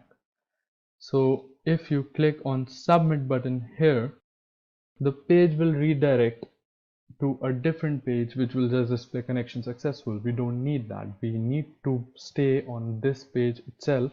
So in order to do that, I am writing this header file with the location of index.php, enter, and I think we are done here.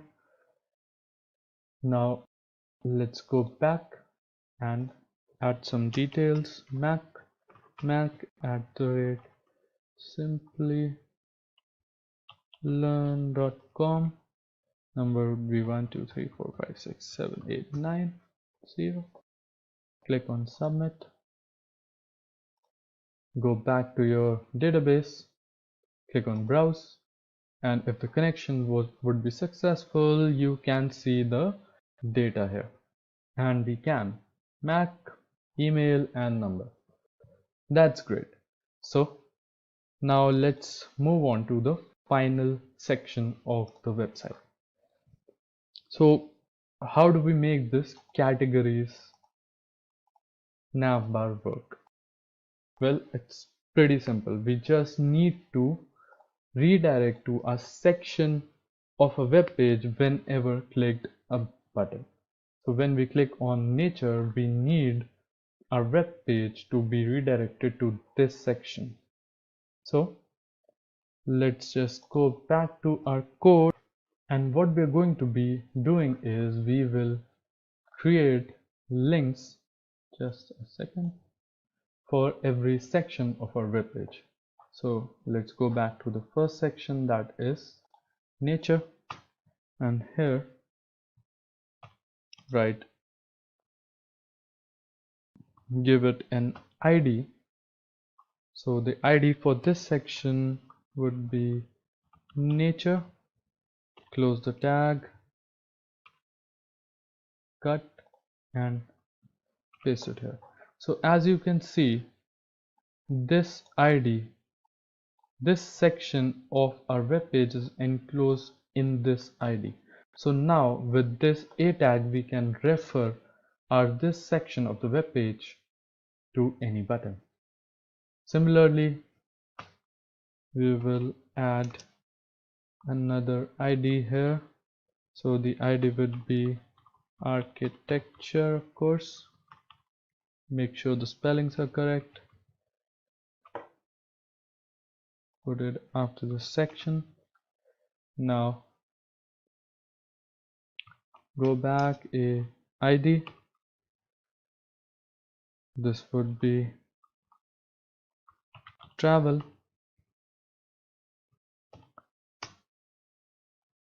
Okay, just a second.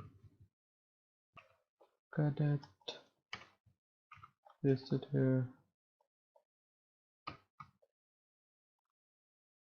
Again, what I'm going to do is, instead of writing it again and again, I'll just copy it from here, paste it. Since this is contact us, let me just put contact here. contact, yep, and the section, right, and this will be of course about.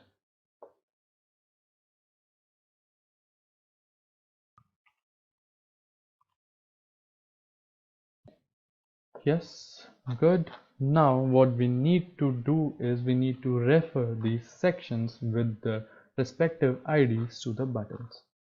Go back to the navbar code on your web page. So here is a navbar code. So inside it you can see after every button there's a reference. You just need to add the name of your ID. Do not remove this, and architecture,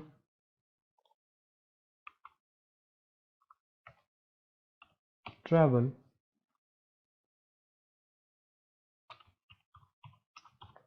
contact, and about. Let's go back, refresh, click on categories.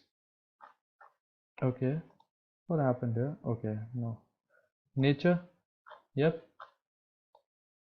Travel, yep. Contact, about. So everything works perfectly now.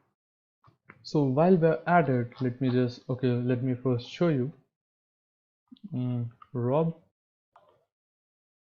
@ start.com 123455555. Click on submit.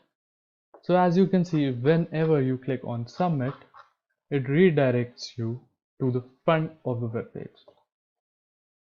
I don't want that. Yeah, the database is working, so just go back to the about.php, and here we added the header location index.php, so it is redirecting the code to the start of the web page. What we need to do is we need to redirect it to a particular section, that is contact. So just add contact in front of it, save, go back, scroll down, Tony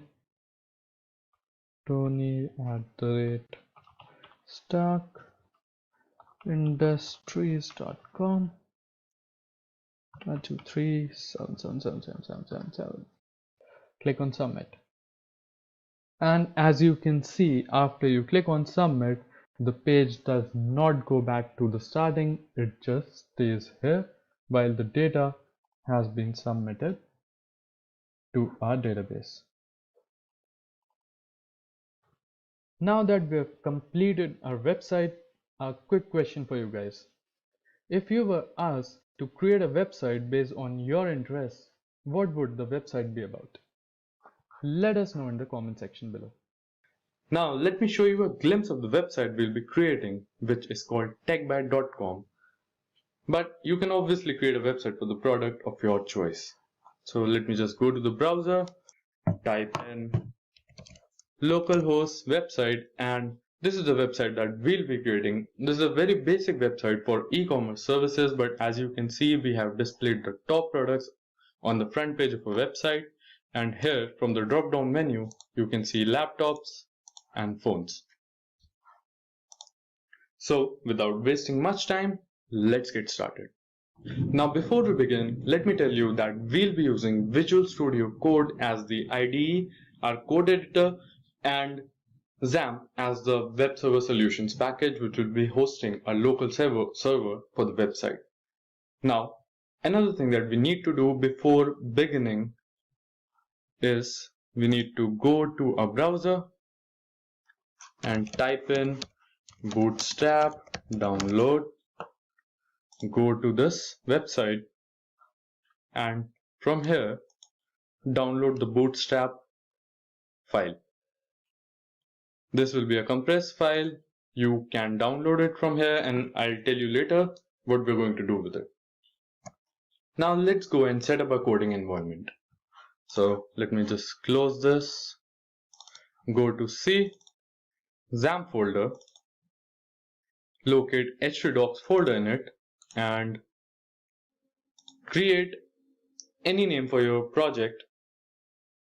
I'll be writing website, and inside this website, what you're going to do is go to your downloads. Now this bootstrap folder that we just downloaded, we are going to extract it.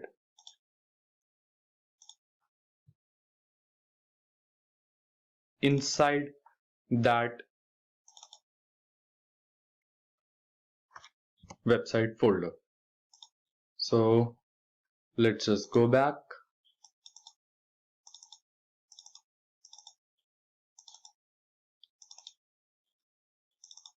So we need them outside. Delete this. So as you can see, we have got a CSS and JS folder, and we'll be using this in a website. Now let us begin our code. So right click, open with code. Now this is our Visual Studio code, and as you can see, our website folder is visible here, and from here we can create a new file. So our first file would be index.php. Now let's start our code.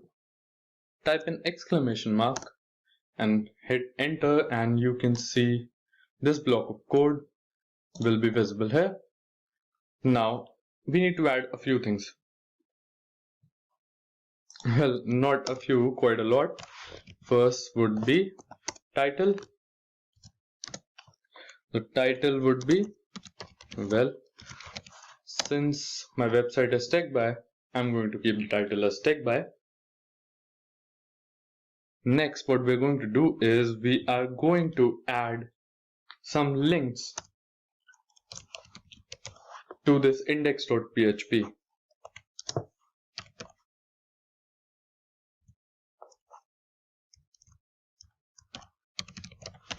So these are the links for the CSS files present inside this folder that we just downloaded from Bootstrap, and we'll be linking some of the files from this folder onto our website so that the website looks good. Yeah.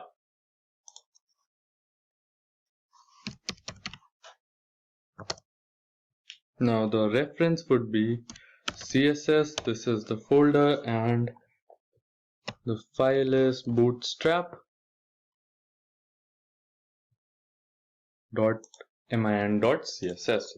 So this is the first file that we're going to be linking. Next, let's add a script here.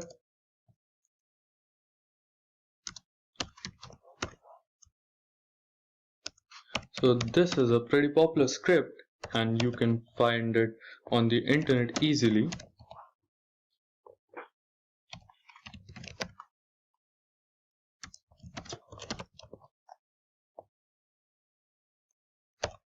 Ajax.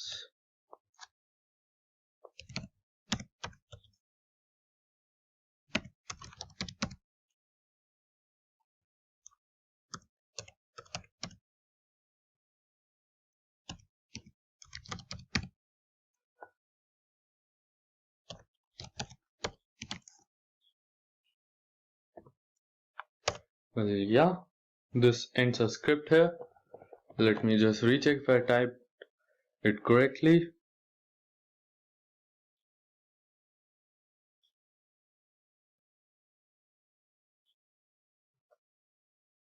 Yeah, seems fine. Now moving on, we are going to be adding another script that would be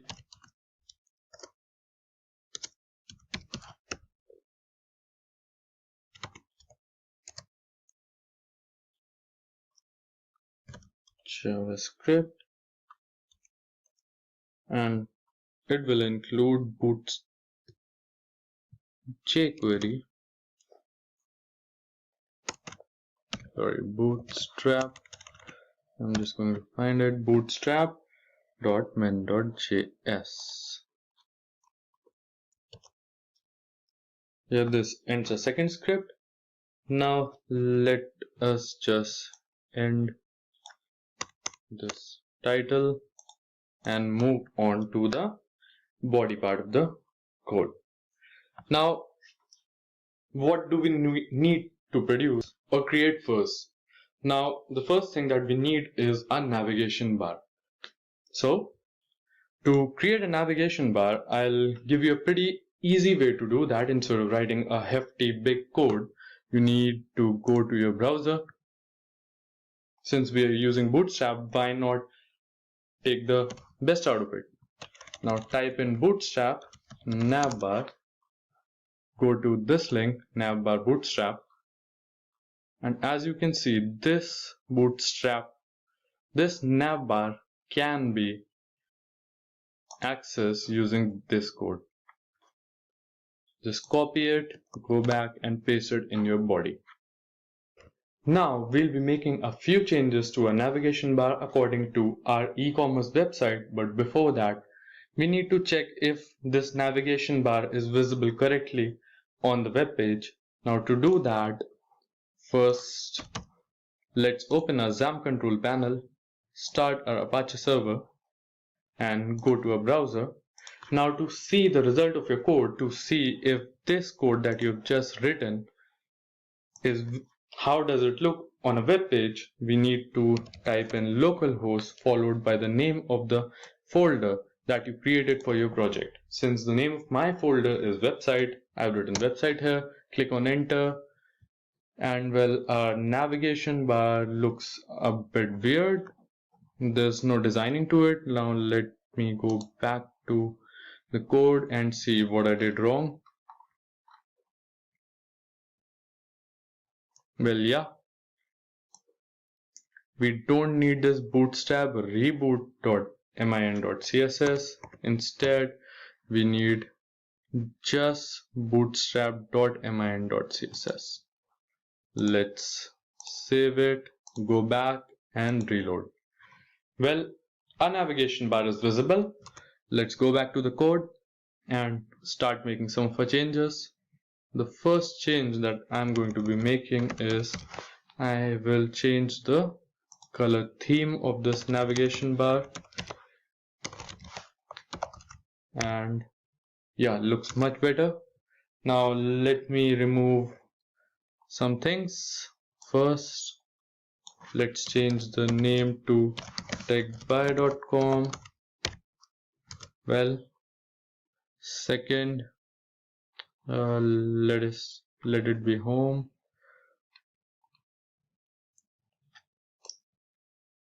So this is the drop down. I'll be changing it to products. The first product is laptop. The second one, phones. We don't need this here. And let me put the divider in between. We don't need this disabled part either, and neither do we need the search form.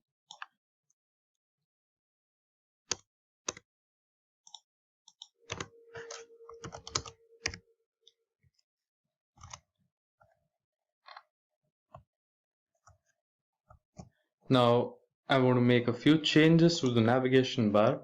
So this navigation bar seems a little thin. Let me add just a little bit of breadth to it. Yep, looks good. And as you can see, laptops, phones, and this dividing line. Now what we need to do is create a front page that is the top featured content on the front page that will be visible on our e-commerce website. So to do that, create a div class Let us name it, and this will be a column div. Inside this, another div class,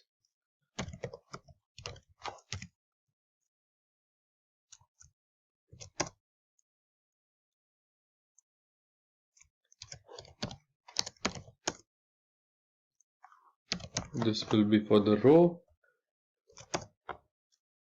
And now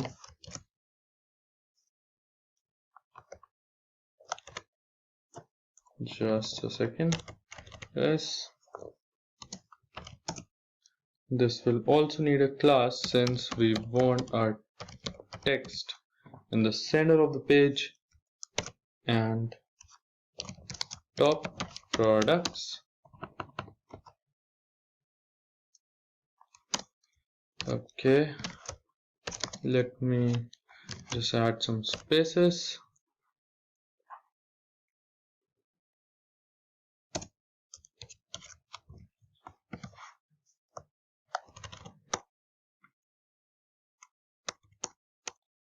Well, before adding those images and the products onto a page, we need to prepare a little bit more.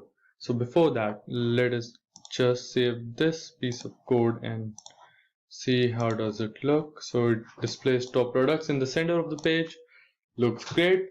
Now what we need to do before we can display the products on this page is we need to create a database in where we are going to store all the information regarding our products, and we will fetch that data from the database and display it on our website. Now to create the database, just go back to the Xampp control panel and start the MySQL server 2. Now here type in localhost php myadmin, and you can see you are now redirected to the PHP myadmin control panel where you can create different databases.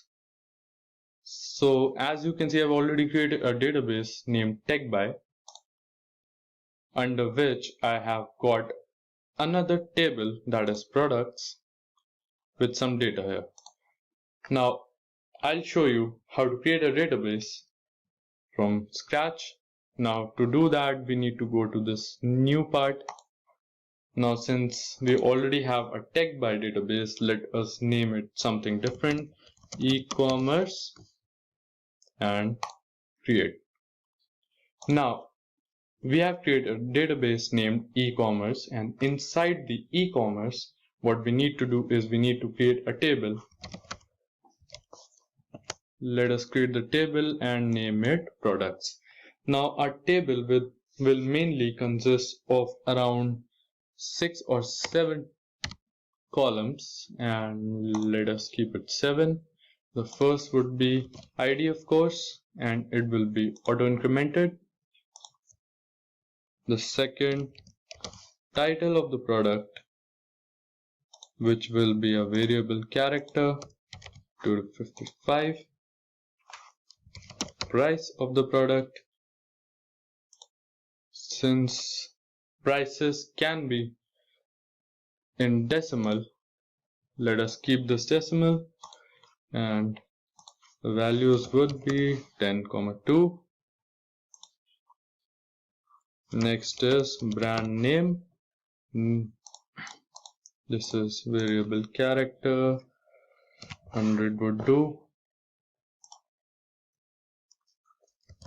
Image. Now this column here will contain the location of the image on our server or on a system, since our system is the local server.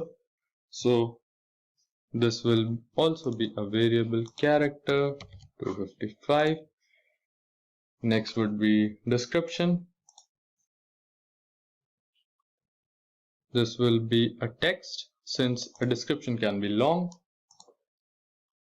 And last would be featured.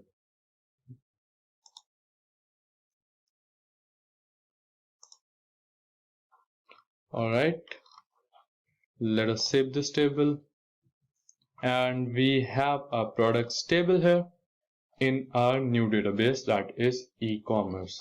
Now we need some images for this image file for our products. Now I've already downloaded some images. Let me just copy them. Now go back to a C drive, Xampp. What we are going to do is we are going back to our website folder, and we'll be creating a new folder inside the website folder, and let us name it images, and paste your images here. Let me go back to this Visual Studio Code, and as you can see, our images are visible here. We'll be using them very soon. Let us go back to this, and let me add an entry here. So we'll be working with one product, and once you understand the concept, you can add many more products later on. So the title would be Google Pixel 5, the price 65,000, brand name goes Google, image. Now to add the path of your image, what you need to do is you need to go back here, images. Now the path would be inside website and inside images folder. So website, images, and then followed by the name of the image. Since the name for my Google phone is gpixel, I'll be writing gpixel.png. Make sure you do not make a mistake while writing a name. And in the description, well, I've copied some description from the internet. I will be posting the same here. Google Pixel 5, 5G, 8GB RAM, 128GB space. Now, inside the featured part, we'll be numbering it 1 and click on go. So go back to browse, and you can see your field that you just created visible here. So now that we have the entry for our image for our product, that is Google Pixel 5 phone, in our database, let us go back to the code to see how to retrieve this information from this database into a code and display it on our screen.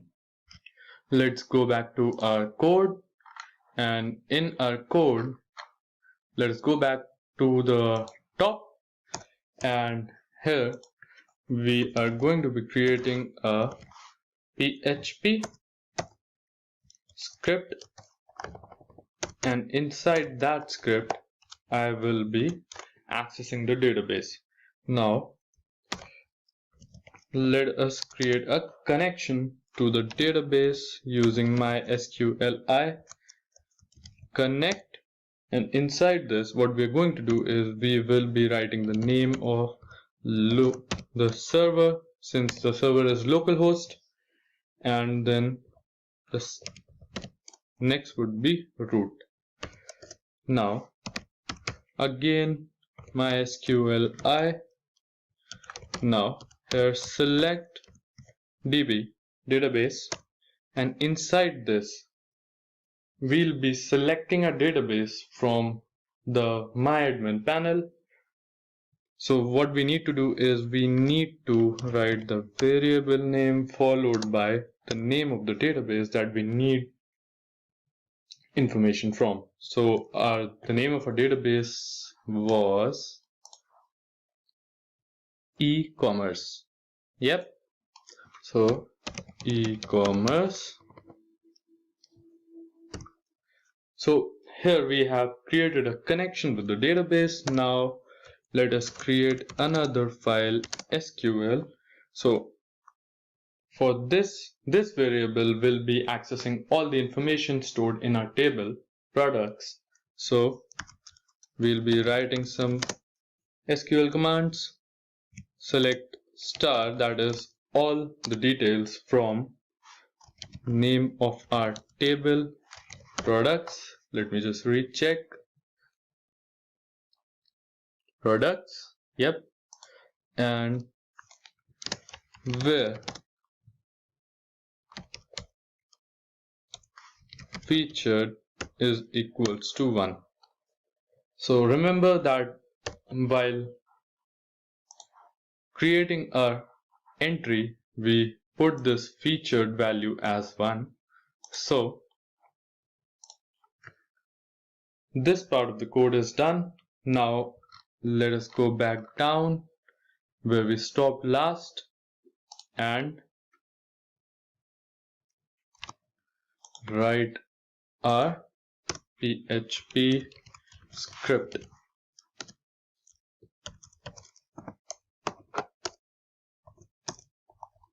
So here what we are going to do is we will be creating a while loop. Now inside the while loop we will create another variable as products, which will be equals to MySQL, and this function is used to fetch the data from the database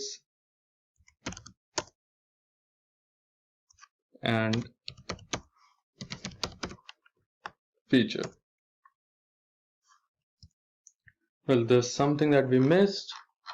We did not create the variable featured here, and well, it would have given an error.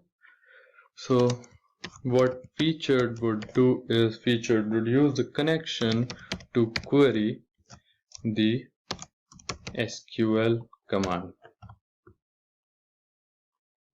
Now go back here. What this while loop will be doing is this while loop will be fetching the data from our table under the category of featured number 1. So next what we're going to do is next we will create another div class which would be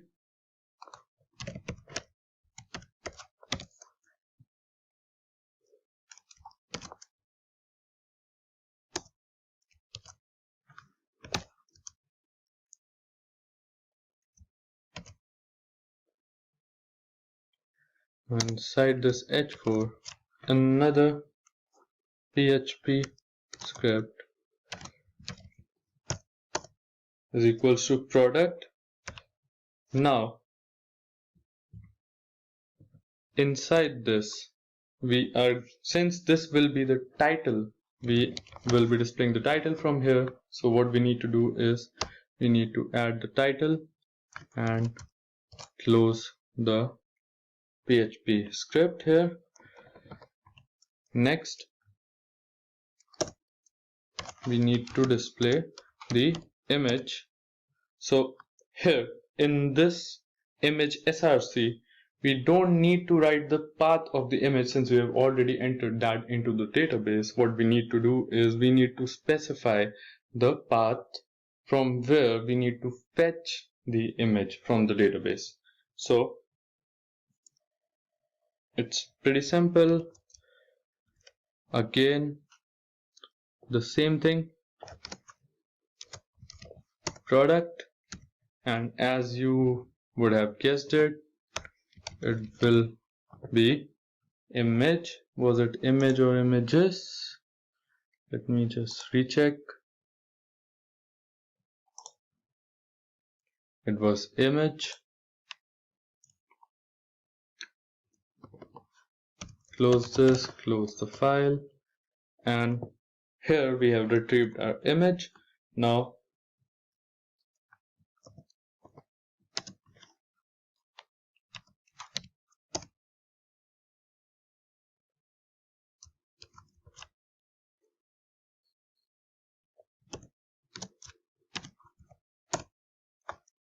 product.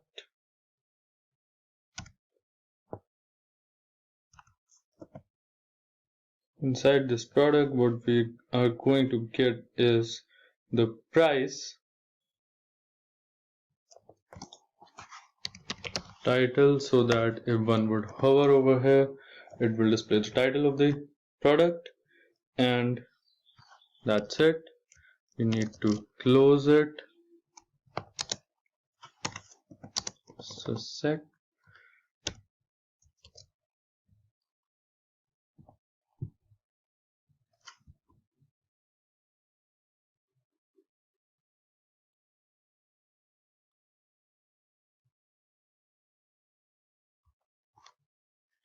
Okay, so yep, looks good. Next, we will display the price of the product. To do that, we will create a class. Let us name it price. Close it. Rupees. We are doing it again. Product. And here, what we need to do is we need to get the price and close this. Similarly, whatever details that we need to display here from the database, we are going to be accessing them through this script with changing the name of the column that we need to access.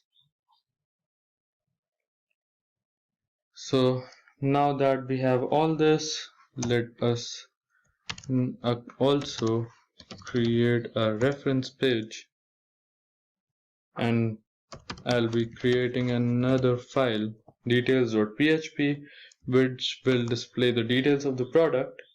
But before that, let me create a button. Type button class button success.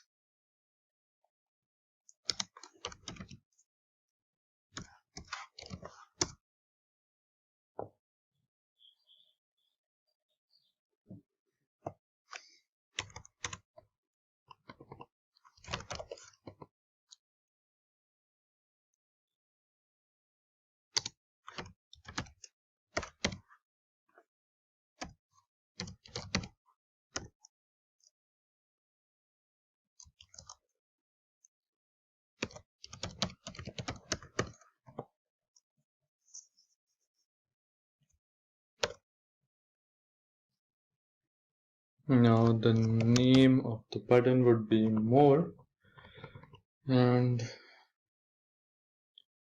well, this ends here. Also, what we need to do is we need to let me just see. What we need to do is we need to end this while loop.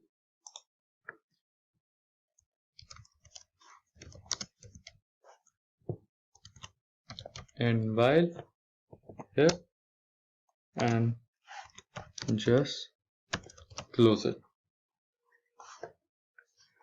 So this div and this div, everything's good. Save. Let's go back and see if it's working. And voila, we have our first product displayed here on the front page of our e-commerce website. Google Pixel 5, the phone, the more button does not work yet, but we'll be working on it. But it feels good, doesn't it? Now let us go back to the code and see how to create this details.php file. First, details.php, and inside this file what we're going to do is we are going to just copy paste some part of the code here, and also this part of the code.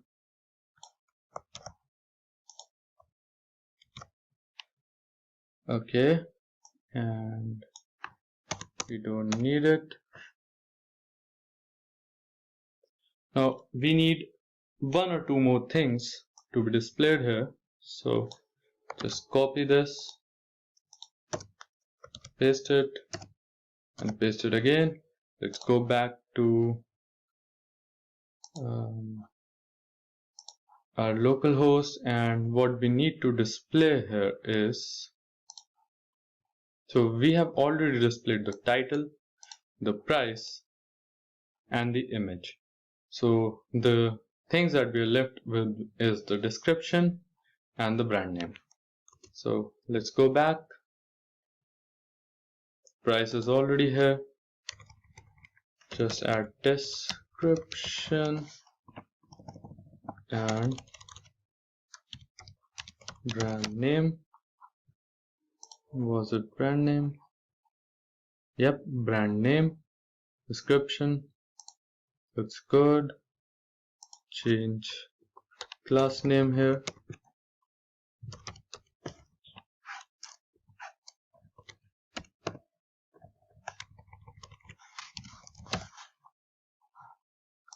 Okay, so what we're going to do is we will be refreshing this page and clicking on more.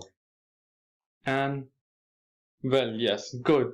The details of our product are visible here.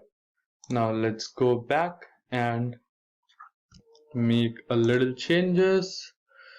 So the first change would be this. So this would be product details, and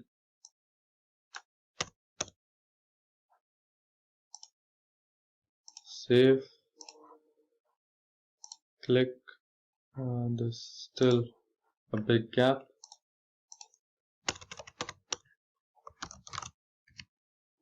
Yes, looks better.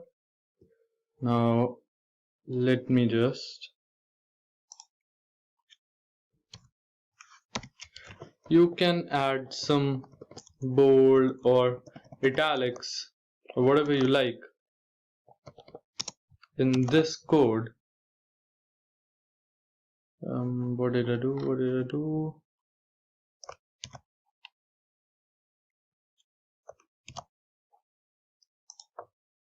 So I've added bold in the title. Let's see if it works.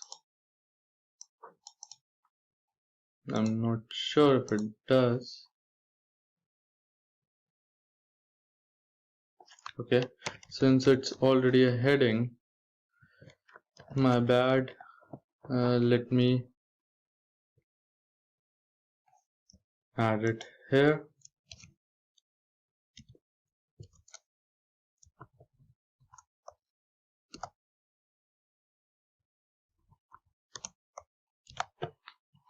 Okay, save it.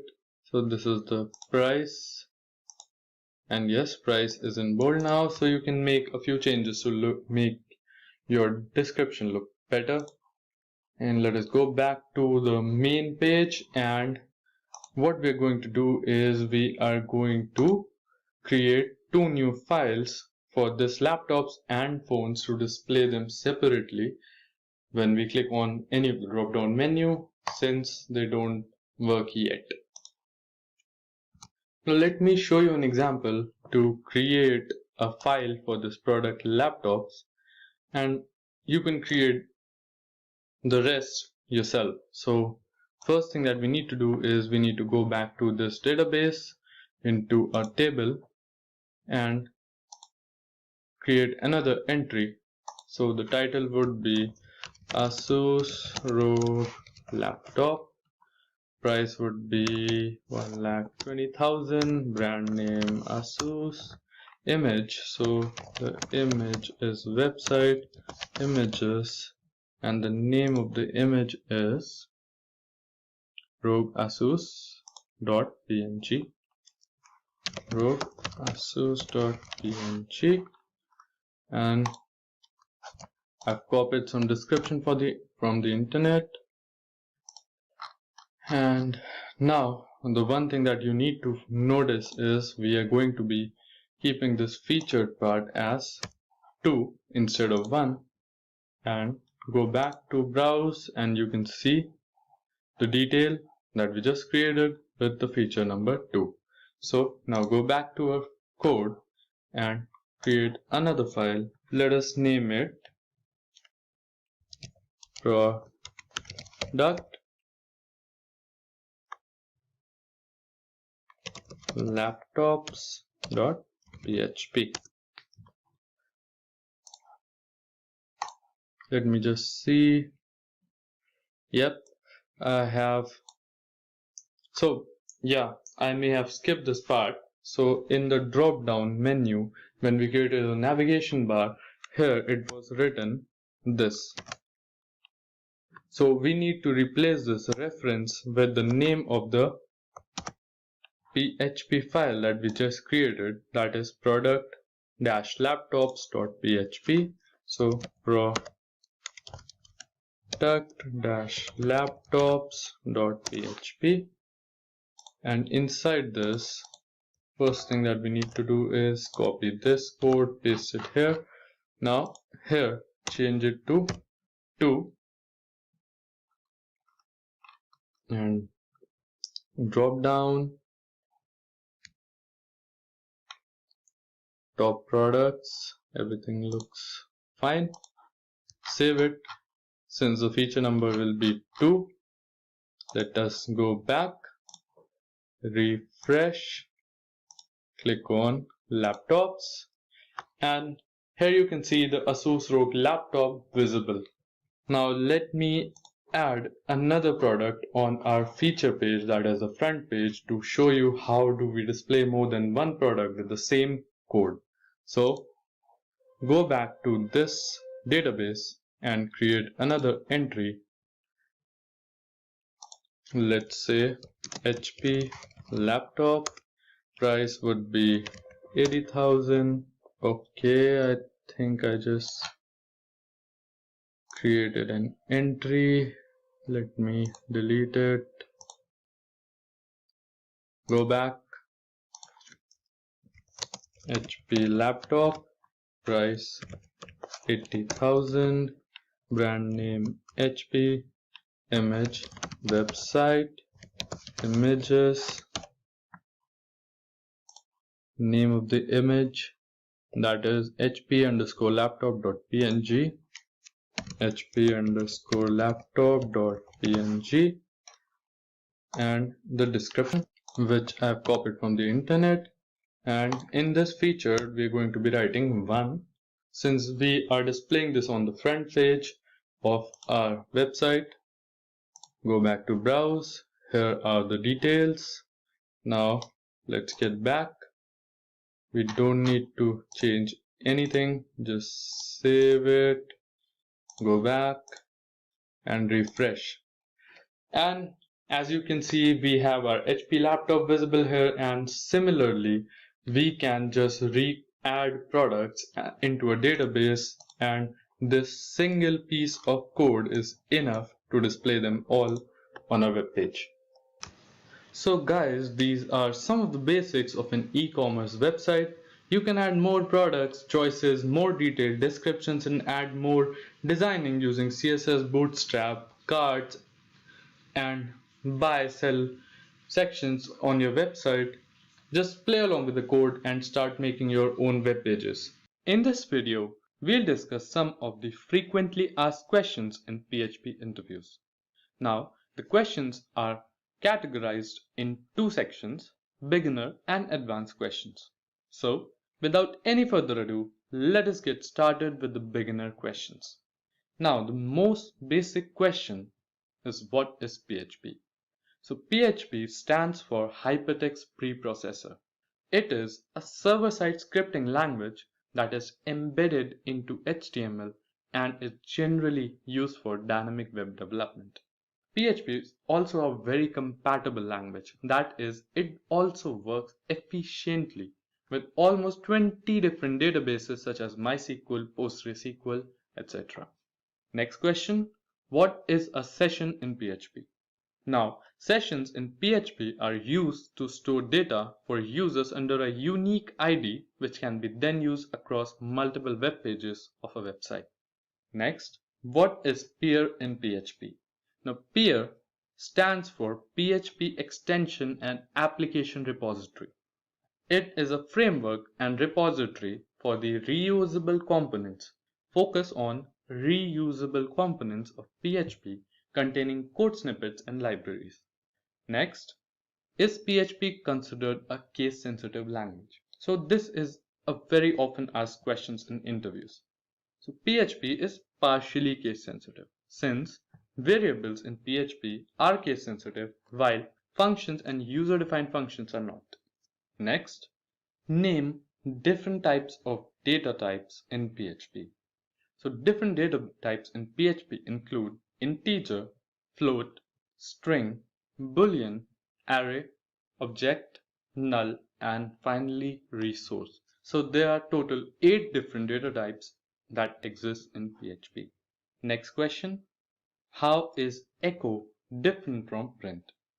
Now echo, it can output multiple strings at a time, while in case of print, it can output only a single string.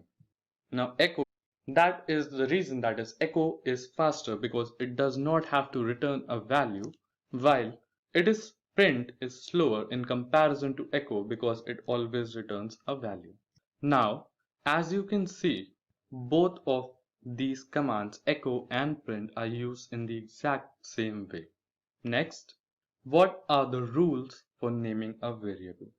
Now there are certain rules which you have to follow or certain good coding practices which you have to follow while naming a variable in your PHP code. So variable name must always begin with underscore or a letter. So it cannot begin with a number or a special character for that matter. Next, variable names can include numbers but not special characters. So suppose you want to name your variable number 123. So you can use this variable but you cannot use number @123 since special characters are not included. Next, a variable in PHP is declared using this $sign followed by the variable name. Now, as you can see, this is how we declare a variable $my_variable.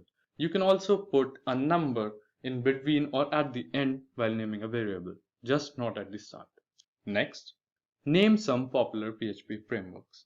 So some of the popular PHP frameworks include Symfony, CodeIgniter, CakePHP, and Laravel. Moving on, how to check if a defined variable is null or not. So isAdd function is used to check if the defined variable has any value or not. So to use this, suppose you have this block of code in front of you. So suppose you want to check if this x variable that you've defined is null or not. So what you do is you put the isIt function inside the if condition and it will return true if it's not null, while it will return false if it is a null value. Since it is not null, it returns true and we can display echo as variable x is not null, while in the case of variable y, it is a null value since so the if condition will be false and it will not display anything. Next, how are objects in PHP passed?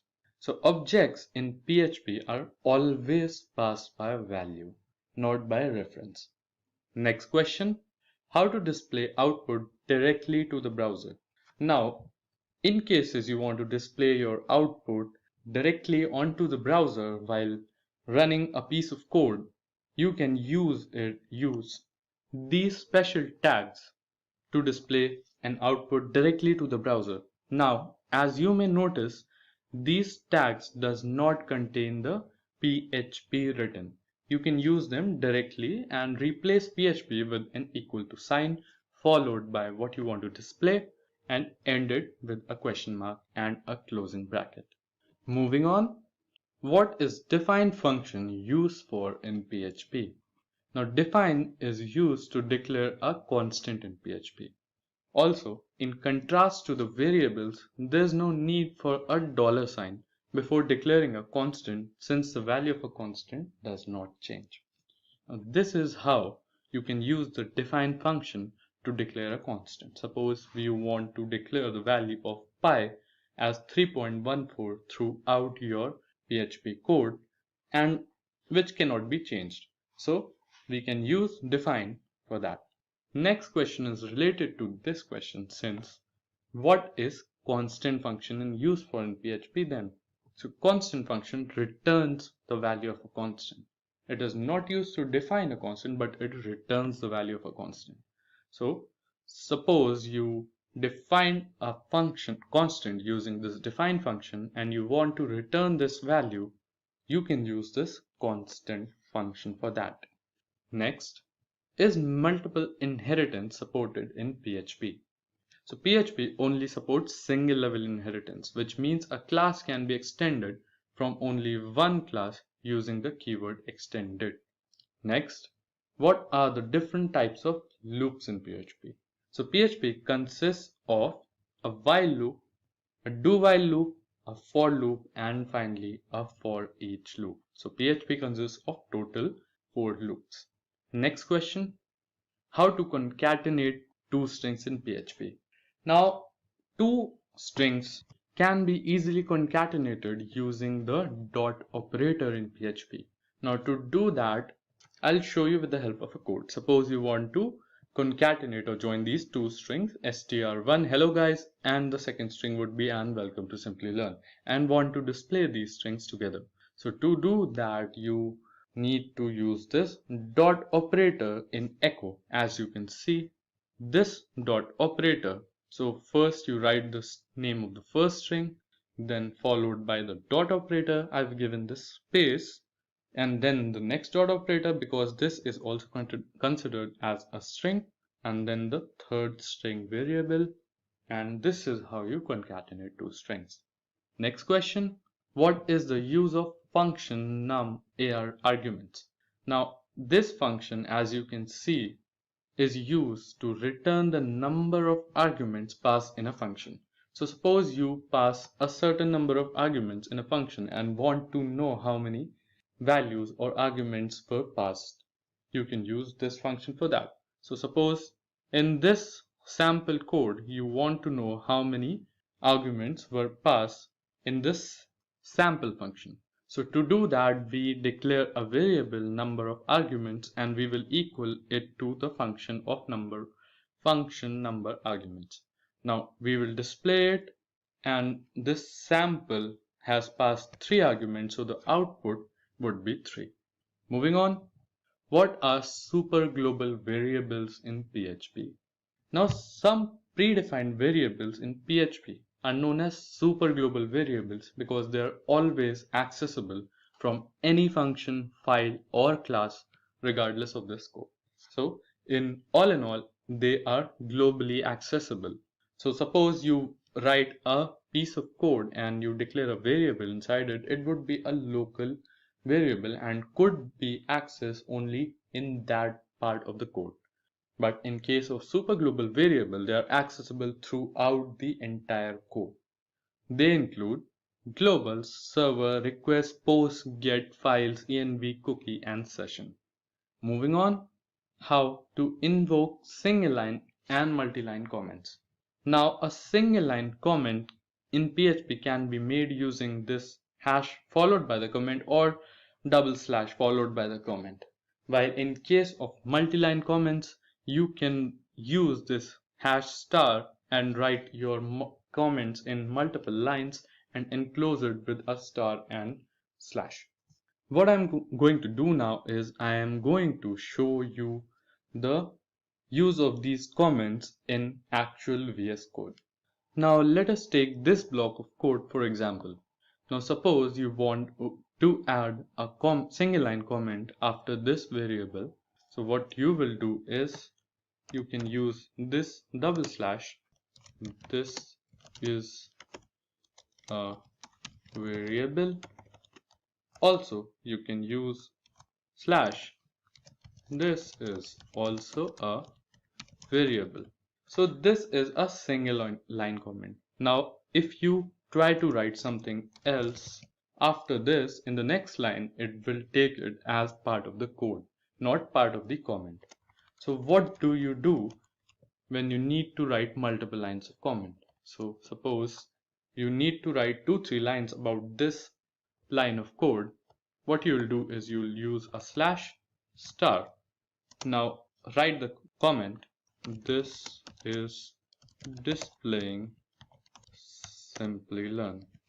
So this is a 3-line comment which you can end simply by star and a slash. This is how you write single line and multi-line comments. Now let's move on to the next question, that is, name some common applications of PHP. So some of the most commonly used PHP applications are system functions, form handling. So PHP is very commonly used to handle the forms that you see on the web pages. CRUD tasks. Now CRUD tasks are create, read, update and delete. So when you will be working with databases, this is a very important part of using databases, that is CRUD, and PHP is used very commonly in that. Next, accessing cookies, variables and set cookies. And finally, data encryption. PHP provides security through some of its frameworks, which can be used and is used very commonly throughout a lot of websites. So now that we have gone through the beginner level questions that are frequently asked in PHP interviews, let us now move on to the advanced level questions.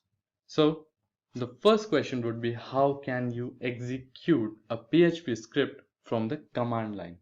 Now, a PHP script from a command line can be executed by opening the command line, and inside the command line you have to specify the name of the script or name of the PHP file that you want to run. Suppose you want to run a php_script.php, so you type in the name of the PHP script that you want to run, and that particular PHP script will be executed. Next, differentiate between a dollar variable and $$ variable. So what is the difference between the two? Now, in case of a single dollar variable, it is a simple variable that is simply used to store data. So as we discussed earlier, it is a variable that we define to store different data types, that is integer, float, strings, etc. While a $$ variable is a reference variable of variable. So this is used to reference already existing variables. Now to use or to understand how these two work, you can see this particular block of code here. Now in this code, what you need to focus on is this is a simple variable hello, which contains the string welcome to Simplilearn, and we have defined another variable as var, which contains the string hello. Now in this echo, as you can notice, what we are doing is we are using this. Also, before that, you need to notice is this is the same string as the name of this variable. So first we are displaying this variable and then we are referencing this variable here. So what it is doing is it is referencing the value to another variable. So hello variable is being referenced. So when you execute this block of PHP script, what you get the output is hello, since this is the variable hello, and after that what you'll get is welcome to Simplilearn, since this variable is a reference to this variable. Next, differentiate between get and post method. Now, get method is used to submit form data, while post method is also used for the same feature. So the difference between them is get method sends data as part of PHP page URL. Web page URL, while a post method sends data through HTTP header.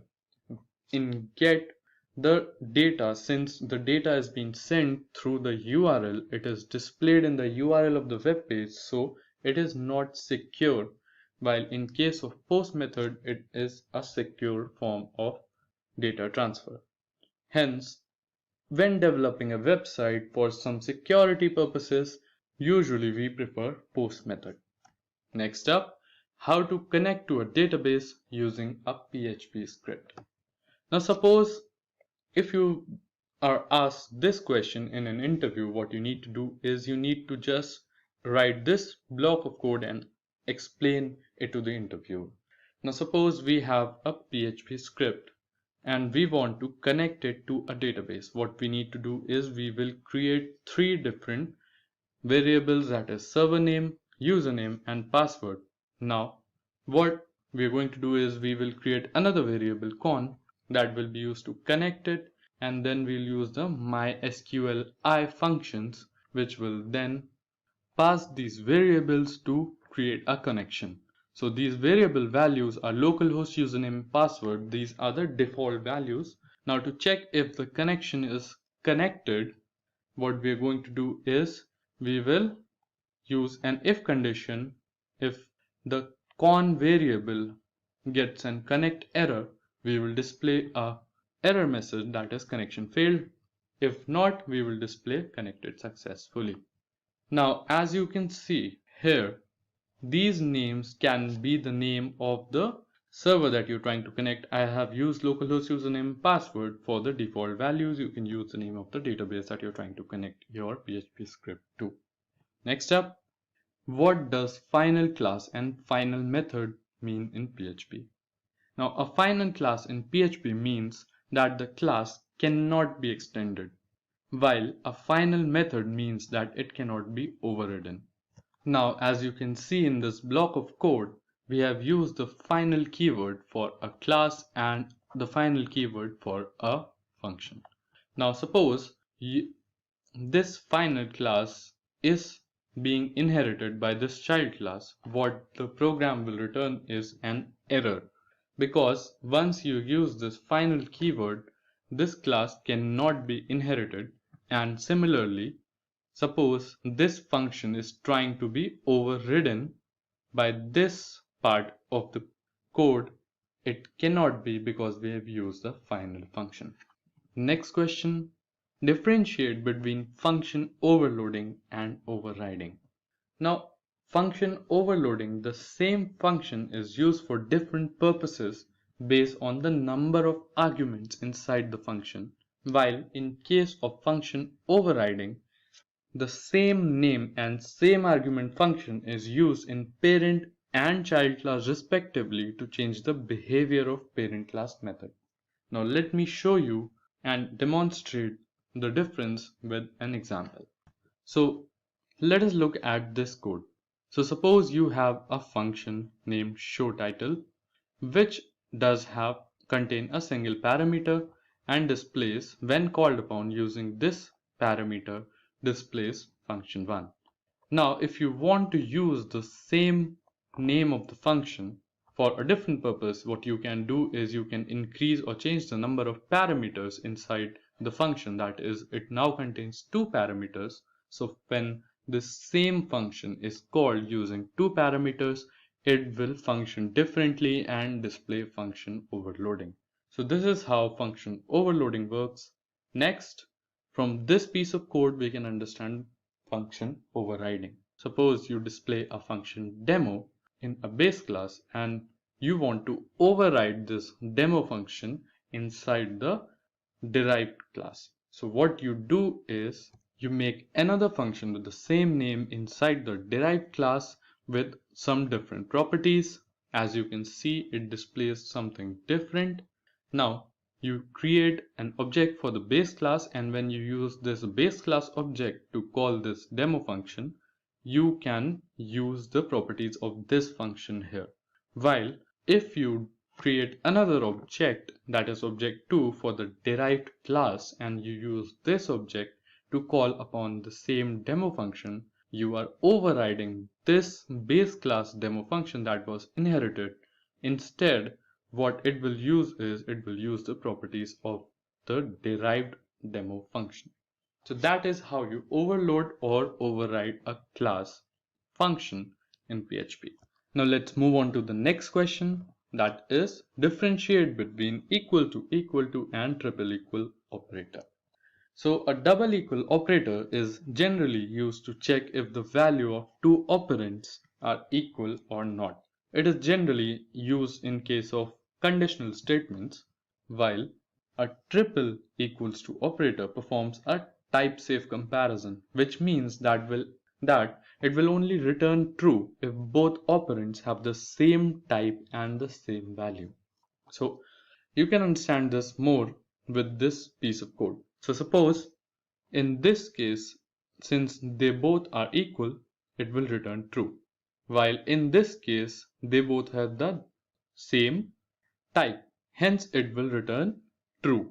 Now let us check this equals to. So since they both are 1, and in PHP it will display as true since they are equal, while when you are type checking, that is you are checking if they're equal with the same type and same value, it will display a false since one is an integer and the other one is a string value. Also, if you check two different strings with the type safe, it will also display true. Next question, how does exception handling work in PHP?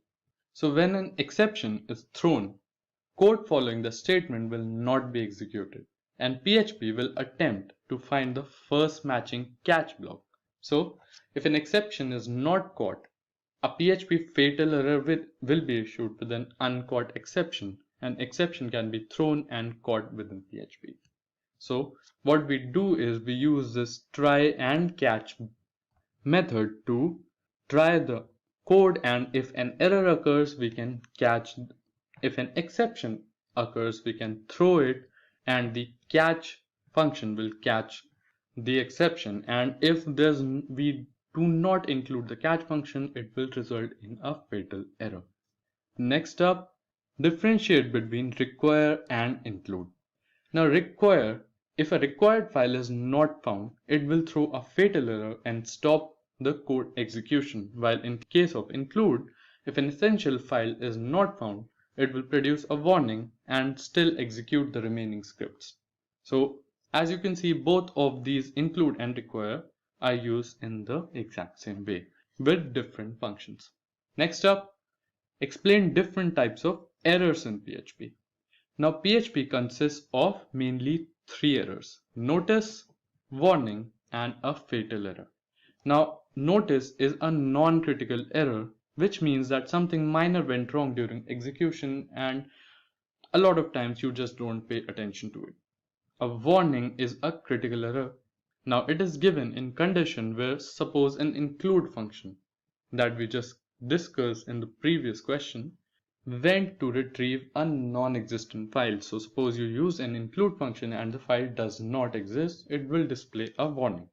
And the final is a fatal error. So it is a critical error resulting in termination of the code. So as we discussed in the try and catch part of the question, if an exception is thrown and we do not have a catch function for it, it will display a fatal error which will return in termination of the code.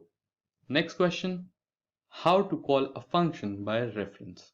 So ampersand sign is used to call a function by reference. Now in case of reference, the actual value is modified if the value passed inside the function is also modified, while in case of value, the value of the original value does not change. So this piece of code here is an example of how you can call a function by reference. Here, as you can see, this ampersand sign will call this function by reference, and any changes made in the variables here will affect the original ones. Next question, create a singleton class in PHP. So how do we create a singleton class in PHP? Before that, let's have a look at what is a singleton class.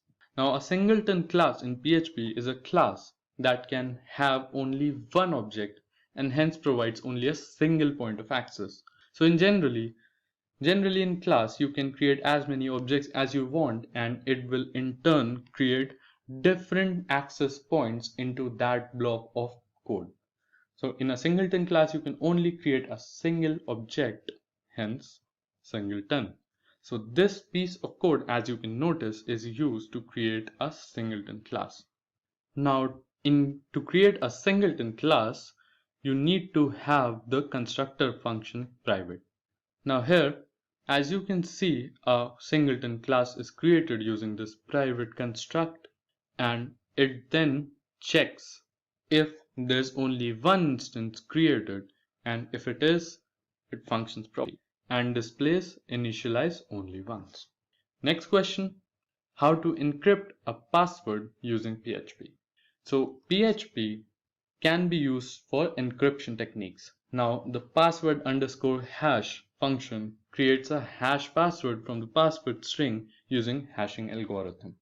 So suppose you create a password string and enter your password as password @123 and you put it inside the password hash function.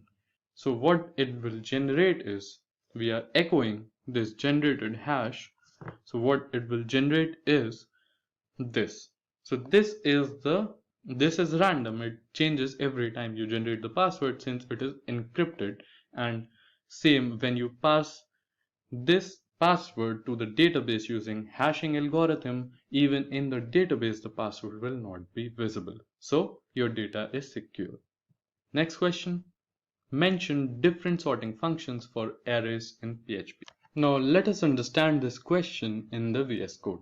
So PHP consists of different sorting functions which you can use to sort a given array automatically. So if you want to sort an array in ascending order, what you need to do is use this sort function. So it will sort this array in ascending order. Now if you want to sort it in descending order, use rsort, that is reverse sort. Similarly, suppose you want to sort an array in terms of value in ascending order. So you need to use a sort function, that is this. So in terms of value, what in terms of value means is, suppose in a given array there are keys and values. So it will sort the array based on the values, that is this 22, 27 and 37. So the array will be the same since the values are already sorted.